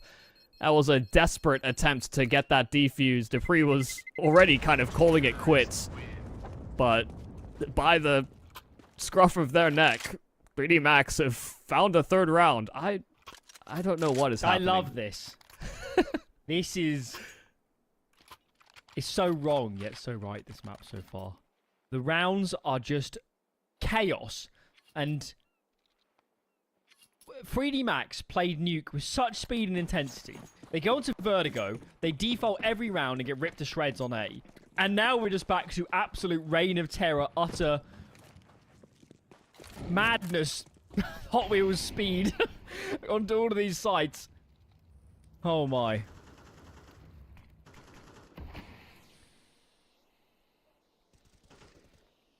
Yeah, these rounds have been very unforgiving. Hard to really call who's going to come out ahead in any way. And so this round is a bit more standard temperament for Anubis. A little bit more control focused. See a lot of the utility being exchanged between both sides. Flash in to try and push Snappy away, but he was able to dodge the flask. Magus there to cover the retreat, but he gets his head ripped clean off. And given that that's Magus, Exorcist is going to take some space over towards A main. See Snappy clamoring right back in, rotates through to heaven, and the first is good, but Maka there to trade, and that's the A bomb site absolutely ripped wide open. Falcons would probably do well to save here. They've got some pious AWP, Dupree and M4, but Modern swing out on good timing as Exorcist juggles guns just as that bomb is making its way over. But that may have been fool's gold. Now the rest of the Falcons are in proximity, but there's still not really enough space for this. Dupree out through the smoke, dies to the Molotov, and it leaves some pious in a 1-on-2 with no kit available and an AWP for this retake. I think he'll be saving if nobody swings. 3D Max just aren't slowing down. They will not slow down. They will not relent. They will not give any ground. Graviti has just been a menace, an absolute monster. And they're showing a few rounds now towards this A side of the map.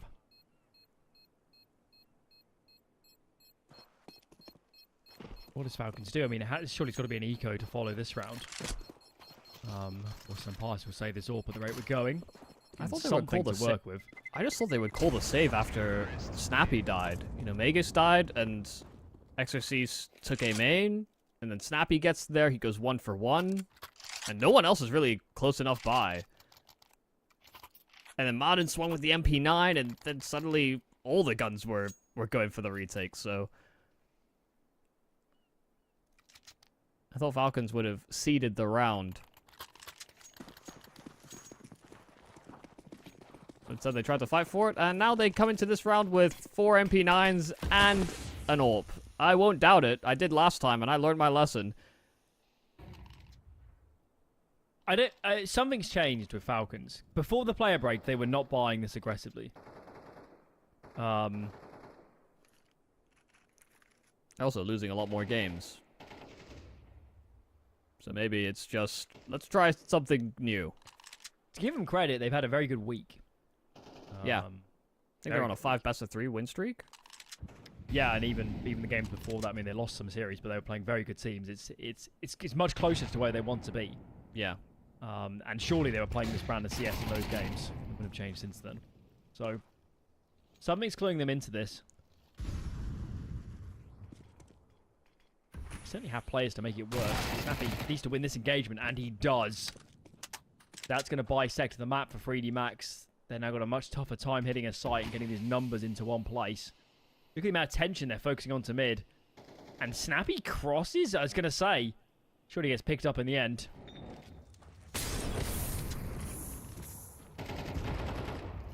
Tags on the Molotov, so Maka tried to spam on timing. It won't connect, but they are very aware of how they're manipulating these players inside of Connector. Still doubled up inside of COD though, and 3D Max are set up for an A-side attack. Sampaius is here with his AWP, and they are not swinging with flashes. There's very little util to make things awkward. Molotov now down, and Sampaius sitting inside of those flames. But it won't be enough, and in fact, he swung out for more. Joko had a nade pulled. Not going to bring it back to 3-on-3, but now man advantage found via Madden. And they are caught inside of camera. This is still awkward here for Sampaius, but that's a great read.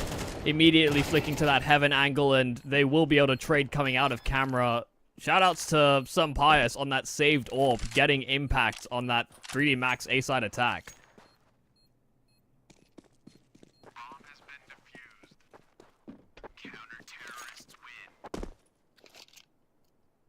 It's better. The good news is that all the rounds have been so close that despite winning a few in the row, 3D Max actually have no money whatsoever. And now they'll be forcing. This is more like it. This is a very competitive game. Yeah. And Falcons equally have no money themselves, and they just tanked their loss bonus, of course, by winning a round. Not surprised to see a pause. I mean, getting what we wanted, but I feel like we should have been more specific in the way that it's happening, because these rounds are really scrappy looking. And not to say that players are playing bad CS, it's just all the rounds are so hectic.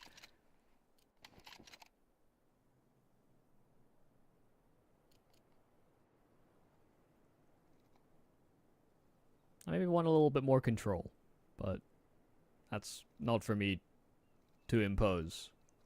Whatever gets a result.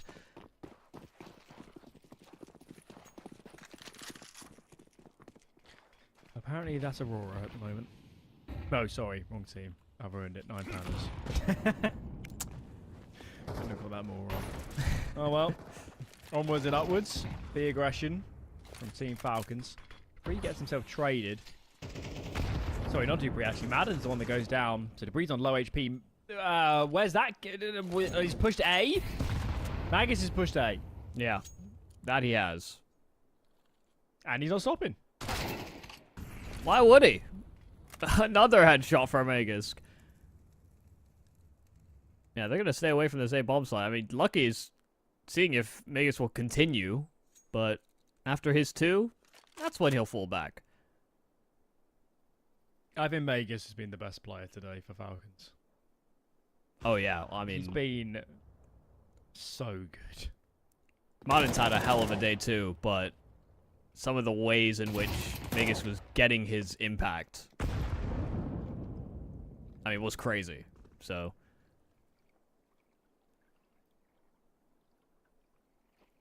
I think through this Falcons project, Magisk has definitely been the most consistent. Oh, absolutely. Absolutely. Oof. Okay. Well, I wonder if they know that the Magus and some parts are so low. Guess not. 16 seconds. No chance of making it to a site. But yeah, not on the topic of Magus. He's just via almost the eye test. You still watch him play and you're like, this is one of the best players in the world at his positions. Yeah.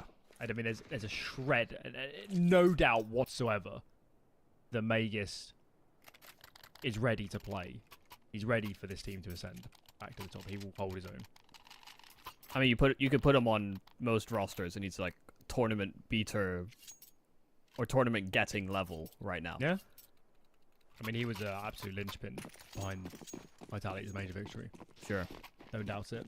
Obviously, you know, peak Astralis somewhat had an embarrassment of riches, having Dupree in peak form and Device, and you know, most consistent player there's ever been.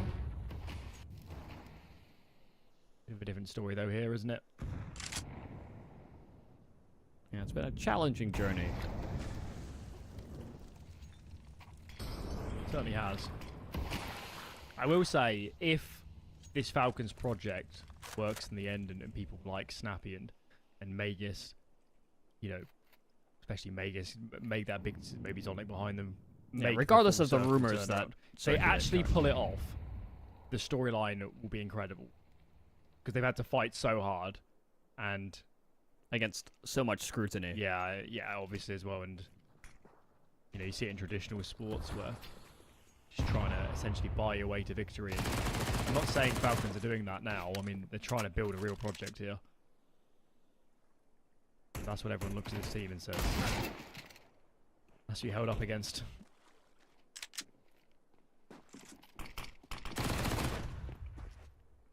Well, this was a force buy here from 3D Max that hasn't really ended the greatest. Some nice kills from Snappy, Megas there as well as support. That could have gone wrong, but with the 3 kills that Snappy gets, it's more than enough security.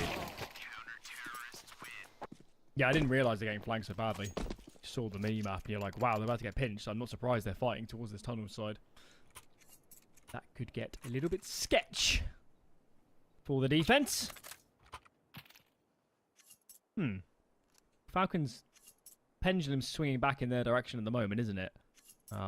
It's going to be an eco to follow for 3D Max, of course, guys. It's a reasonably T-sided map as Anubis. So Falcons should be pretty happy. I should hope.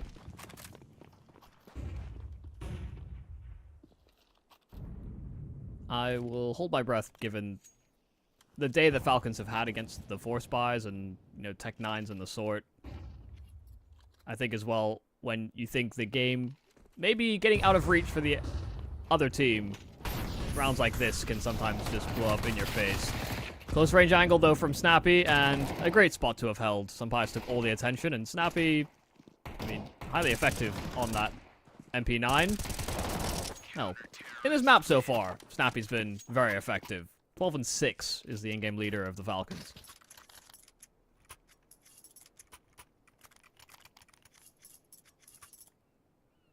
Yeah, now I think Falcons are feeling pretty damn good. Money buffer, 5 rounds on CT. Already, that's kind of the, I think, the target most teams will aim for. I was just checking Madden stats, actually, because I just reminded myself that with the Boros to eventually do pre, Madden took on a lot of different positions. A lot of star player roles. Not necessarily here on Anubis, but it's definitely a player that should be near the top of the scorecard for this team, which obviously hasn't been the case in previous projects involving Madden. Fair accounting of himself today. Is Madden about to get in a lot of trouble here? There's a lot of players around him. Jocko. Smoke face. Oh jumps my God. up. That's just evil. There's no other word.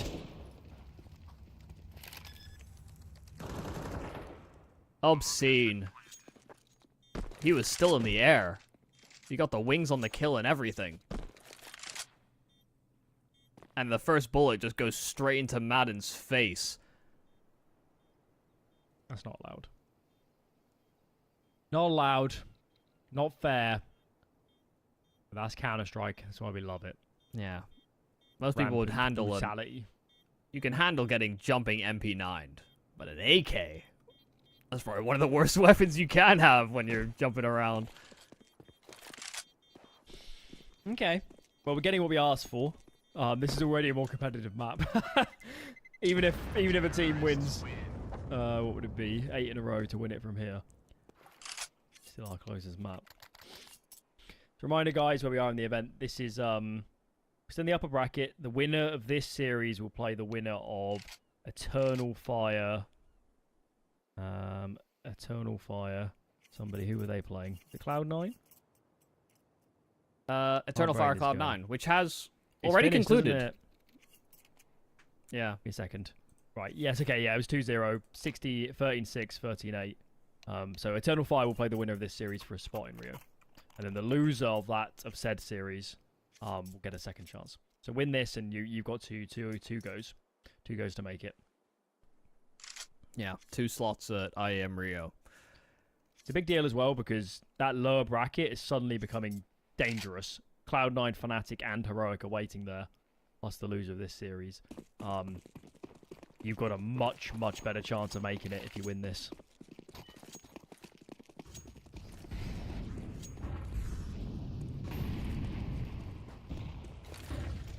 Well, this will start nicely here for the Falcons.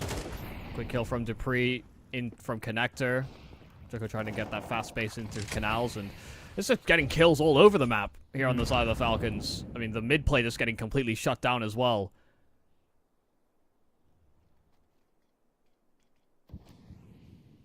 Not a lot of bites from 3D Max in these past few rounds. Hope that doesn't come back to hurt Falcons. That was a bit unnecessary, and Snappy will know it. What have we got? Got some Pious in mid. He's playing a very conservative angle. Magus is back sight on A. The 2 players in towards the cave, in towards Electric. E-Box can get aggressive as soon as confirmation of positions are found. Some Pious on the Tech 9. Needs to get out, brother. Keep running. No escape act. That makes things a little awkward. Falcons were starting to rotate heavily through the canals. You can see Martin and Dupree were en route towards that A bomb site, but Shoulder spotted Lucky, a lovely shot. And will he expect that this player is coming in through main? Drops a smoke right at his feet, so could be planting anywhere either side of it, but he's trying to jump up, and Dupree is already all the way out from main. Played separate from his teammate, but did so and caught Lucky on timing. So nicely handled. And it's a little awkward for 3D Max in that 2 versus 4.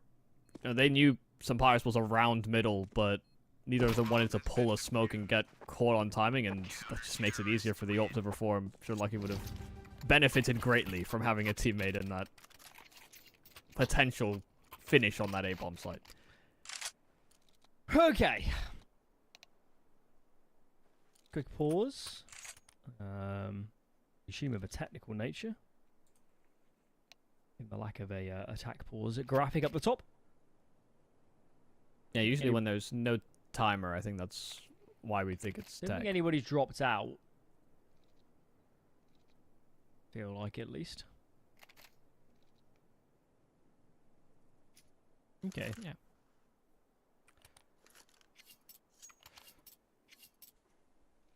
The last few rounds have not been quite as crazy as the start of this third map in the series.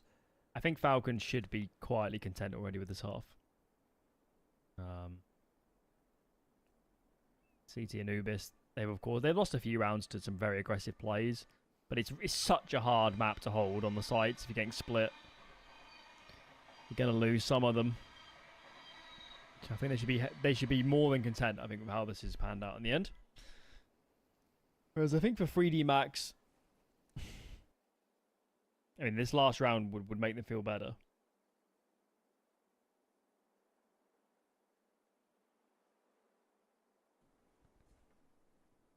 How about they won, what, 4 of the first 5 rounds in this map? I think that was what the scoreline was, 4-1. And now Falcons have won the last 5 of 6. So, yeah, it's been tough. 3D Max got off to a decent enough start, and sometimes that can be enough, even on, you know, your favored side. You're thinking about how much more you can get out of it, but I'm enjoying this qualifier. I think Obviously, we've had the RMR qualifiers and such on concurrently, and Mhm. I think this week of Counter-Strike got another qualifier at the end of the week. It's going to open a lot of eyes for what next year is going to look like. Much more like this. There'll be a lot more, of course. There will be a lot more closed qualifiers anyway for next year, given the way Valve is. There'll be closed qualifiers for every event, pretty much. So we're going to see a lot more qualifiers in general, and there'll be a lot of this where, you know, Falcons are having to work to beat 3D Max, a team that doesn't have the advantages that they have. And this will be next year, when everybody's in the same boat. Yeah, and with speculations about RMRs even existing, and how important ranking is, and make it through the circuit as it develops next year. Yeah, there's going to be a lot more chances for teams like these to play each other as well. I think there's sometimes teams at the top that really get shielded from playing against the teams that are trying to work their way up the ladder. And I think OG for the longest time would have been a great example of that. They played very few officials in 2022. And probably also the start of 2023. Of course, ESL and Blast partner team are OG. They basically play their events, and obviously try and get into the majors. Mm-hmm. That's the way they worked. They have changed their philosophy recently. They enter a lot more competitions, realizing that playtime is good. But also the other factor is that you need ranking points come the end of this year. Every event matters. Of course, Rio's a little bit later in the year, which means the way points taper off, the later in the year, the better, really. So if you're a Falcons, if you're a 3D Max especially, make Rio win, I don't even know, one series, and you might jump a hell of a lot of ranking points. Hell, even do well at the RMRs. That's these Even will better, all benefit them. And there'll maybe a chance for 3D Max and Falcons to play each other at the RMRs. It's kind of hard to say given the Bouchol system and all the ways that the matchups get sort of mutated based on abnormal results. But I think there is a world where they can play based on their Valve World rankings and seedings. What would we do about that website? Yeah, it's so real. You'd also be amazed. Every single pro player I've ever seen at an RMR or a Valve event has that open on their phone 24/7, working out who they're playing. 24/7. Creates such strange dynamics where the players suddenly become the biggest fans of other teams because they realise that with this permutation they'll play a weaker team potentially. Exactly, they'll draw like Gamer Legion instead of Na'Vi if Fnatic can beat Heroic, that sort of thing. All it takes is for one upset, and suddenly the whole formula is just it takes a toll on every other matchup. Well, we'll update you guys as soon as we have information on this pause. We can't tell what it is. Yeah, I mean, all the players are still here. I mean, Graviti hasn't bought nades. Could mean something, I don't know. Perhaps he's having connection problems. Bit of a shame, though, because we're right at the fun end of this. We get into it. Yeah. And I don't know. It'd feel weird. I mean, the fact we have this long pause, and then we play this last round, and then, spoiler guys, we do go to a break at the halftime. I know we're the break at the wrong point here. Okay. So there's a lot of thinking time for the players and us, in fact. I believe we've heard they're going live pretty soon. Okay, that's great. So we're gonna have to riff for too much longer. Eternal Fire's making Rio, man. Telling you. I mean, they've played a great first day of Counter-Strike for the close quals, so... How are they doing in their concurrent events as well? Are they in a good place?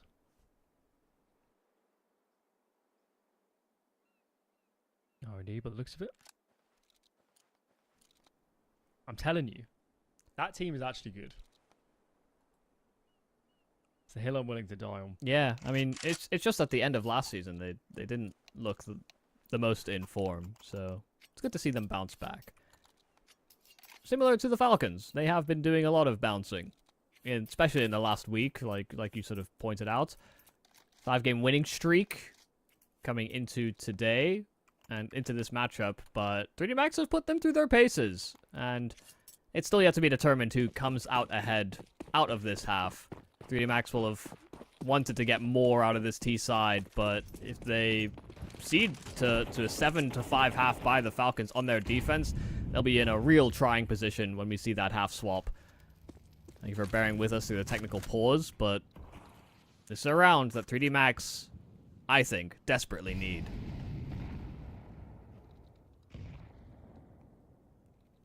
It's going to be a timely nade here from Magus. Maka's still holding with that ult towards connector. Nade is a little late, but still brings him within one-shot headshot for those M4s. Yeah, that's always the thing, isn't it? You just need just over 10 damage and suddenly make all the difference. Magus and Snappy here feel to me very exposed. Very, very exposed. Seeded a lot of mid-control, who got Madden's peeling off to shield this position a little bit.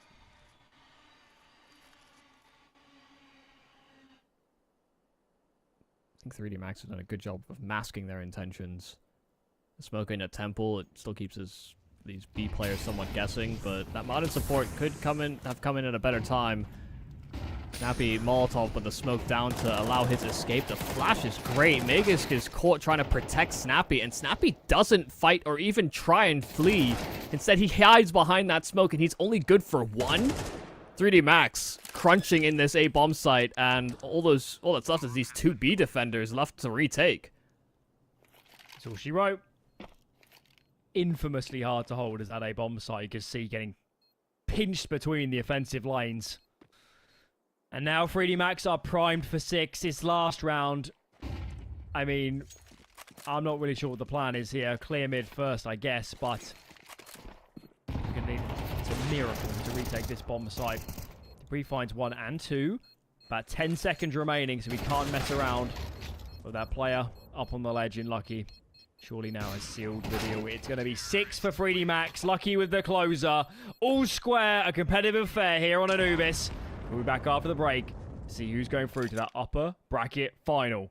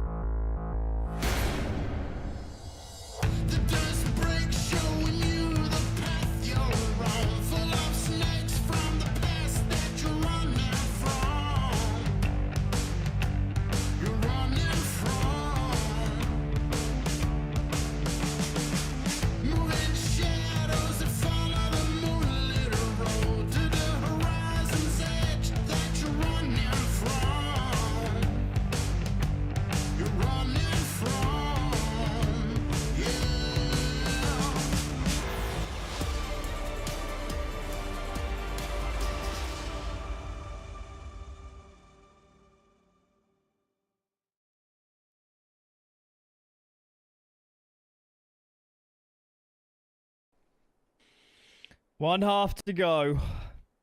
First 2 maps. Blowouts, not competitive at all.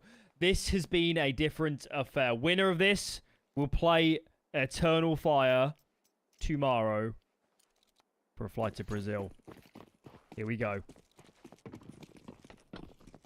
Gonna need a great performance here from 3D Max.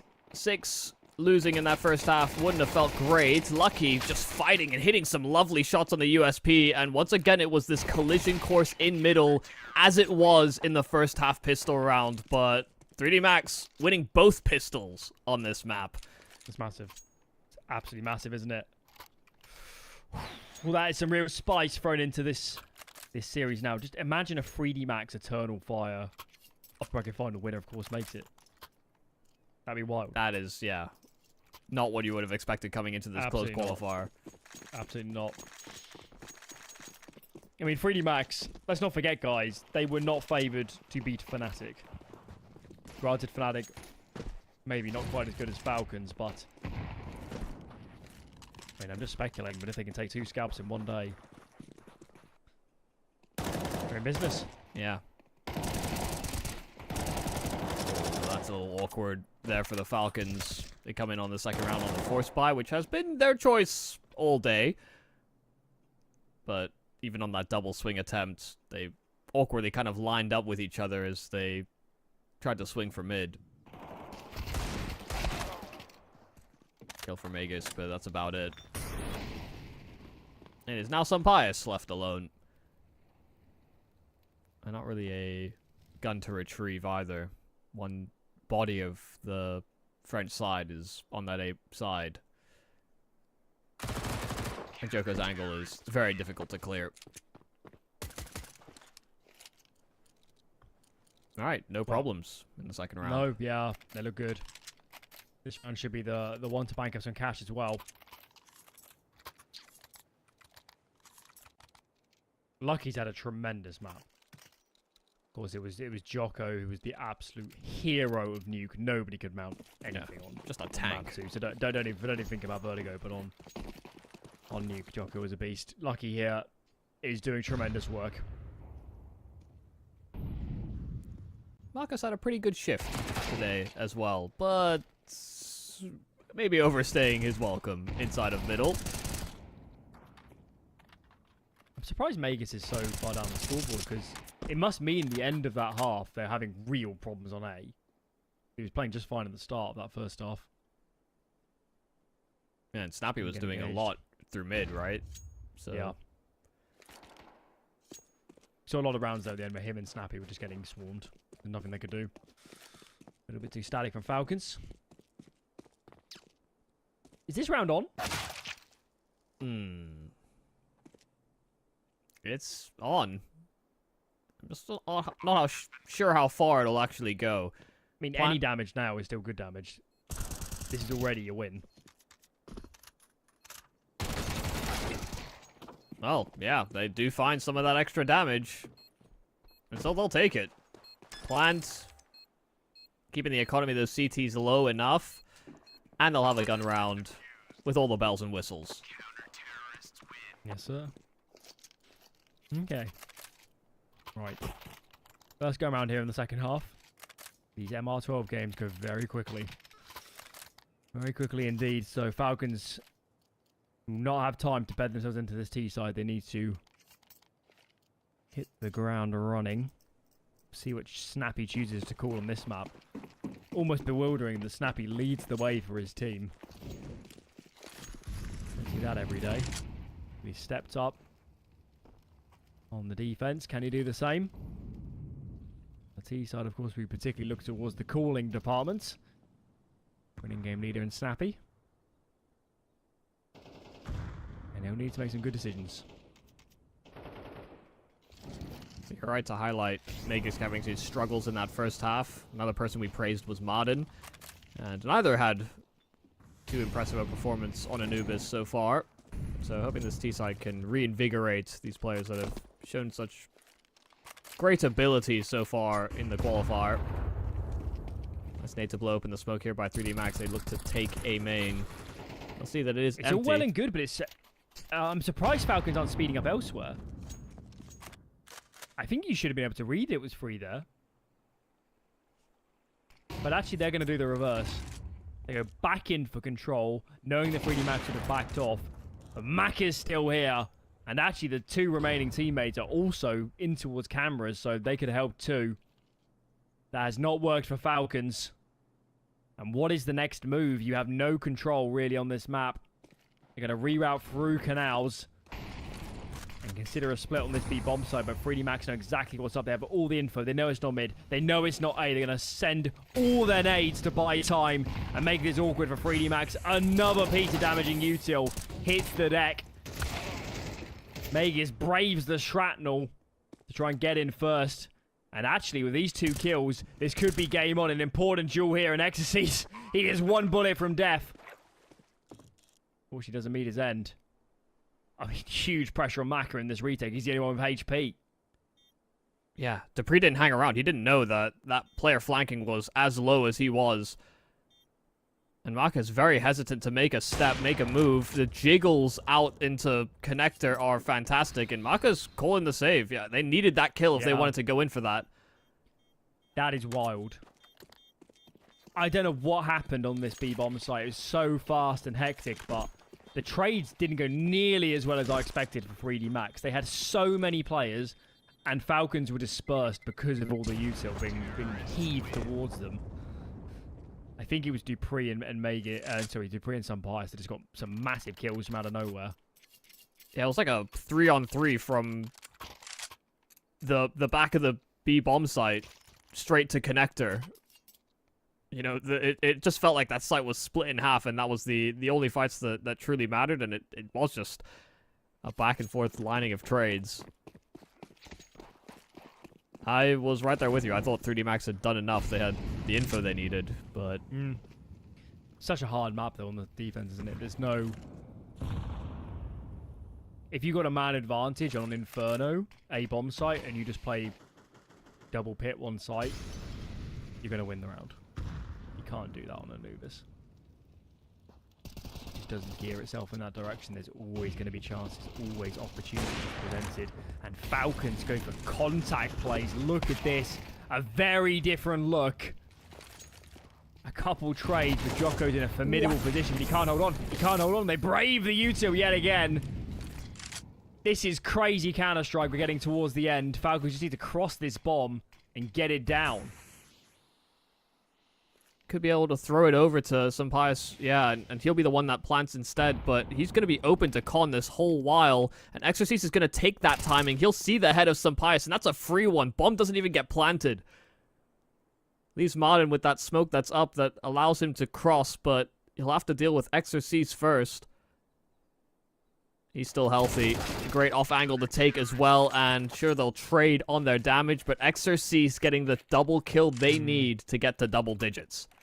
Huge play. Comes through the smoke. You could see Madden was already backing off, thinking, I want to be outside of B main for the after plant.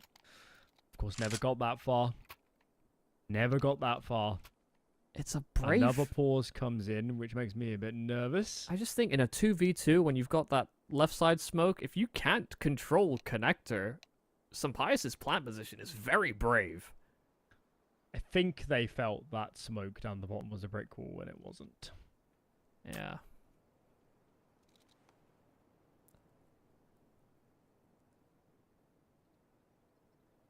Didn't need to plant that open as well. They're thinking about main.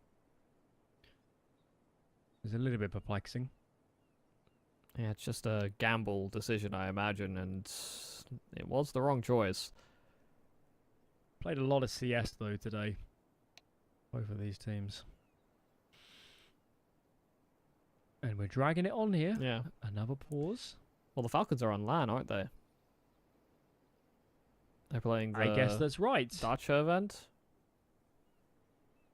Because I think they were playing the Showdown as well.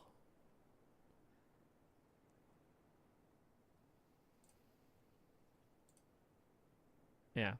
They play the Showdown from the same place, and they will be playing this from that LAN event as well. So yeah, they might. So the way it works, guys, at most events is you'll have a tournament set up and you'll have a practice set up. Falcons might also have, depends how they've done it, they might have their own private, as in they'll isn't set up by themselves. Like there's plenty of boot camp spaces in Belgrade. It's kind of the hub of the world, honestly, isn't it, for boot camps? So who knows? Yeah, because before we started at the Intel Extreme Masters closed qualifiers, they did play 9Z and beat them quite handily. Yeah, this will be, I think, their third best of 3 today.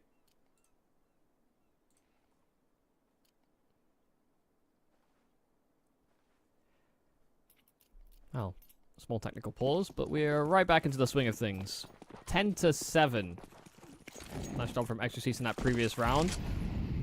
Lucky continues to have that impact here for 3D Max. Feels like there's been different players entering that discussion for them throughout this series. That's a lovely kill from Joko, but he lost Maka in the back. And Graviti trying his best to hold on to this B bomb site. He'll succeed in getting his double kill, but on the reload, thought he'd get caught in transition. Martin does eventually track him down. Bomb dropped out in the open. With Exorcist coming in from canals, Martin has to try and protect what he couldn't last time over Exorcist. Quick kill, and Magisk brought down to so low health. One more bullet would have done it, but that's the difference between a 1-1 and a lost one. And Falcons just barely squeaked through. That was a much faster round from the Falcons. This map is everything I wanted it to be. Oh.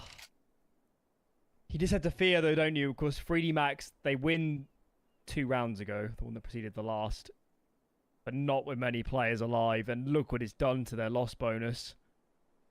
They're all in by the looks of it. At least a couple of them have. Yep. Caution to the wind. They're doing this because they know if they save, it's FAMAS is the best in the next anyway. This is inches from being maybe not even an even game. Maybe Falcons in control.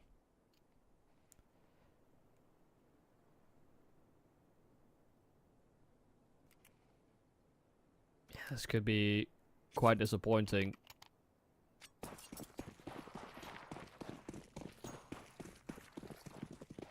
They get themselves that little margin that they really needed to come into the second half. Yeah, the economy can be a dangerous thing to toy with. You need to keep money saved. Then one day your boiler bursts, and then what do you do? Cool mum and dad. Send And help. beg. Maybe that's just me. Just somebody help. Please. Okay. Well, Falcons in the midst of their default at the moment. If they poke and prod a little bit more towards A, there's not a lot of resistance, is there? It's just Exorcist out in the tunnel's position. What do we got? Oh, let's drop the bomb. There's aggression. Did Maka just fully spray some pie through the smoke? No, I think they must have blown it open. They both That fought. makes more sense. Yeah, they both fought out of con. And they wouldn't have spotted the bomb. It wouldn't have showed up on radar because they were fighting through the smoke like that. But they may have seen it leave his soul. Is that true that you wouldn't see the bomb if you burst? I don't think the radar shows properly when you're blowing smokes like that, but whether or not that discussion matters hasn't had an influence on this round. The Falcons do just clean up what was a struggling buy from 3D Max. I think we need a Free Clicks Philip video to explain this.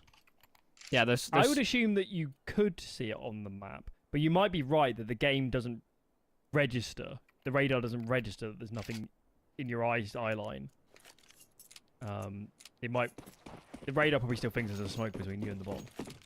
I think that's more often than not the case from my experience, but the radar's is actually like weirdly inconsistent, I think. Sometimes at long ranges where it feels like they're barely on your screen for more than a half of a second, it'll still show up on radar. And then there are other times where I know players are staring right at somebody for a good second or two in a gunfight, and it doesn't pop on radar. So I'm not too sure. I don't know the full sciences behind it. But I said it confidently, so I hope it's true. I know, yeah. Well, that's what real scientists do is, just look confident, say long words. Amalgamation. And people will buy your health supplements. Hmm. That's how it works, guys. That's science.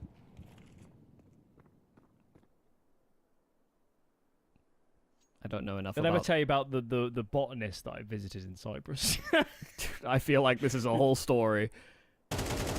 Oh, he had like a botanical garden, and then he had every, herbal concoction imaginable, and, explaining to me all of the amazing effects they would have on me and my body, all of these things. Right. Let's just say some of them weren't family friendly. A potions master. Yeah, they were certainly not family friendly, some of them. Yeah. I don't think I could handle his strongest potions. God. I didn't go near him, but yeah, he was honestly quite a character.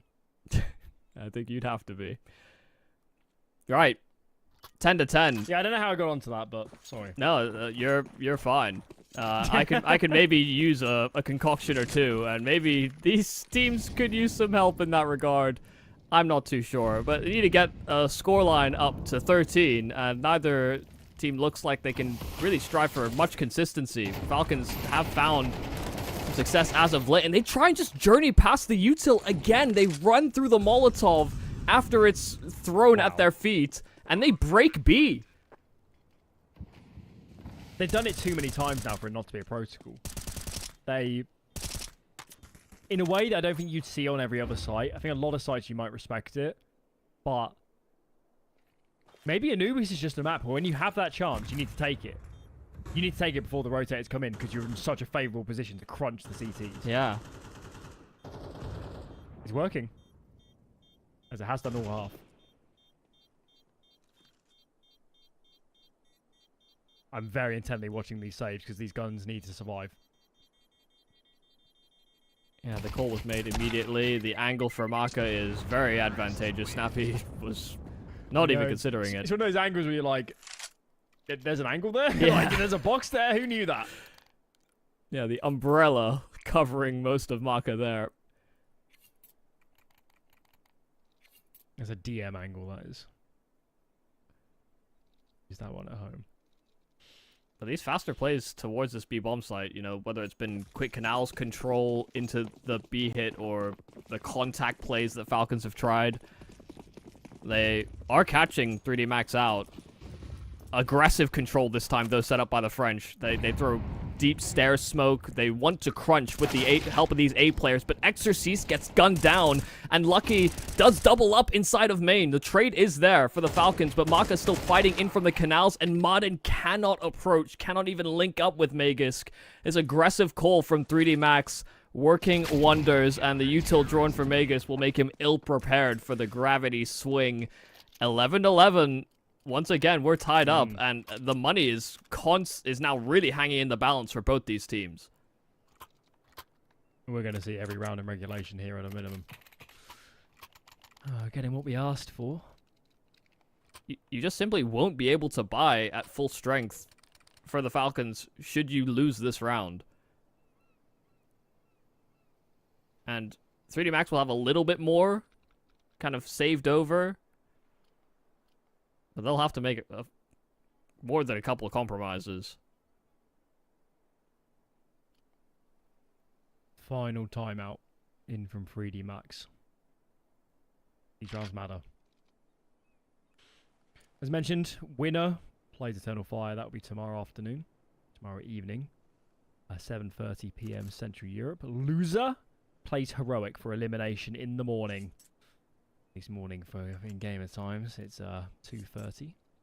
Sorry, 3:30 Central Europe, 2:30 here in the UK. So, who's going where? 2 rounds could decide a lot. 2 rounds could be very pivotal for either of these teams.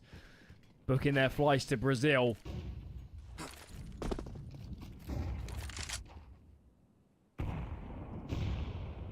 Once again, aggro util thrown by 3D Max in those canals. This time lurk smoke thrown by the Falcons. Both teams not making use of the util they're throwing.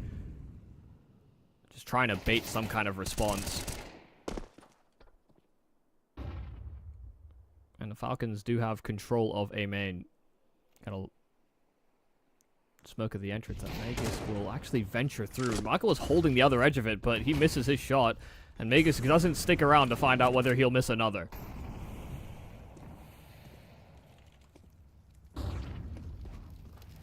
It's a good retake of main here from 3D Max. Falcons will be deterred from this position.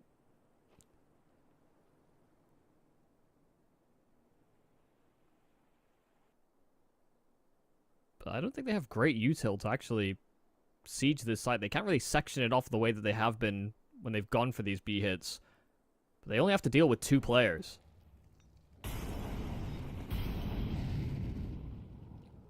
I don't like this for the CTs, I've got to be honest. Just no resistance. Double nades on the plant, but they're very late. I mean, granted, they do a lot of damage, but I think Falcons will take this. 5 alive.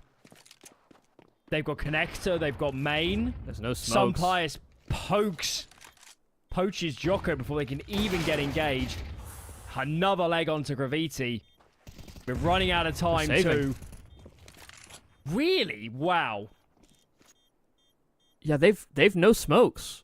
I mean, 5-on-5 where you can still play for main connector, you could be glyph. They have nothing to make the sightlines of the defending tees that much more difficult. And that hyper defensive setup there from 3D Max. Yeah.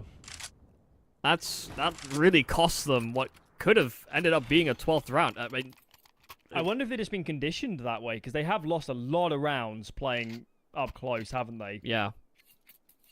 There's been a lot of burst through main as the... That reminds me, what just happened there reminds me a lot. I remember when I was coaching Endpoint, I can't remember any exact scenarios, but I remember I was having a lot of discussions about there are times where you just can't play retake. We just don't have the util across the map, we don't have the options, and you just need to fight. And I wonder, on reflection, I mean, when are they ever going to get good duels from that position? They need mistakes, wouldn't they, from Falcons? They need no util. Or, bad pathing or whatever. They didn't get it. Yeah. I mean, it was a very good call from the Falcons as well, not journeying much further than the actual plant position. You know, they got the bomb down, and that was kind of it. They already knew they had con and main, and they didn't need to venture much further. Oh my goodness, Lucky, what on earth? What? He tried to find a gap around the edges of that Molotov and instead just sat inside of the flames, burning to a crisp. Can there ever be a worse time for that to happen? You're 11 to 12 down. You need 1 round for overtime. And Madden, he's a menace and he's coming hunting. Exorcise out of the open. Where's the cavalry? There's no help actually here for Madden. Bit of a shame that player towards the end.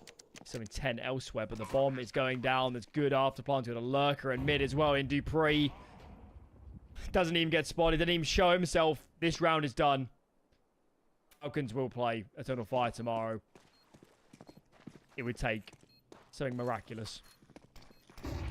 Yeah, it doesn't seem likely. Graviti floored, and Joko will join him. It is a Falcons Eternal Fire upper bracket final to find out who goes to Intel Extreme Masters Rio first. That is a heartbreaking way to lose out on what is a very close map. And a very good map from Lucky overall will be shrouded in that one failure at the end.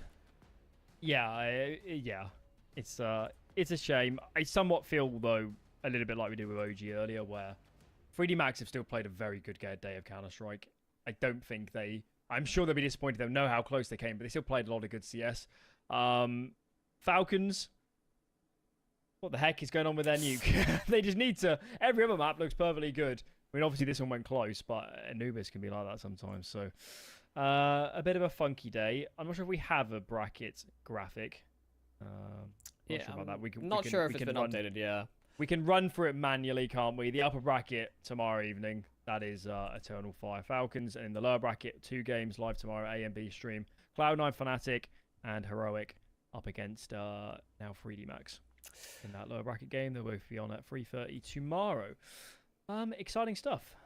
Very exciting stuff. We'll, of course, be here Yeah, and What else is there to say? I think it's nice, seeing promising signs out of the Falcons still. Yeah, I agree. Force buys need fixing, and maybe Nuke needs some help, but it does feel like they're on the right path, even amidst all the rumors and the sort. They played some pretty solid Counter-Strike in bursts, in pretty long bursts, to be honest. It's just they had these marginal hiccups. So I'm kind of excited to see how their day goes tomorrow. Should be exciting, and if we've learned anything from the past, I don't know, half decade of Counter-Strike, if in doubt as a team, just sign Nico. That is the way to go. Either way, that's enough for us today. We'll be back tomorrow, 3:30 Central Europe for those low bracket games. And of course, we'll send some teams to Rio tomorrow and the day after. We'll see you then. Have a good evening.